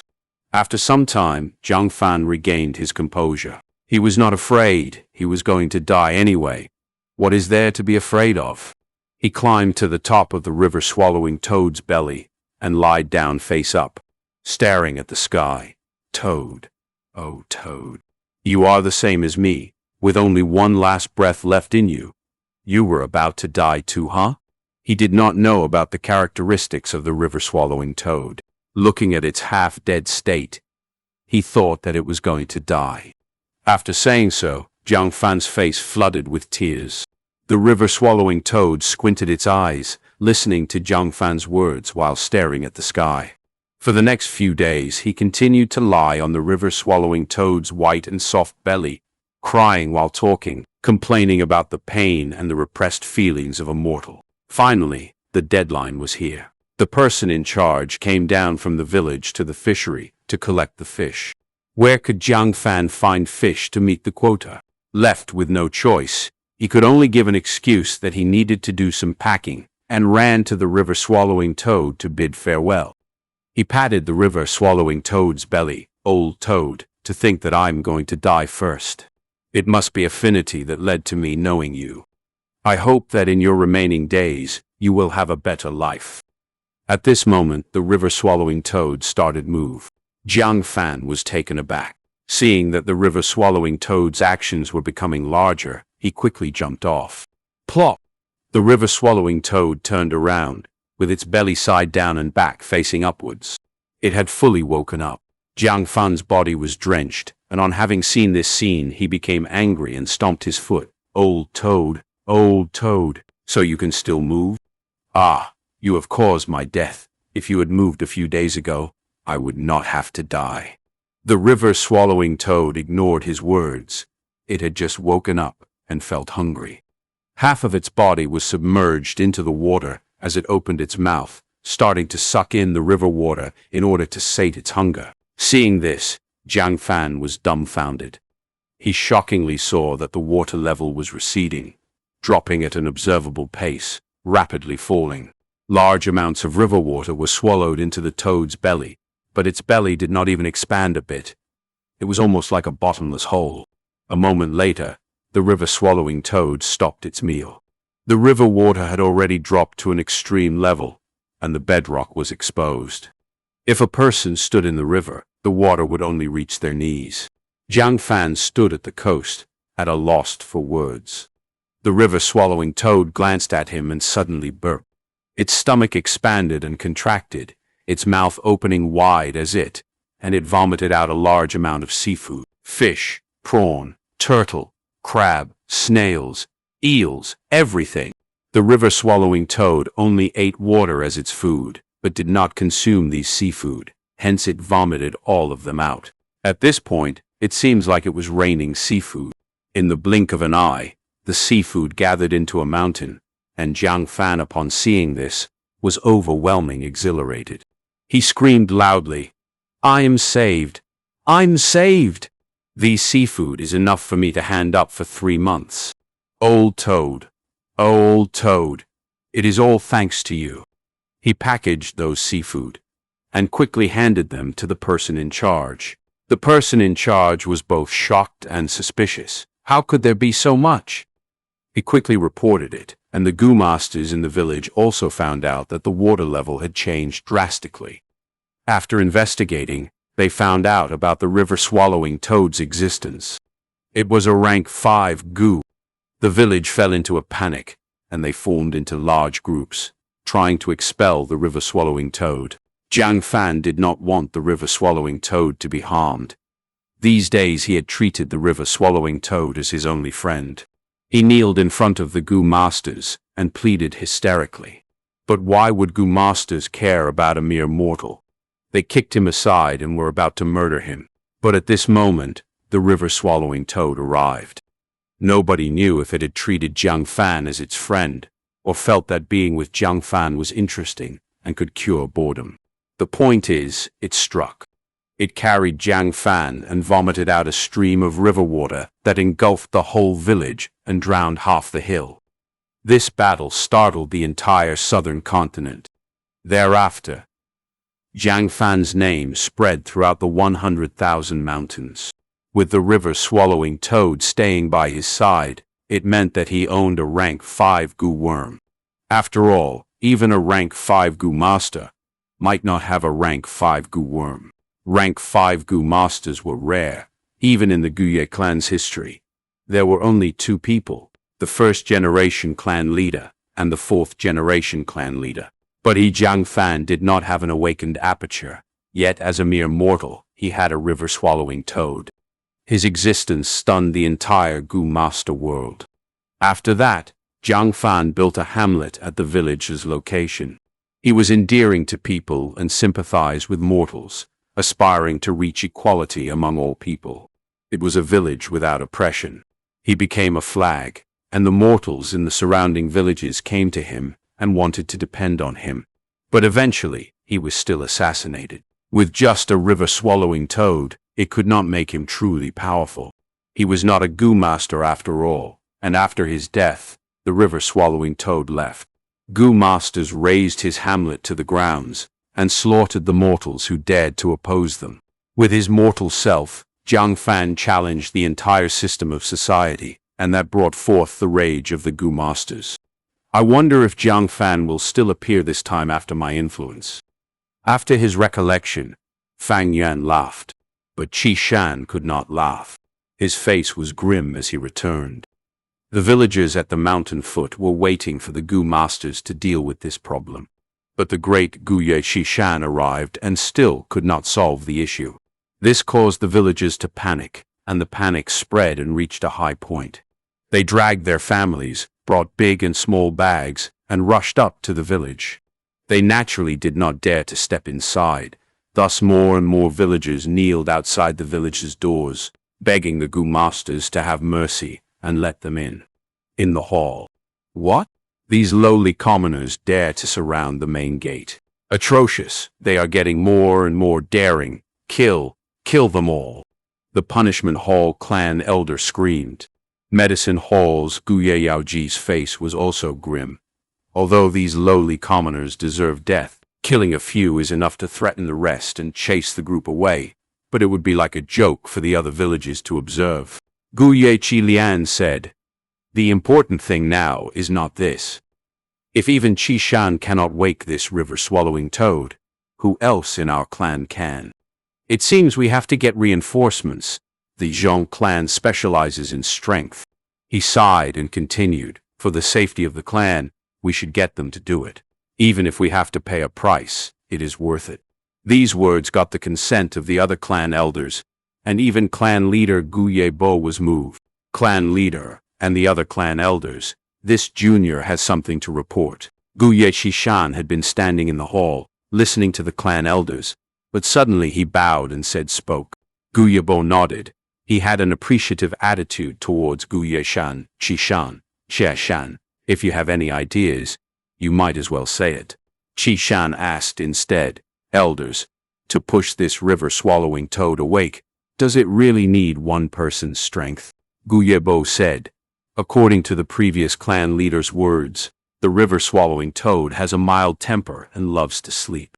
Even if it is awakened by someone pushing it, it would not rage.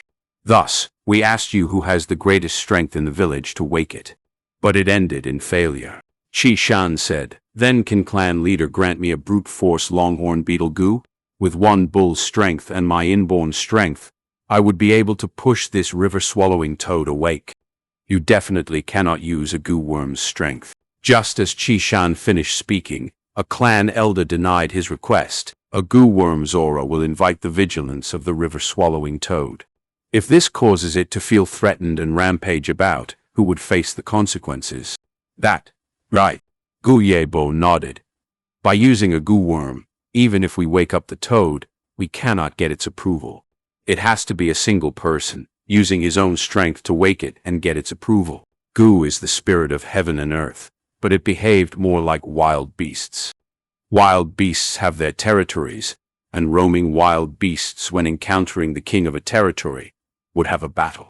The victorious takes the territory and the loser roams. The formation of a beast tide is also based on this wild beast instinct. Strong beast groups will invade and conquer neighboring land. Weaker groups would be exiled, and this forms the beast tide. To chase the river-swallowing toad away, they have to abide to its habits. River-swallowing toad has a mild temperament, not enjoying conflict, and as long as the territory's beast king can be recognized, it would leave. Thus, using goo worms is a no-no. The goo worm's aura will be sensed and cause the river-swallowing toad to take unpredictable actions. Using everyone's strength was not possible too. Once there are many people, even if it is moved, the toad would not leave. That is because everyone acting together was not fair and would not be recognized by it. Thus, the clan leader got Shan to go ahead, as he had the greatest strength in the village. So that's it, I understand. Shan finally understood the situation. He cupped his fists. In that case, I will recommend someone to the clan elders. He has greater strength than me. Oh, who? There's such a person.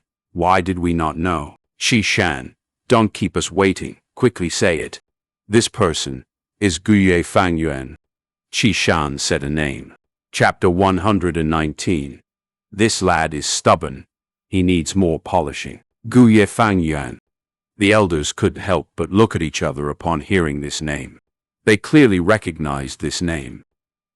In fact, from the beginning, Guye Fang Yuan's name would occasionally reach their ears, especially after the awakening ceremony, when his Gu master cultivation started.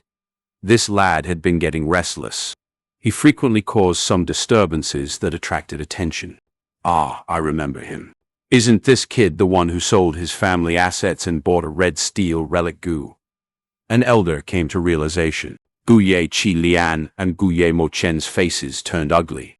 If Qi Shan or Mo Yan had used the red steel relic Gu, they could ascend to rank 2 peak stage and be equal to Guye Qingshu. This would reflect towards the higher-ups. Whether it was the Mo faction or Qi faction who got the relic Gu, it would be a political victory. But to think that this prodigal kid had ruined it all. Returning to the main topic, this kid is truly strong. At the arena previously, he used his bare fists to shatter Jade Skin Gu's defense and pummeled Fang Zheng down, achieving the championship, an elder recalled. This time, it was the clan head Gu Yebo's turn to be embarrassed. He had especially nurtured Guye Fang Zheng, thus Fang Zheng's defeat, in some sense, was his, the clan head faction's, defeat. As long as one entered the system, anyone would be labeled with factions. There were neutral political factions, but absolutely not a person without any faction. But in terms of power, his strength shouldn't be comparable to yours, right? Qi Lian doubtfully asked Qi Shan. Qi San respectfully answered, Elders, perhaps you might not know, Fang Yuan not only bought red steel relic Gu, he also purchased a black boar Gu. These few months, he has been buying pork to nurture the black boar Gu and increase. Once, I even saw him moving a huge rock in the mountain to measure his strength. I am not sure how much strength he has, but from what I have seen, his strength absolutely does lose to mine. So it was like that. To think this kid, Fang Yuan has grown to this stage. Gu Yebo nodded his head.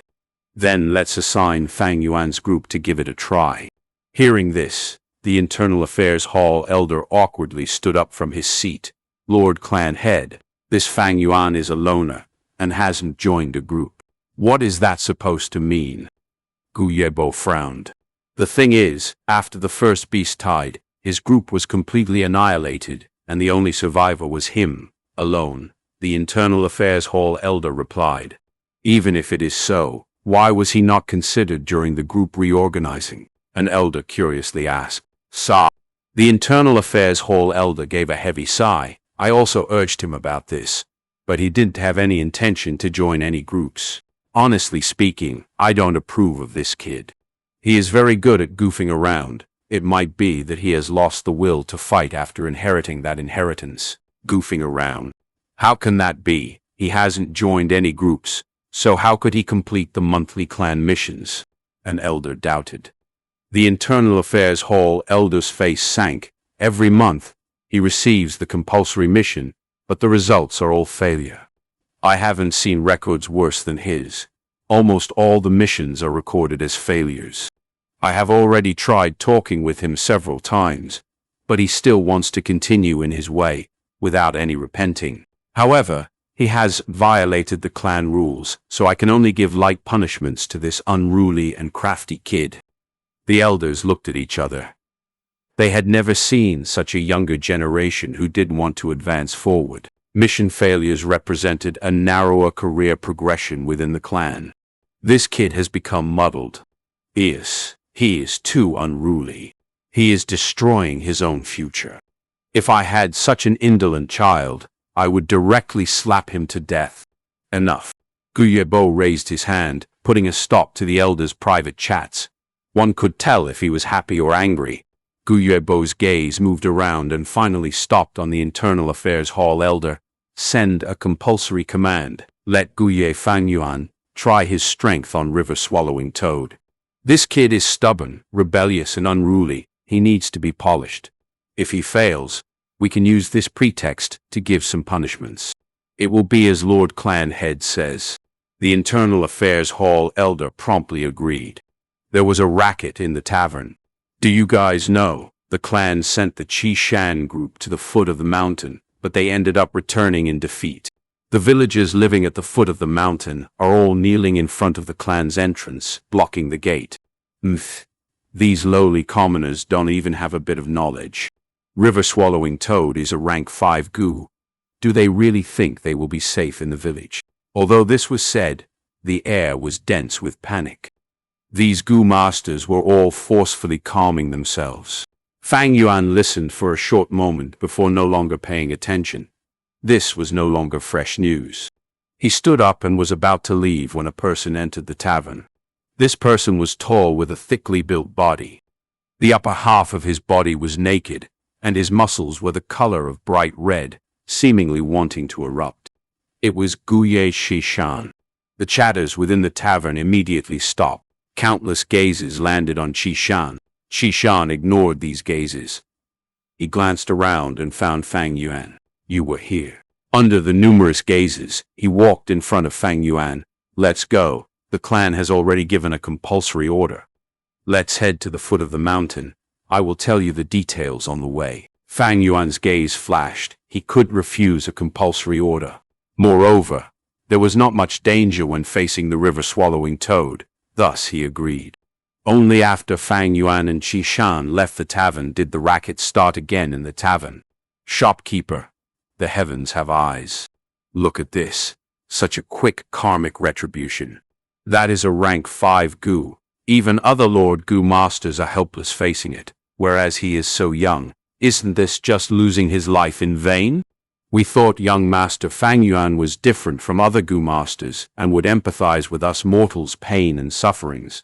To think he would also be of the same mold. Screw him. We wouldn't have any regrets even if he dies. Shopkeeper, you didn't suffer this wound in vain. Getting a Gu master's life for it is absolutely a profit. The old shopkeeper's head was bound with circles of white bandages. Right now, he continued to groan, leaning weakly against the corner. Several waiters were by his side, consoling him. The old man's eyes flashed with resentment, but his mood slightly eased up upon hearing these words. However, after a while of listening, he hypocritically berated them in a low voice. "Shut your mouths. Is this something we can talk of? Aren't you afraid of losing your lives if the other Gu masters hear it?" The waiters giggled. "Shopkeeper, you are too worried. It is so noisy in the tavern. Who could have heard our whisperings?" They had just said this, when a Gu master sitting nearest to them spoke. "I heard it." The shopkeeper and the waiter's complexion changed greatly. They were extremely terrified. "Lord!" The old shopkeeper ignored the dizzy feeling in his head and hurriedly walked towards the Gu master to ask for forgiveness. This Gu master raised his hand and stopped him. "You all spoke very well. I liked what you said. Fang Yuan, this bastard, even if he dies, it shouldn't be regretted. Speak more. I will give you great rewards if I like what you say." The Gu master took out a primeval stone and slammed it on the table with a bang. If Fang Yuan was here, he would recognize this person. This person was that healing Gu master of the previous small beast tide. Fang Yuan had used the girl this Gu master sought after as a shield to cover his body. Thus, this Gu master had a deep hatred towards Fang Yuan, and it was irreconcilable. The waiters looked at each other. One of them, with more guts, started staring at the primeval stone on the table with wide eyes. The Gu master's three companions frowned, but did stop him. They could only listen to the waiters scolding Fang Yuan as if they were in a competition. It was early autumn, and the scenery was good. In the forests, some leaves were of dark shade, and some were of light. Green leaves had started changing to yellow, and yellow leaves faintly showed red. In the paddy field, fields of yellow-orange rice crops waved along with the autumn wind. In some lush vegetable fields, the vegetable leaves were fat, tender, and pleasing. Fang Yuan sped all the way from the middle of the mountain, following the Qishan group down to the foot of the mountain where he saw the rank 5 river-swallowing toad. It was huge and resembled a small hill. It lay belly side up in the riverbed and blocked the river channel. The upstream of the river was already filled with so much water that it was almost spilling to the riverside, and there was almost no flow of the river downstream. Only a shallow, moist riverbed could be seen. The river-swallowing toad's belly was exquisite snow-white and was covered with a layer of luster. Its back was clear sky-blue color and also had a glossy shine to it, with no warts like the ones found in common frogs and toads. It was sound asleep at this moment, but there were no sounds of snoring. It was sleeping very quietly. Sensing its aura, the 2 liquor worms in Fang Yuan's aperture curled up into a ball. The black boar gu's lively appearance seemed to have been wiped out as it flew down. The moonglow gu that resided in his right palm hid its glow. Only the Spring Autumn Cicada was still sleeping peacefully. Fang Yuan withdrew the moonglow gu into his aperture. As long as he did take the initiative to use these gu, their aura wouldn't leak out. Putting them in the aperture was very safe and reliable. "Fang Yuan, it's your turn next," Qishan spoke from the side. He had already explained most of the details on the way. Fang Yuan also approved of this method. Of course, the simplest way was to use Spring Autumn Cicada. Once a rank 6 gu worm's aura leaked out, this river-swallowing toad would be frightened and immediately flee. This was also because the river-swallowing toad did like fighting. If it was a vicious gu like the blood river python, Spring Autumn Cicada's aura would instead cause it to go berserk and retaliate madly. Fang Yuan stood at the riverside, trying out to push it first.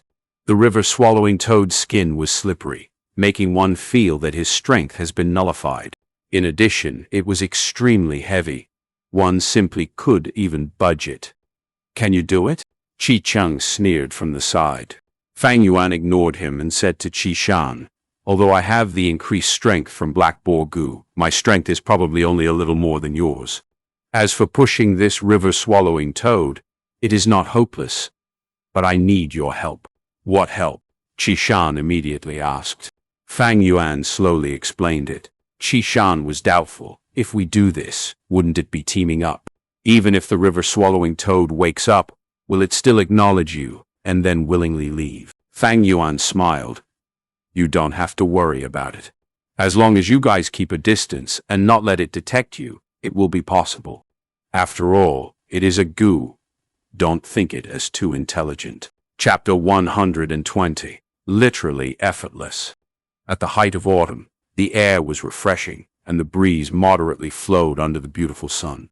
The blue dome of heaven was clean and clear like a crystal. The wind blew gently, brushing Fang Yuan's appearance into motion. Looking from afar, the nearby villages had little people. Nearby, the hill-like river-swallowing toad was slumbering, blocking the riverbed.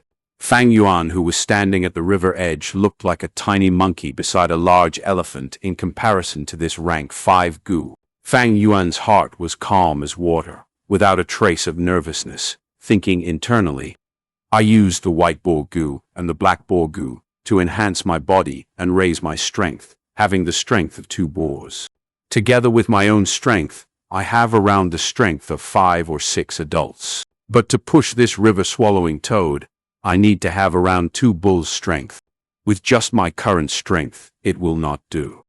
But if I borrow the power of the tides, it's here.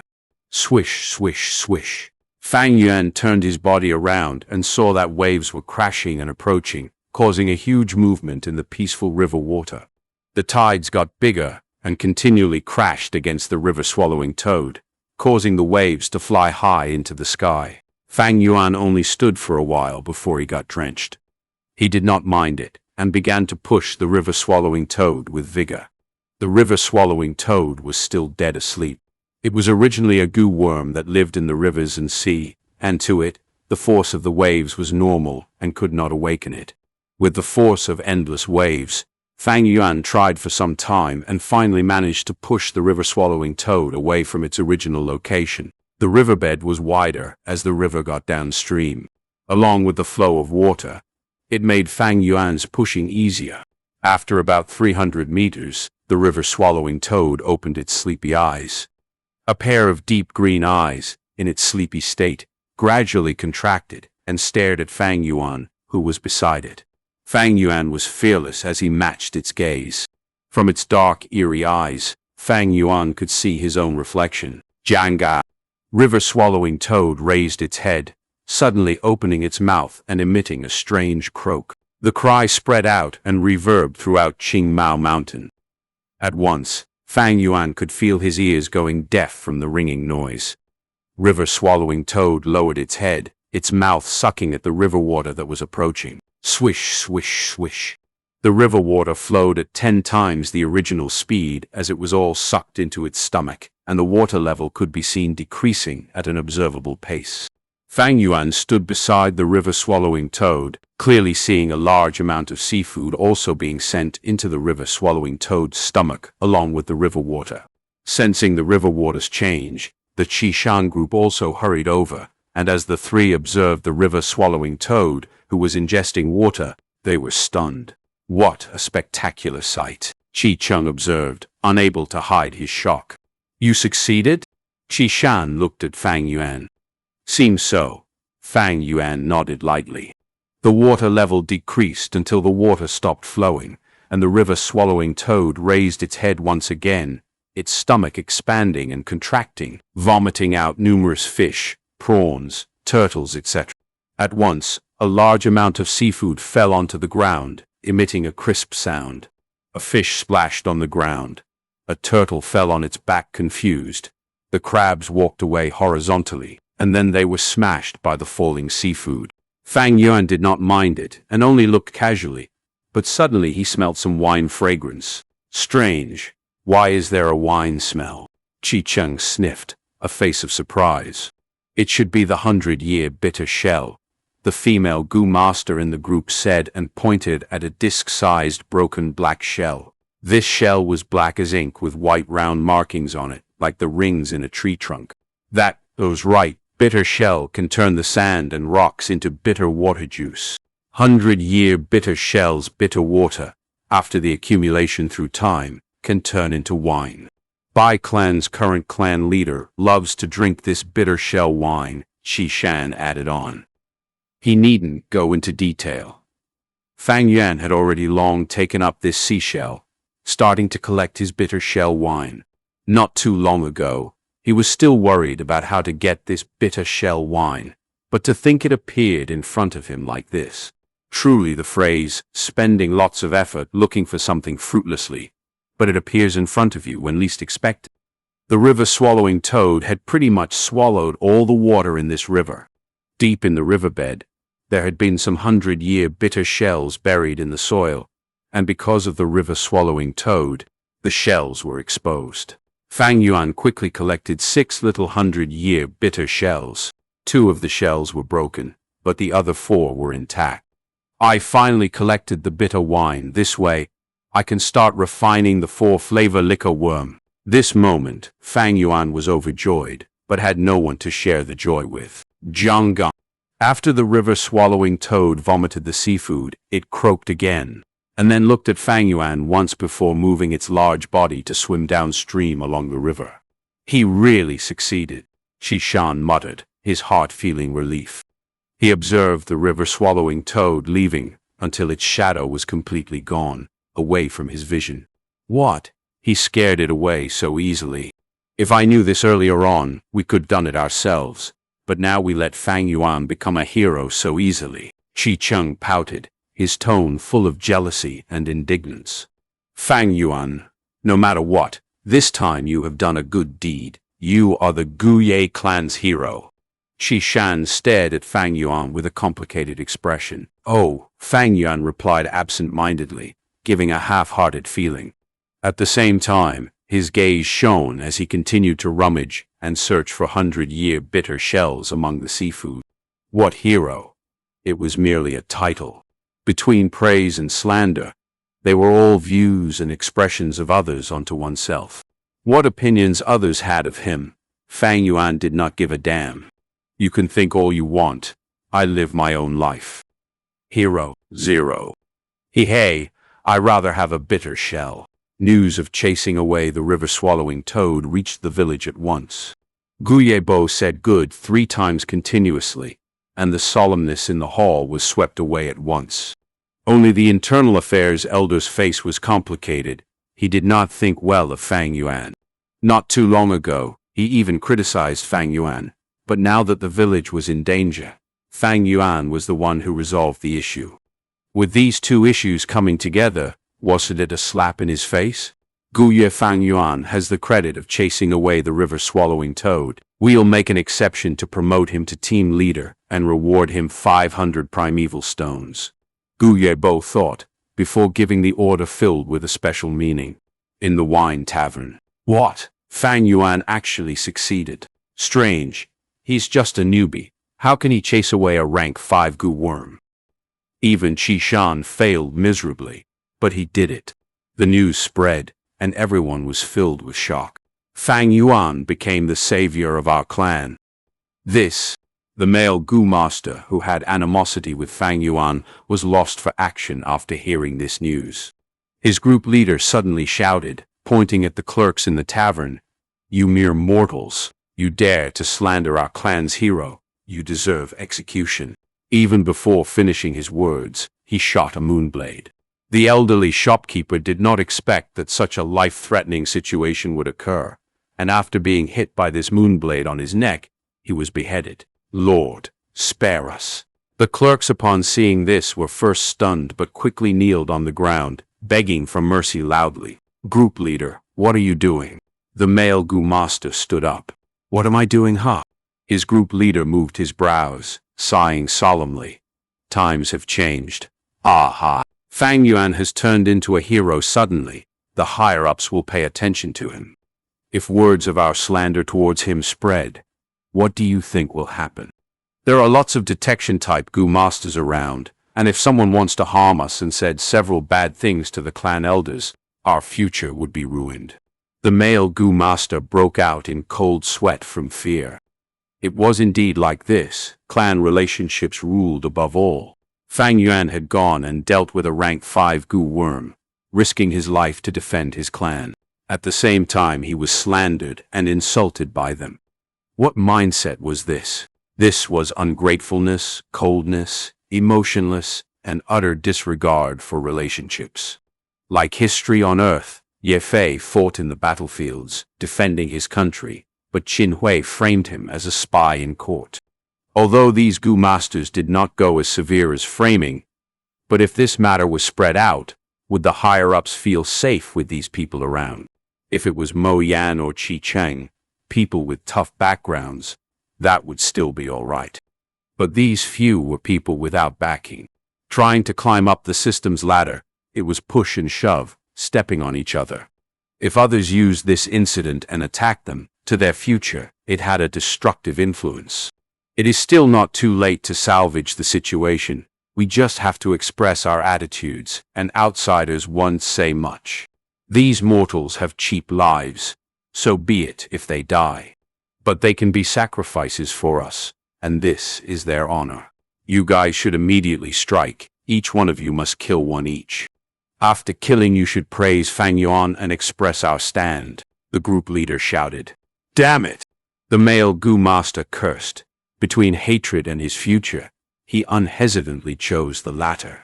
With a moonblade, a clerk died on the spot. Lord, please spare us. At once, all the other clerks were paralyzed on the ground, scared until they peed their pants. The male Gu master did not care about them, and under everyone's watchful gaze, he pointed at these pitiful clerks righteously, shouting, You lot deserve death. Guye Fang Yuan is a hero, and with his own strength, he defended the clan. What gave you the courage to slander him? The male Gu master said this while frowning. This was his true emotion. Fang Yuan was someone he deeply hated, but he had to praise him in public. He felt a strong sense of disgust and irk for himself. Lord, did you ask us? A clerk felt feelings of injustice deeply, shouting out loudly. But he could not finish his sentence before he stopped. A moonblade went flying, splitting him in half. A bunch of lowly slaves, not only slandering Fang Yuan, but also wanting to implicate us. A female Gu master struck, her expression cold as she shouted fiercely. Other Gu masters, seeing this, felt like they were watching a soap opera.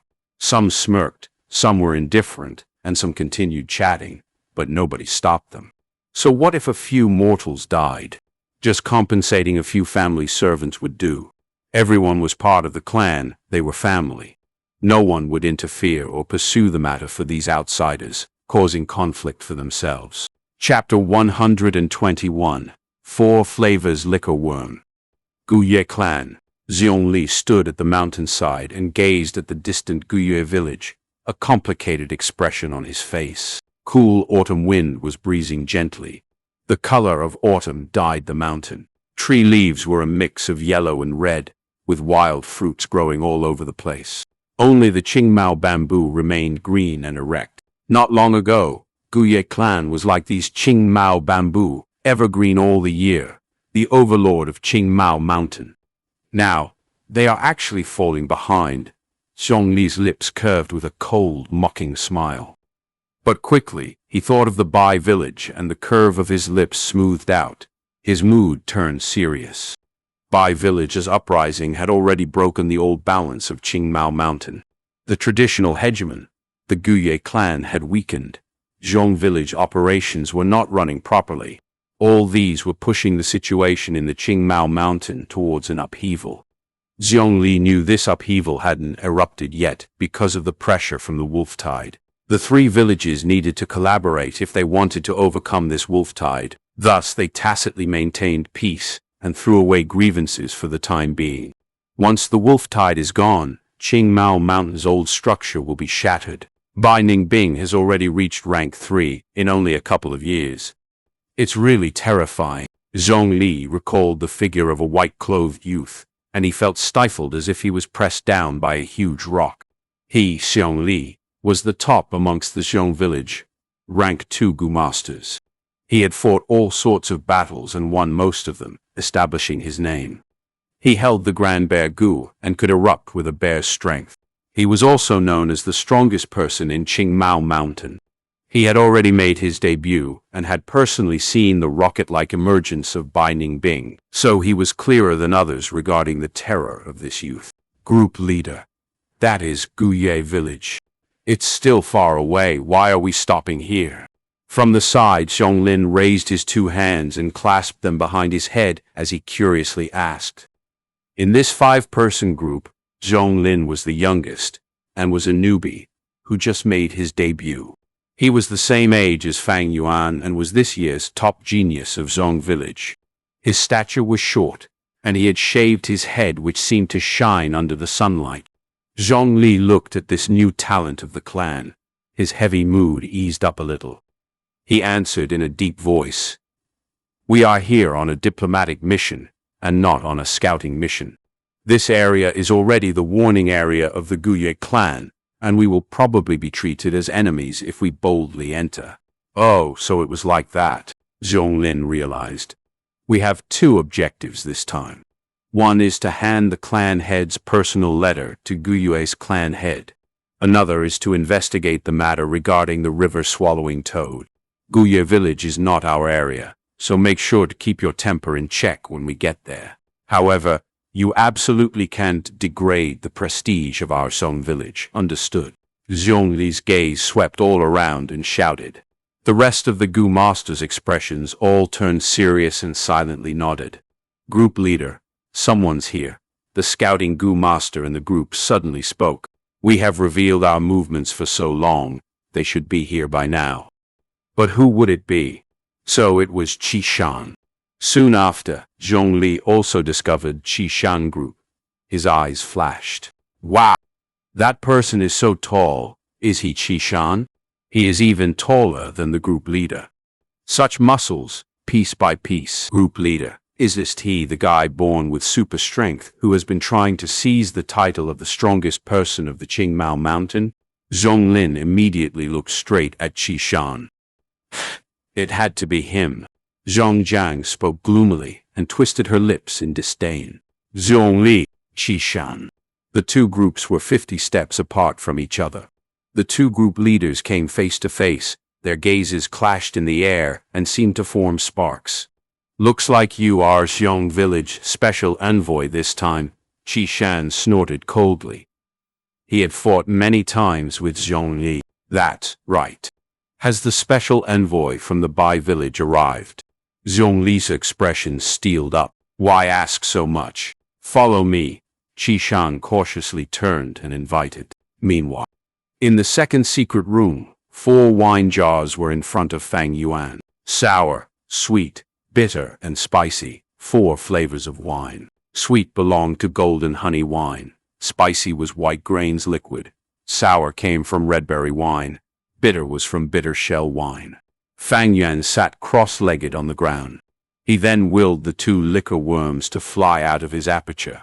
The fusion process of 4 flavors liquor worm was slightly different from normal fusion. The 2 liquor worms followed Fang Yuan's will and entered the redberry wine jar.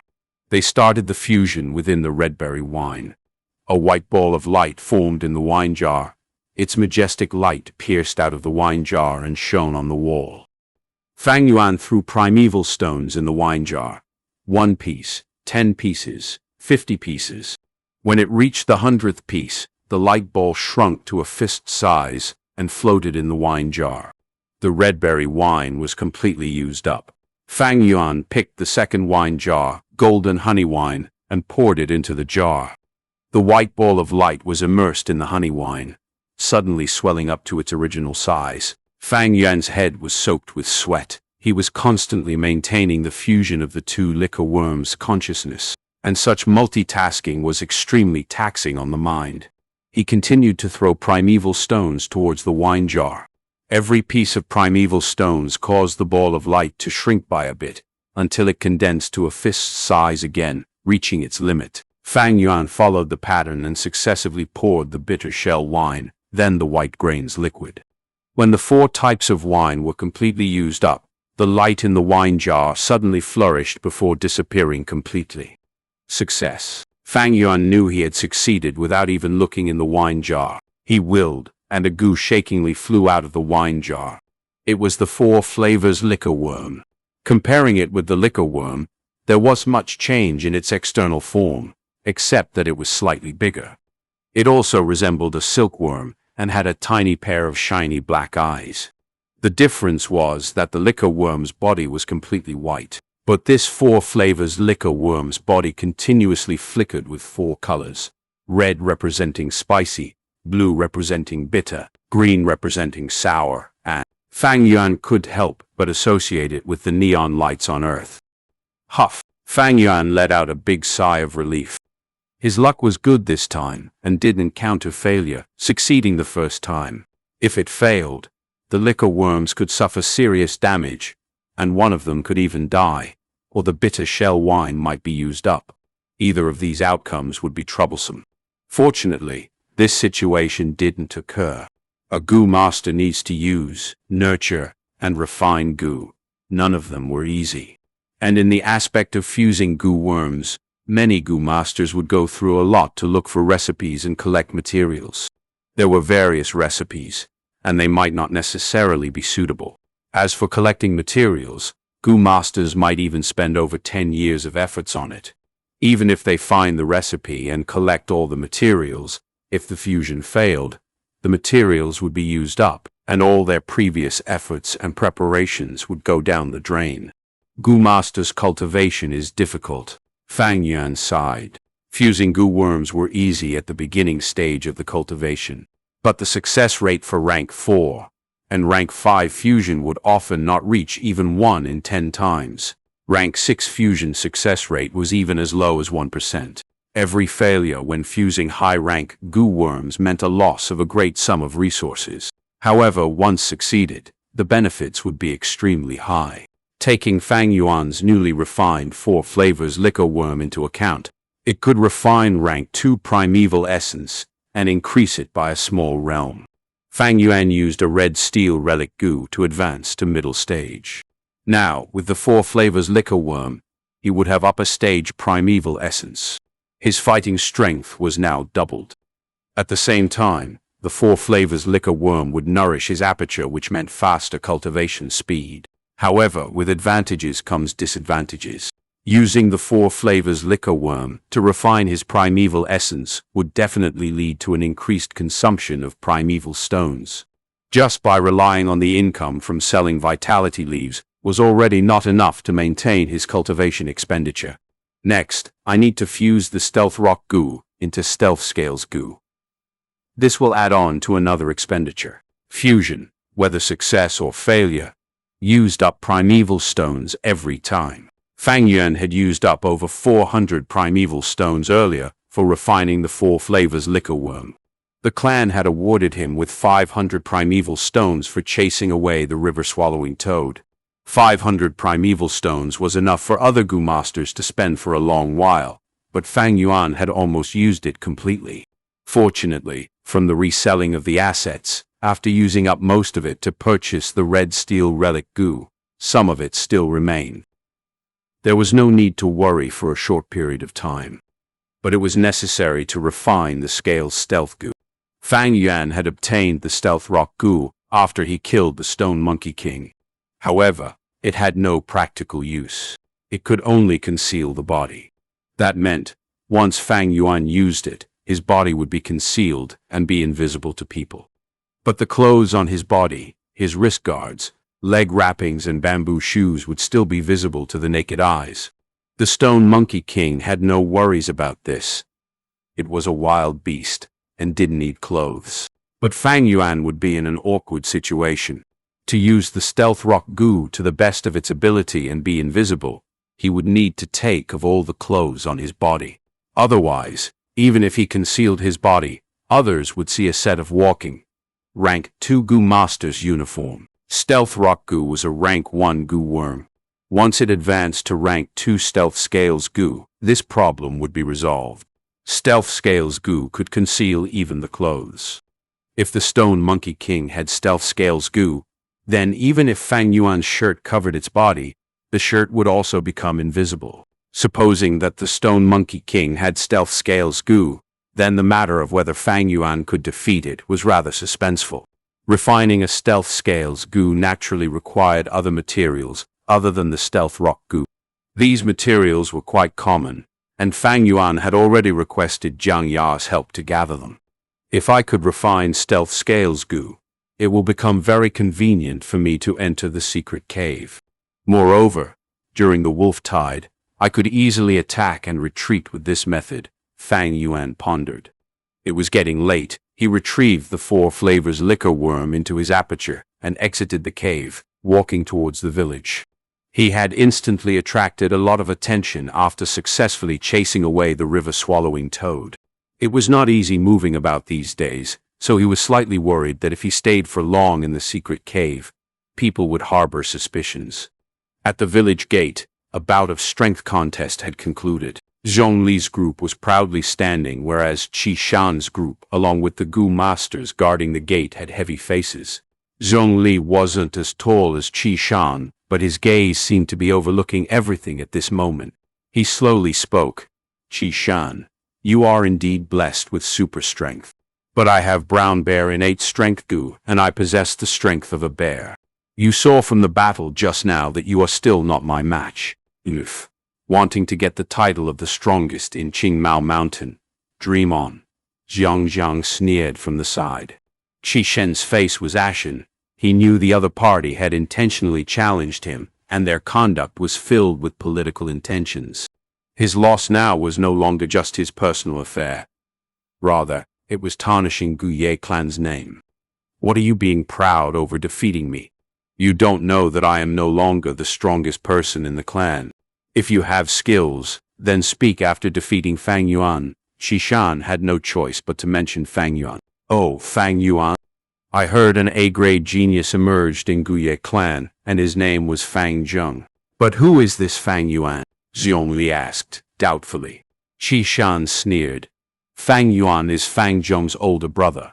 He is also blessed with innate super strength and similarly possesses a strength-increasing Gu worm. Previously, he alone pushed the rank 5 river-swallowing toad over 100 meters, finally driving it away.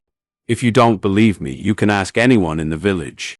Zhongli group's expressions couldn't help but change. Rank 5 river-swallowing toad. Fang Yuan. This name was instantly engraved in their minds. Chapter 122. There are many blizzards in life. Wizard. 3 face-sized moonblades slashed through the air, carrying an eerie blue light. Screech. Instantly, 16 to 17 jade eye stone monkeys were killed on the spot. The stone monkey groups chasing after Fang Yu were instantly cut down by a small half. Fang Yuan stood on the spot and did retreat.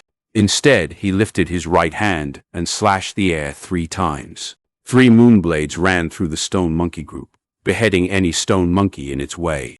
The corpses of the stone monkeys fell on the ground, shattering into countless pieces. Their eyes turned into jade pearls and rolled on the blood-filled ground. Fang Yuan inspected his aperture. He still had greater half of dark red primeval essence remaining. The Moonlo Gu required 10% of light red primeval essence to use a moonblade. Fang Yuan could only use 4 moonblades repeatedly at rank 2 initial stage. The number increased to 8 when he reached the middle stage.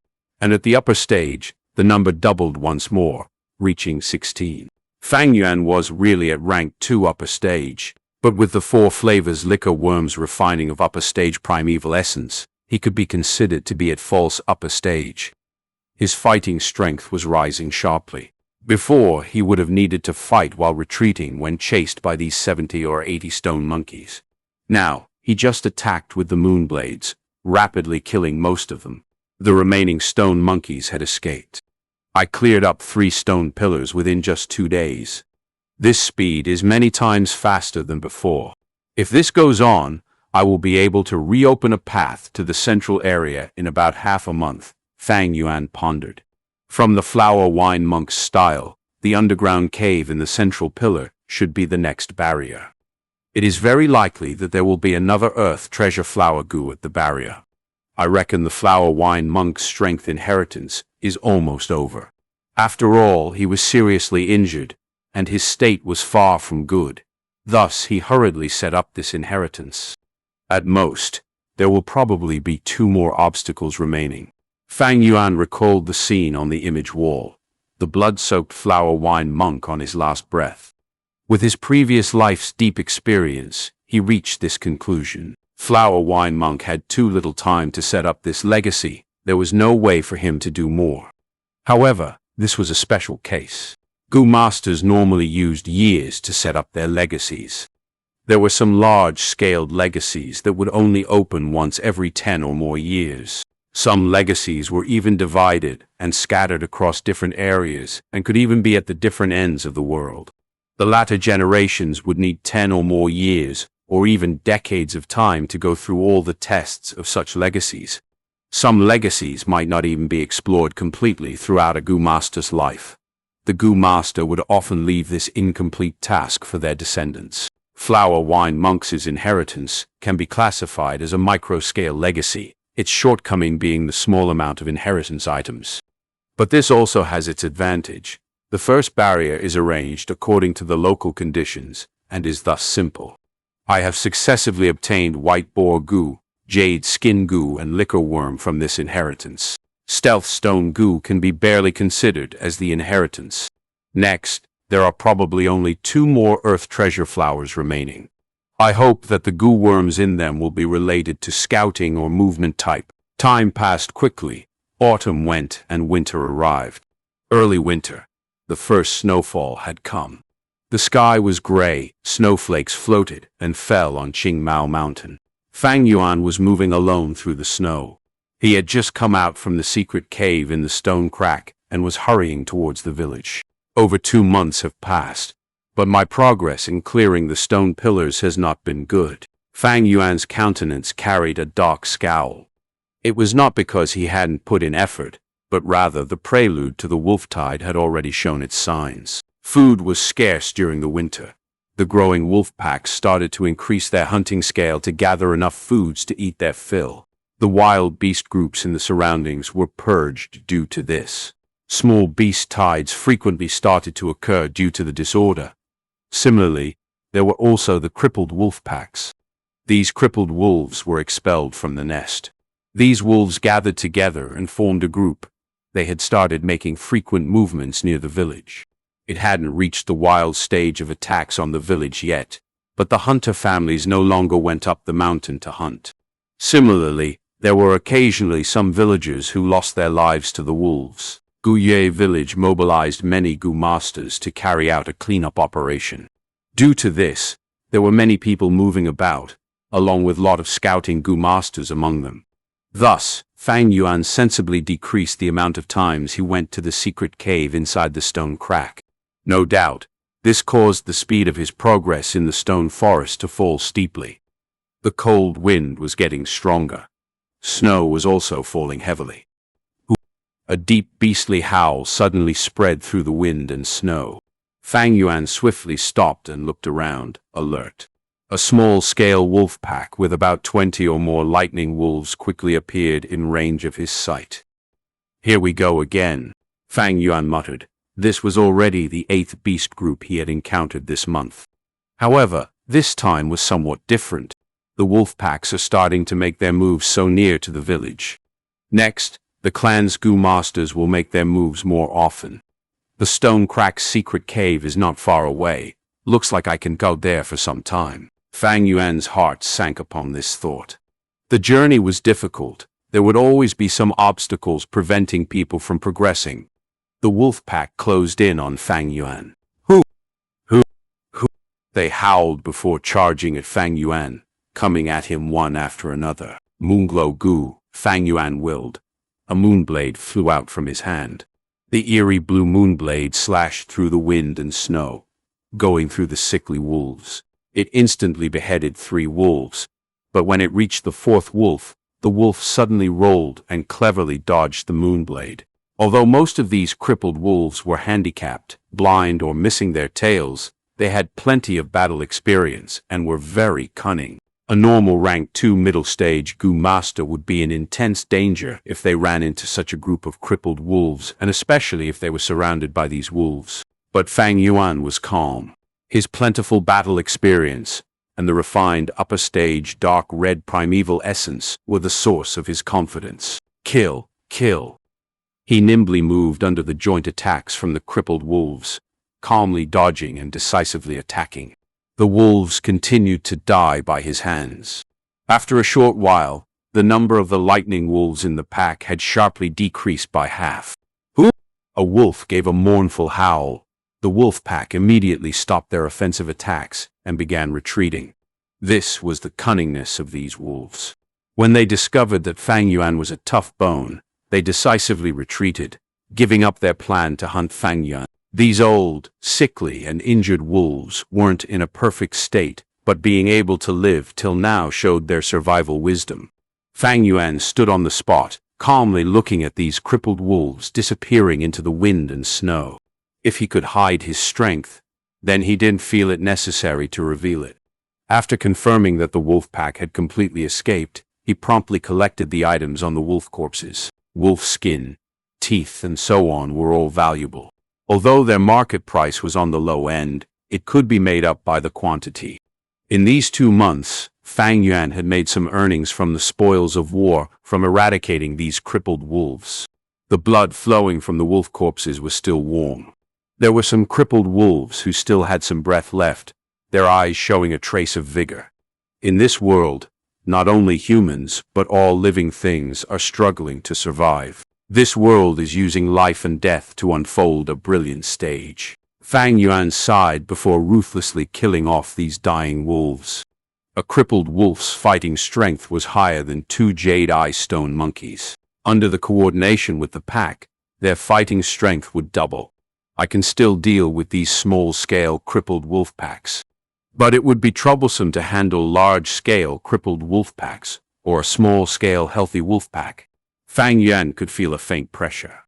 The wolf tide will break out soon, and the whole clan will be mobilized. I won't be able to act aloof. If I want to hunt the lightning wolves by myself, I must have a scouting or movement type goo. Otherwise, I will fall to the wolf tide. Fang Yuan clearly recognized his shortcomings due to his ample experience. His fighting strength had increased sharply after getting the 4 flavors liquor worm. With the Moonglow goo and Jade Skin goo, he had both offense and defense. With his previous life's deep accumulation, he could totally be ranked along with Qingxu, Qishan, and Mo Yan. One could say he was barely, but already able to stand in the top ranks among the ranked 2 goo masters of the clan. Why it was barely was because he was not truly at the upper stage, and at the same time his aptitude was also only C grade and was thus very limited. Being able to accomplish this much with his fighting strength was already the best result, but fighting strength was only one aspect in surviving the wolf tide. I must have a scouting method.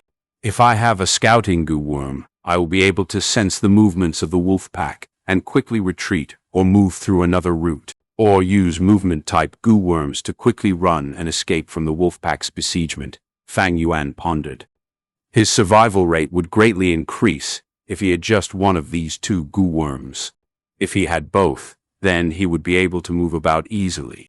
I hope Flower Wine Monk's legacy contains such goo worms.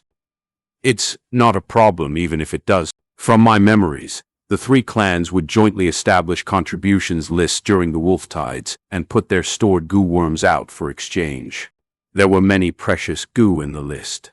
At that time, I can use my contributions and exchange them for Bai or Xiong village goo worms. Fang Yuan planned in his mind and stood up.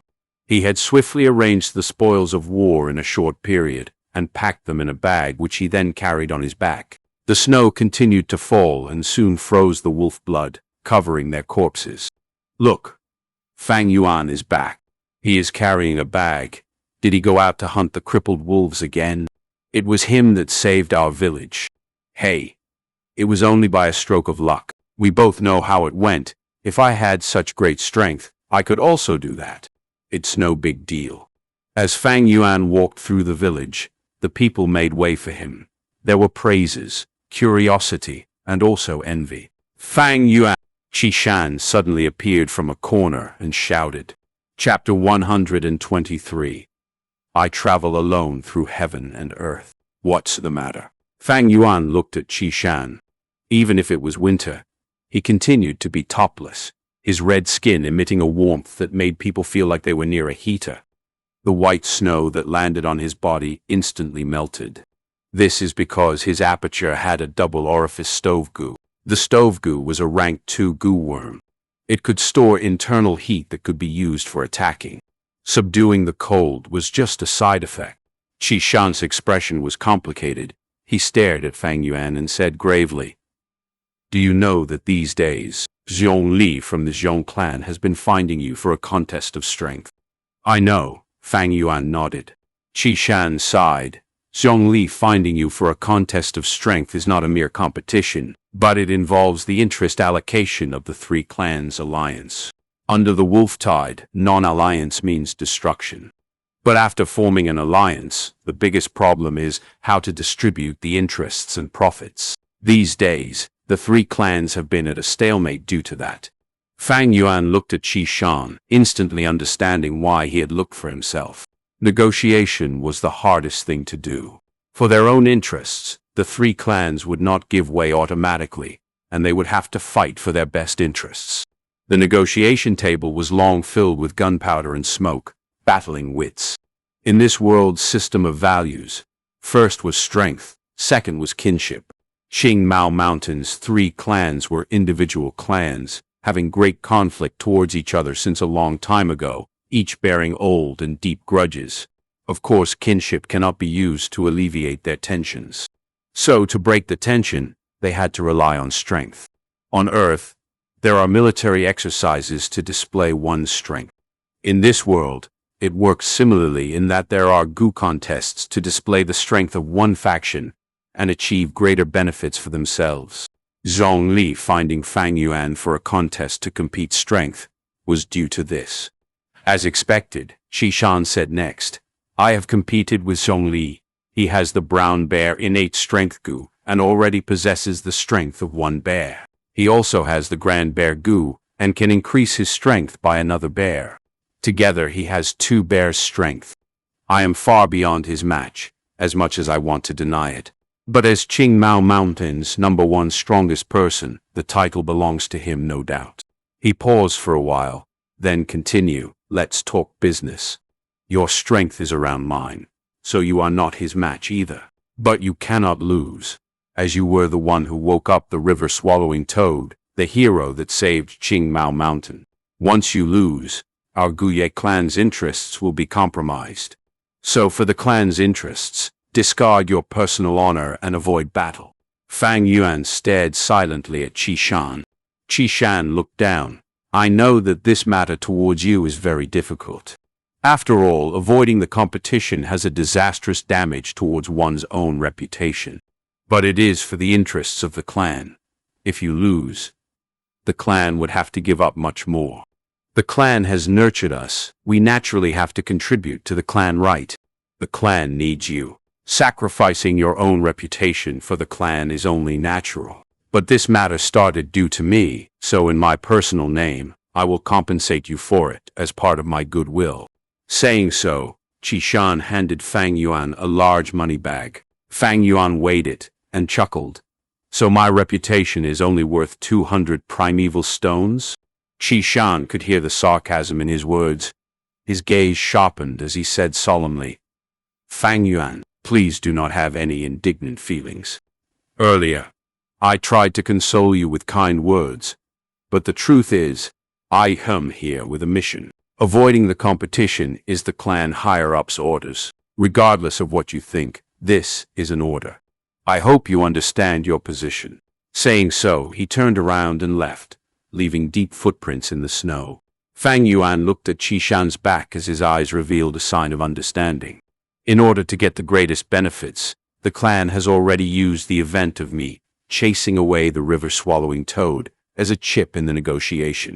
After all, the river-swallowing toad was a danger to the entire Qingmao Mountain. In order to get rid of this chip, the Zhong clan sent Zhongli to challenge me. To the clan, I am but a chess piece. Zhongli is the same, and Qishan is also a chess piece. What is sad is that these people are willingly being pawn pieces, even basking in its glory and finding it natural. This is truly a successful brainwash by the clan. But I originally did not want to compete with Zhongli anyway. The so-called reputation is merely praises from others. This chain that binds people has captured many heroes and geniuses in the past. But to me, what loss is there? Hey, I have to thank Qishan for sending me 200 primeval stones. Thinking of this, Fang Yuan smirked. Why did he attract Zhongli's challenge? Merely because he had the glory of saving the village. Why did Qishan challenge Zhongli? It was merely for the reputation of Qingmao Mountain's #1 strongman. The so-called reputation is merely a superficial carrot. It has tempted many people and trampled many others, manipulating countless people. Sad, how sad. Snow continued to descend slowly. The entire Guye village was silently erected in the snow. The people beside him rushed through the streets. What's laughable is that these people have had their bodies trapped by this fictitious glory. Fang Yuan's eyes drooped down as his eerie dark iris was half covered by hair. The light reflecting from the snow shone on his face. The young man's face was pale and had a sort of coldness. Suddenly laughing, Fang Yuan recited a poem. White snow blankets the land as I travel alone through heaven and earth.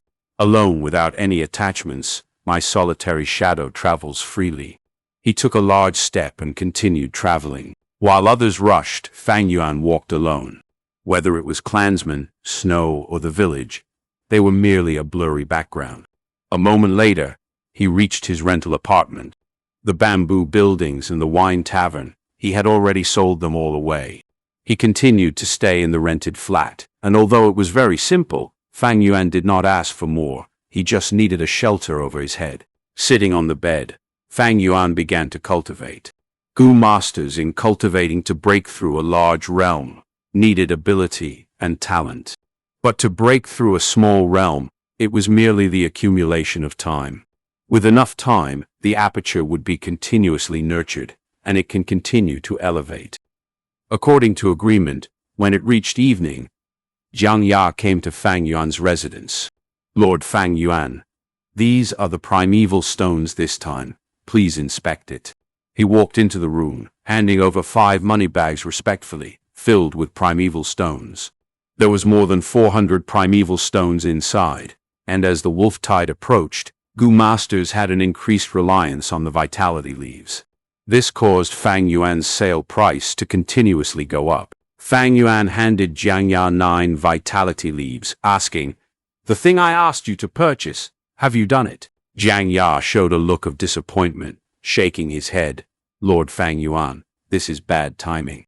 The wolf tide is coming, and the clan has increased its control on resources. Other things aside, that fish scale goo is only slightly less valuable than the jade skin goo. I have already tried my best, but it is difficult to have results immediately. Fang Yuan frowned. Fish scale goo was used with stealth rock goo to create the stealth scale goo. Without the fish scale goo, he could refine the stealth scale goo. Even with resource control, it does not mean we cannot find a fish scale goo. The root of the problem is xianxia's ability being too small. It seems that fusing the stealth scale goo would have to drag on. Fang Yuan sighed in his heart, but he was not discouraged. 9 out of 10 things in this world will not go according to plan. This is life, and the phrase smooth sailing is only a beautiful greeting. Bai clan produces the fish scale goo, and our clan also has them, although less in number. It seems this matter has to wait after the formal alliance. Fang Yuan was not in a rush. He knew that once the 3 clans form an alliance, they would create the battle merit board. This would encourage Gu masters to proactively hunt wolves. By then, he would be able to use his merit points to exchange for the 3 clans' resources. Of course, Guye clans Moonlight Gu, Xiong clans Bear Strength Gu, and Bai clans Stream Gu were the clan's signature and would not be exchangeable. But the fish scale Gu was definitely inside. Danger is accompanied by opportunity. To Gu masters, the wolf tide was a strict examination, but also an opportunity to rise up. Under the attack of the wolf tide, numerous famous Gu masters died while many Gu masters gained fame due to it. The older factions in the clan would weaken due to this, but new factions would rise up into the political stage. At night, unexpected guests arrived. Guye Qingshu and Guye Fangjeng. Qingshu got to the main point, mentioning his previous objective, wanting to buy the liquor worm from Fang Yuan. At the same time, he also wanted to buy the black boar goo, and even the 9-leaf vitality grass. 9-leaf vitality grass was a no-brainer. Liquor worm had long become the 4-flavor liquor worm. Even if Fang Yuan wanted to, he couldn't even produce it now, thus he rejected them. But the black boar goo, I have already gained the strength of a boar, so the black boar goo has little value to me anymore. Black boar goo's best advancement path is the steel mane goo. Although it is a goo with both offense and defense, to me who already has the white jade goo, it has little use. I might as well exchange it into a fish scale goo. Fang Yuan thought of this and mentioned it. Fish scale goo? Qing Shu frowned, then nodded. I know, you lack a defensive goo worm. The fish scale goo can be fused into the rank 2 scale armor goo. It can provide good defense. Using the fish scale goo and stealth rock goo to create the stealth scale goo. The recipe would only be discovered 200 years later, so it was natural that Qing Shu had no clue. Fang Yuan did not expose himself. The black boar goo is more valuable than the fish scale goo, so if we exchange it, you have to compensate me the difference in price, naturally. Qing Shu nodded, then asked, never mind about the 9-leaf vitality grass. Are you really not selling the liquor worm? It is useless to you already. Raising it for nothing is just a waste of your primeval stones. Fang Yuan shook his head. Don't mention the liquor worm. It is not for sale. Qing Shu rubbed his nose, laughing bitterly. Fang Yuan, this matter is more complicated than you think. Do you know Guye Yao Lei? She is the granddaughter of Medicine Hall Elder Guye Yao Ji, a new student this year, and has B-grade aptitude. Guye Yao Ji loves her granddaughter, and once tried to buy a liquor worm in the treehouse, but did not succeed. Used the liquor worm before. I'm sure you know the benefits it has. I won't say any more, but Lord Yao Ji really wants this goo worm for her granddaughter. An elderly's affection for her grandchildren is completely understandable. Thus, she has come to you. She is serious about buying it and has offered a high price. She even promises that if you got injured in the wolf tide, you'd get special attention from the medicine hall. I hope you consider it thoroughly. Chapter 124. I don't need your understanding. So that's it. Fang Yuan rubbed his chin, then shook his head. This liquor worm is not for sale. Since Yao Ji is insistent, why isn't she finding the goo master who bought the liquor worm? Hearing this, Qing Shu looked like a dark cloud was looming over him as he sighed deeply. Sigh, we do not know which clansman has it. After buying this liquor worm, there has been absolutely no news. We cannot find anything, and we cannot simply inspect apertures, right? That is a taboo, the biggest taboo among goo masters. For a small matter like the liquor worm, causing public rage is not good. But it is understandable that this clansman is keeping a low profile on his treasure. This is also human nature. Qing Shu did not know that the real person who bought the liquor worm was sitting in front of him. But Qing Shu never suspected Fang Yuan, since in his perspective, Fang Yuan had the liquor worm already. He wouldn't need to buy a second one. What's the use of it? If he knew about the 4-flavor liquor worm's recipe, he would definitely suspect Fang Yuan. But now, this recipe was solely Fang Yuan's secret to keep. The only one who knew that Fang Yuan was the buyer is Jia Fu. But to Jia Fu, Fang Yuan could be helping another person to buy it. Whether it be a relative or a lover, something like this is natural. Yao Ji is the same right, buying the liquor worm for her granddaughter. No matter what, I am not giving way for this liquor worm matter. Fang Yuan's attitude was firm without any loosening as he smirked in his heart. This was the system. The system made one strong, but it was also a restraint. Guye Yao Ji was a rank 3 goo master. She was much stronger than Fang Yuan, but due to the system she could not snatch it from him. Due to the rules of the system and minding her own reputation, she cannot forcefully purchase it either. Fang Zheng, who was at one side, suddenly urged, "Brother, the liquor worm is useless to you. Why cling on to it? Granny Yao Ji is very kind. I've met Sister Yao Le many times too. She is a good person. I am sure she will take good care of the liquor worm. And the liquor worm is very helpful to her." Kindness begets kindness. Brother, you saved the village, and I am happy for you. This brings honor to our family as well. But why are you being so stubborn now? Is this too petty? Fang Yuan's expression stiffened as he said coldly, My good little brother, are you lecturing me? The liquor worm is my business. Even if it rots in my hands, you have no rights to dictate what I do. He was not really angry, but attitude is the mask of the heart, and by expressing his attitude, it would allow Qingshu to see his determination to reject. It seems Fang Yuan is bent on rejecting. Bringing Fang Zheng here on purpose was a bad move. These brothers have a poor relationship and are always at odds. I've shot myself in the foot. Guye Qingshu's gaze shone. Fang Zheng, go out and shop around. Fang Zheng wanted to say more, but he was stopped by Qingshu. Fang Zheng gritted his teeth, but still obeyed Qingshu's command. Either way, I cannot understand you in this matter, big brother. He opened the door, leaving his last sentence. What I do does not require your understanding, Fang Zheng. Fang Yuan was expressionless.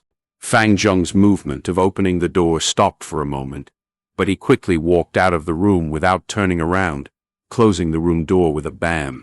This movement caused the room's atmosphere to become even more awkward. If there is nothing else, Brother Qingshu can take your leave. Fang Yuan instantly evicted his guest. Hey, Qingshu laughed dryly, trying to alleviate the tension, but Fang Yuan's face was cold as ice, showing no signs of change. But his temper was mild, and he did not get frustrated. Touching his nose, Qingshu laughed awkwardly. There is another matter regarding the 9-leaf vitality grass. The 9-leaf vitality grass is not for sale. Fang Yuan rolled his eyes. I know. Qingshu nodded. It is regarding the vitality leaf. This is the personal business of my group. I hope you can supply the produced vitality grass to us. Of course, we will pay you an appropriate compensation. Seeing business approaching, Fang Yuan naturally did not reject. Then, 65 primeval stones per leaf. Qingshu, on hearing the price, was tongue-tied. According to market rates, the clan's original sale price is 55 primeval stones. Although the vitality leaf is an expenditure type rank 1 gu, gone after one use, this was something to save lives, and nobody would mind more of it. Especially with the wolf tide nearing, the clan is also raising prices, and each leaf is sold at 60 primeval stones. Actually, not just the vitality leaf, but also resources are also getting pricier. This is the volatility of the situation, and gu masters have to live with it. But what Qingshu did not expect was, Fang Yuan's price was even higher than the clan's, finding it expensive. You don't have to buy it. But as far as I know, after the wolf tide, the clan will tightly control resources, and the vitality leaf would have excess demand. By then, the prices will soar again. There might not even be stock. What do you think? Fang Yuan's tone was calm as he safely evaluated his pricing. Qingshu was stumped, his tone turning helpless. You sure are clear of it. But your price raising is slightly overbearing. Aren't you afraid of offending people? If you reduce the prices, you can use the opportunity to build relationships. But if you raise prices like this, the clansmen will keep a grudge on you for earning profits this way. Fang Yuan raised his head and laughed. The wolf tide is nearing. I am but a small fry. I can die any day. How can I bother with these trivialities? You have long gone past the stage of a small fry, and human relationships are not trivial either. Qingshu stared at Fang Yuan deeply, then lightly shook his head. But everyone has their own thoughts and choices. I will not force you. However, do be more careful. Lord Yao Ji will not let go so easily. Goodbye. Qingshu no longer mentioned the matter of purchasing vitality leaves. Fang Yuan's prices had scared him. He was a smart person, and when a smart person buys things, they do not act on impulse, but only after intelligent consideration. A smart person would have an evaluation in their heart, and once the prices exceed their worth, they would calmly pull out. Fang Yuan seemed to have only increased the price by 5 primeval stones, but Qingshu was not just buying one vitality leaf. and the wolf tide would be going on for at least a year. He would be expending a lot of vitality leaves. If this accumulated, it would be a heavy cost. Thanks for your advice. Take care. I shall not send you off, Fang Yuan said, watching Qingshu leave. His heart was clear as he knew that Qingshu would definitely be back. That is because he had underestimated the wolf tide's severity too much. Under such a wolf tide, death might instantly befall anyone, and the vitality leaf had no lack of customers. In his memory, the price rocketed to over 100 primeval stones. Of course, this price was also during the period when the wolf tide was at its strongest. Right now, what Fang Yuan wanted to do was to accommodate to the time period, gradually raising prices. As time flowed, the winter wind grew more cold and harsh. This year's winter winds were evidently colder than previous years for Qingmao Mountain's 3 villages. Taking the Guye village, for example, more and more crippled wolves appeared near the village surroundings. The clan sent out large amounts of missions, and almost all of them were about exterminating the crippled wolves. During December, when the crippled wolves amount reached its peak, this caused the situation to worsen quickly, reaching an atrocious level. In fact, there was even a situation where a hamlet at the mountain foot was slaughtered by a large group of wolves. Good thing was, the dozen Gu masters in the village retreated in time. The clan higher-ups breathed a sigh of relief secretly, as the death of a Gu master would cause them to feel pity for over half a day.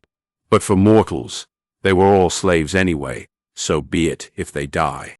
In this world, there are no human rights.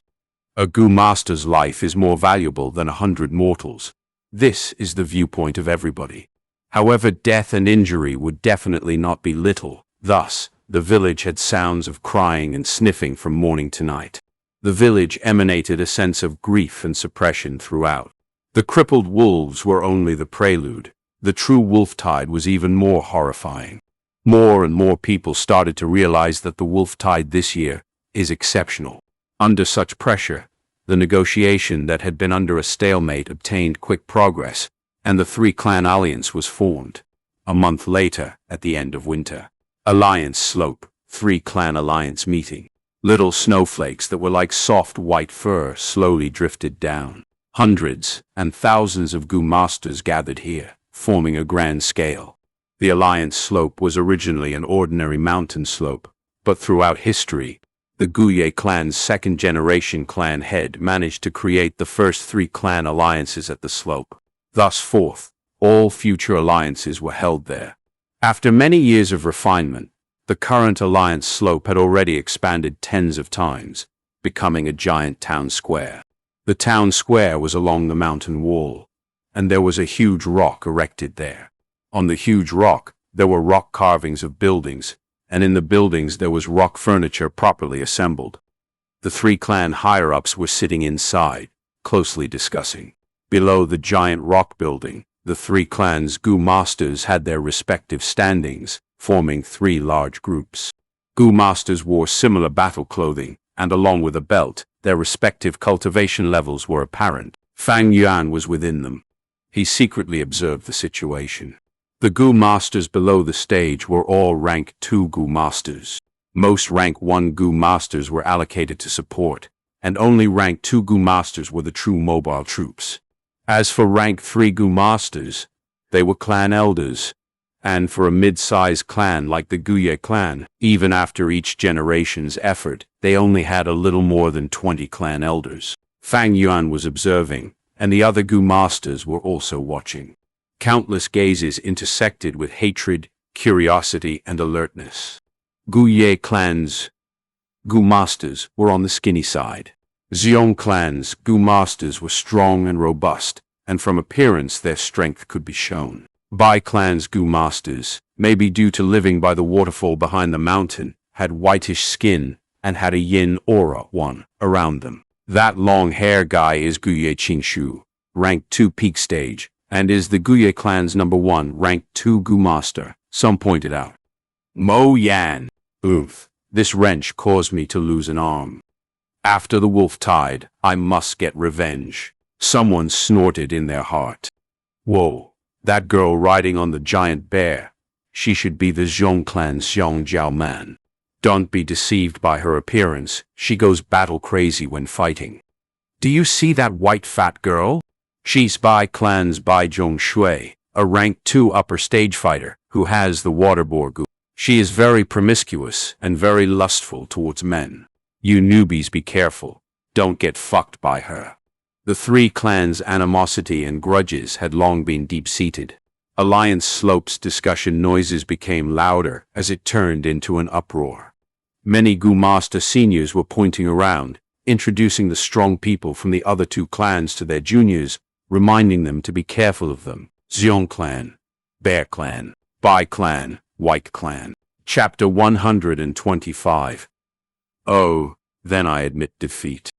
The traditional overlord Guye clan, the newly rising Bai clan, and the never underestimated Zhong clan. Fang Yuan's gaze flew across the people as he stood in the crowd, observing the entire situation. Guye clan has Qing Shu, Qishan, Mo Yan, Xiong, and Bai clan also had their outstanding rank 2 elite Gu masters. Together with the different clans' heads and elders in the rock building, the Alliance Slope can be said to be filled with elites. I wonder which one is Bai Ningbing? The man who symbolizes the Bai clan's rise. Bai Ningbing is already rank 3. He is definitely not among the rank 2 Gu masters. It seems he isn't in the rock building either. Gradually, the discussions gathered on Bai Ningbing. Although Bai Ningbing did not appear, his brilliance had already suppressed all the Gu masters below the rock building. I remember that 3 years ago on the Alliance Slope, it was Bai Ningbing who was the first to step out and start the Gu battle. In just 3 years, he became a rank 3 clan elder. Thinking about it makes me shudder. He rose to heaven in one step.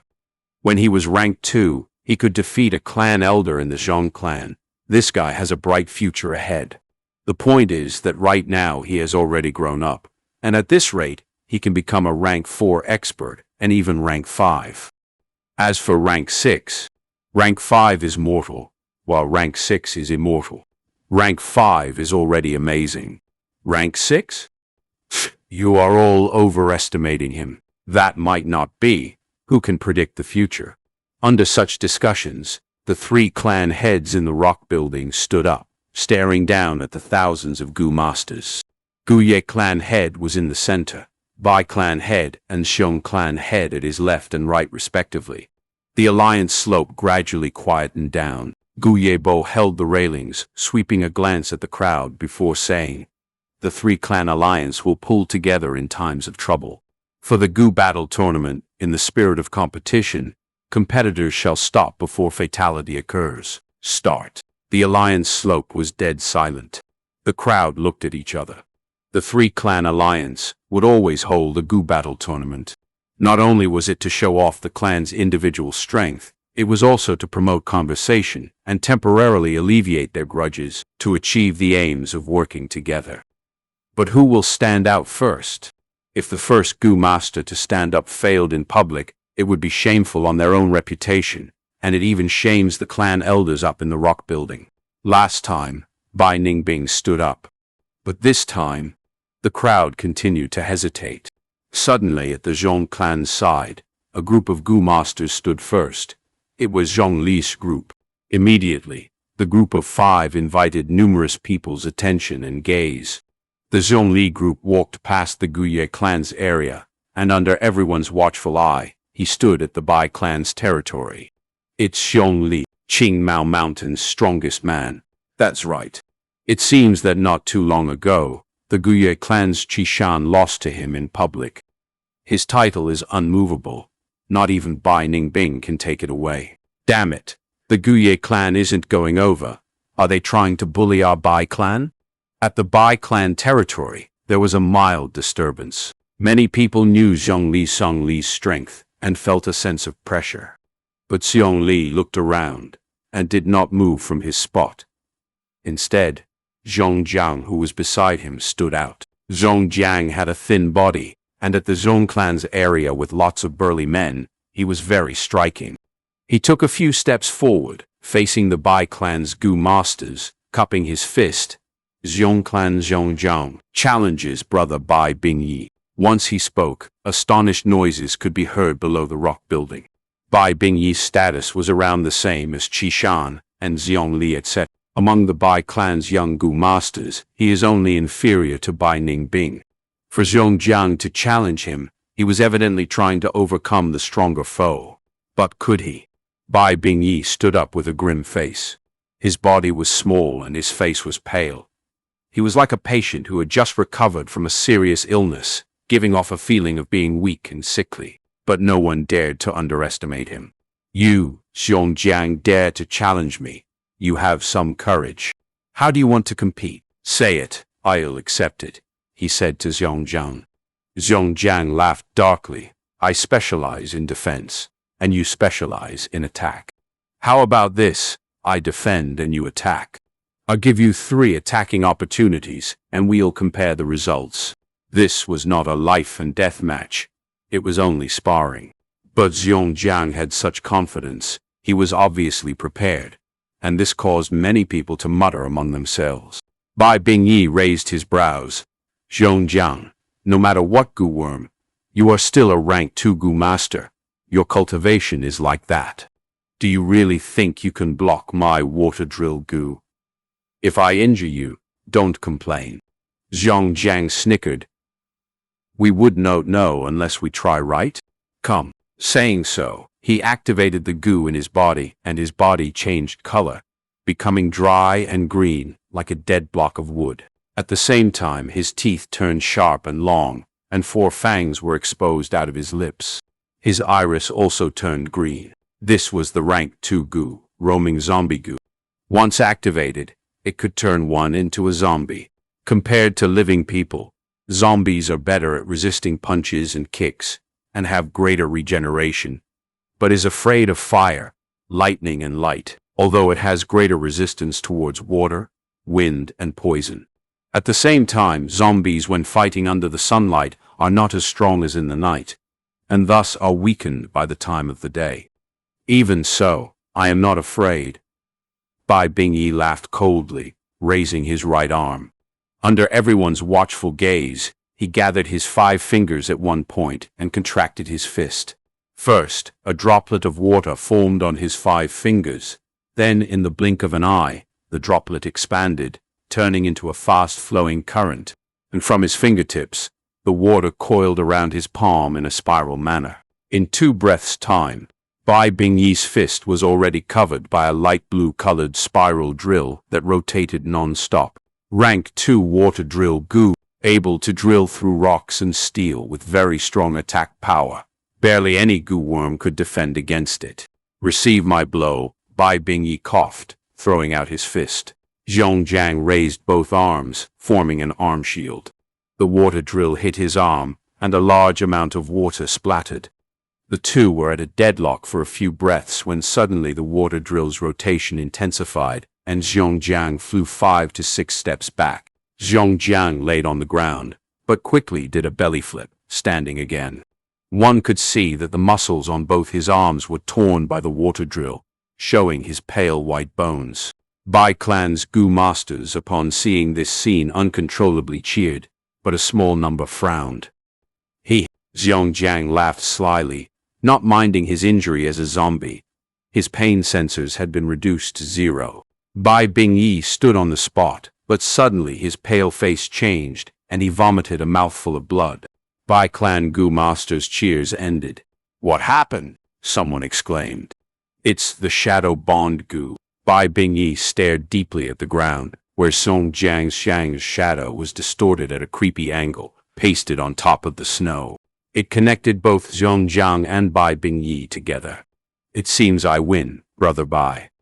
With this Shadow Bond Gu, no matter how much injury I suffer, you will take 10% of it.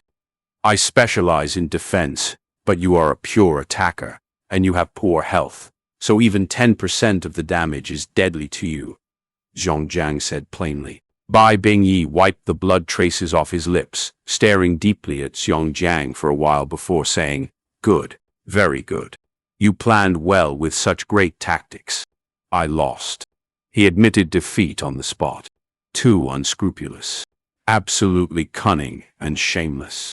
To think he had a shadow Bongu, Senior Bai Bingyi was completely outplayed. Bai clan's Gu masters exploded into a series of discussions.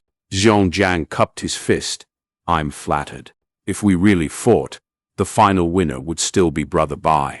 The Shadow Bongu's range is limited. It can only bully close-ranged Gu masters.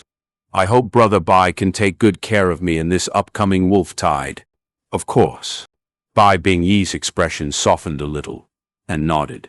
Bai clan's Gu masters also started to quieten down.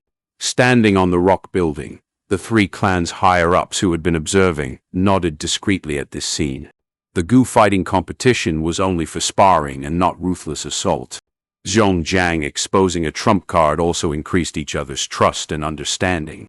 Whether it was Zhongjiang or Bai Bingyi's attitude, they were good. Resolving it like this, the Bai clan's Gu masters, even if they did not admit it, felt admiration towards Zhongjiang. After all, the strong were respected. Zhongli's group had a good start. Gu Yebo lightly praised. Hey. Zhong clan head beside him laughed lightly. Zhongjiang had given him face. Bai clan head at the other end had a tough expression. But Zhongli's group did not quit while they were ahead. The five left the Bai clan's area and came to the Guye clan. After challenging the Bai clan, they are challenging the Guye clan now. Oh no, Zhongli himself is stepping up now. Guye clansmen were slightly nervous. Many of their gazes were gathered on Qishan, Moyan, and Qingshu. But who knew? Zhongli shouted loudly. Who is Fang Yuan? Please stand up. I heard you could chase away the river-swallowing toad alone. Why don't we have a contest of strength? Instantly, the crowd exploded. Zhongli stood up, yet he did not challenge Qingshu, Qishan, or Moyan, but instead pointed out a newbie junior. Fang Yuan. Who is Fang Yuan? Some of the other village Gu masters had never heard this name before. Chasing away the river-swallowing toad alone. Oh my god, that's a rank 5 Gu. Is he so absurd? Some shot glances of shock and curiosity. Guye clan's Gu masters took the initiative and opened up a path, and Fang Yuan, who was among them, was exposed. Without anything hindering their vision, Zhongli and Fang Yuan stared at each other. Zhongli's lips curled to an angle, saying with a very manly elegance, I hope Fang Yuan would generously teach me. This Fang Yuan, who in the world is he? He does have 3 heads or 6 limbs anyway. Chasing away the river-swallowing toad is also by coincidence and luck. It is nothing hard. Heh. Being targeted by this muscled man Zhongli, he is in big trouble now. Fang Yuan, you can't avoid it anymore. Sigh, in that case, just hope for the best and go ahead and battle. Qishan sighed in his heart. Oh, is that so? Fang Yuan shrugged with a plain expression. Then I admit defeat. The moment he said so, the crowd all went dumbfounded. The story pauses here. But Fang Yuan's journey is far from over. If this reached you, leave a like. It helps more listeners find their way to EtherealArcs. Subscribe so the next chapter finds you. We'll see you in the next arc.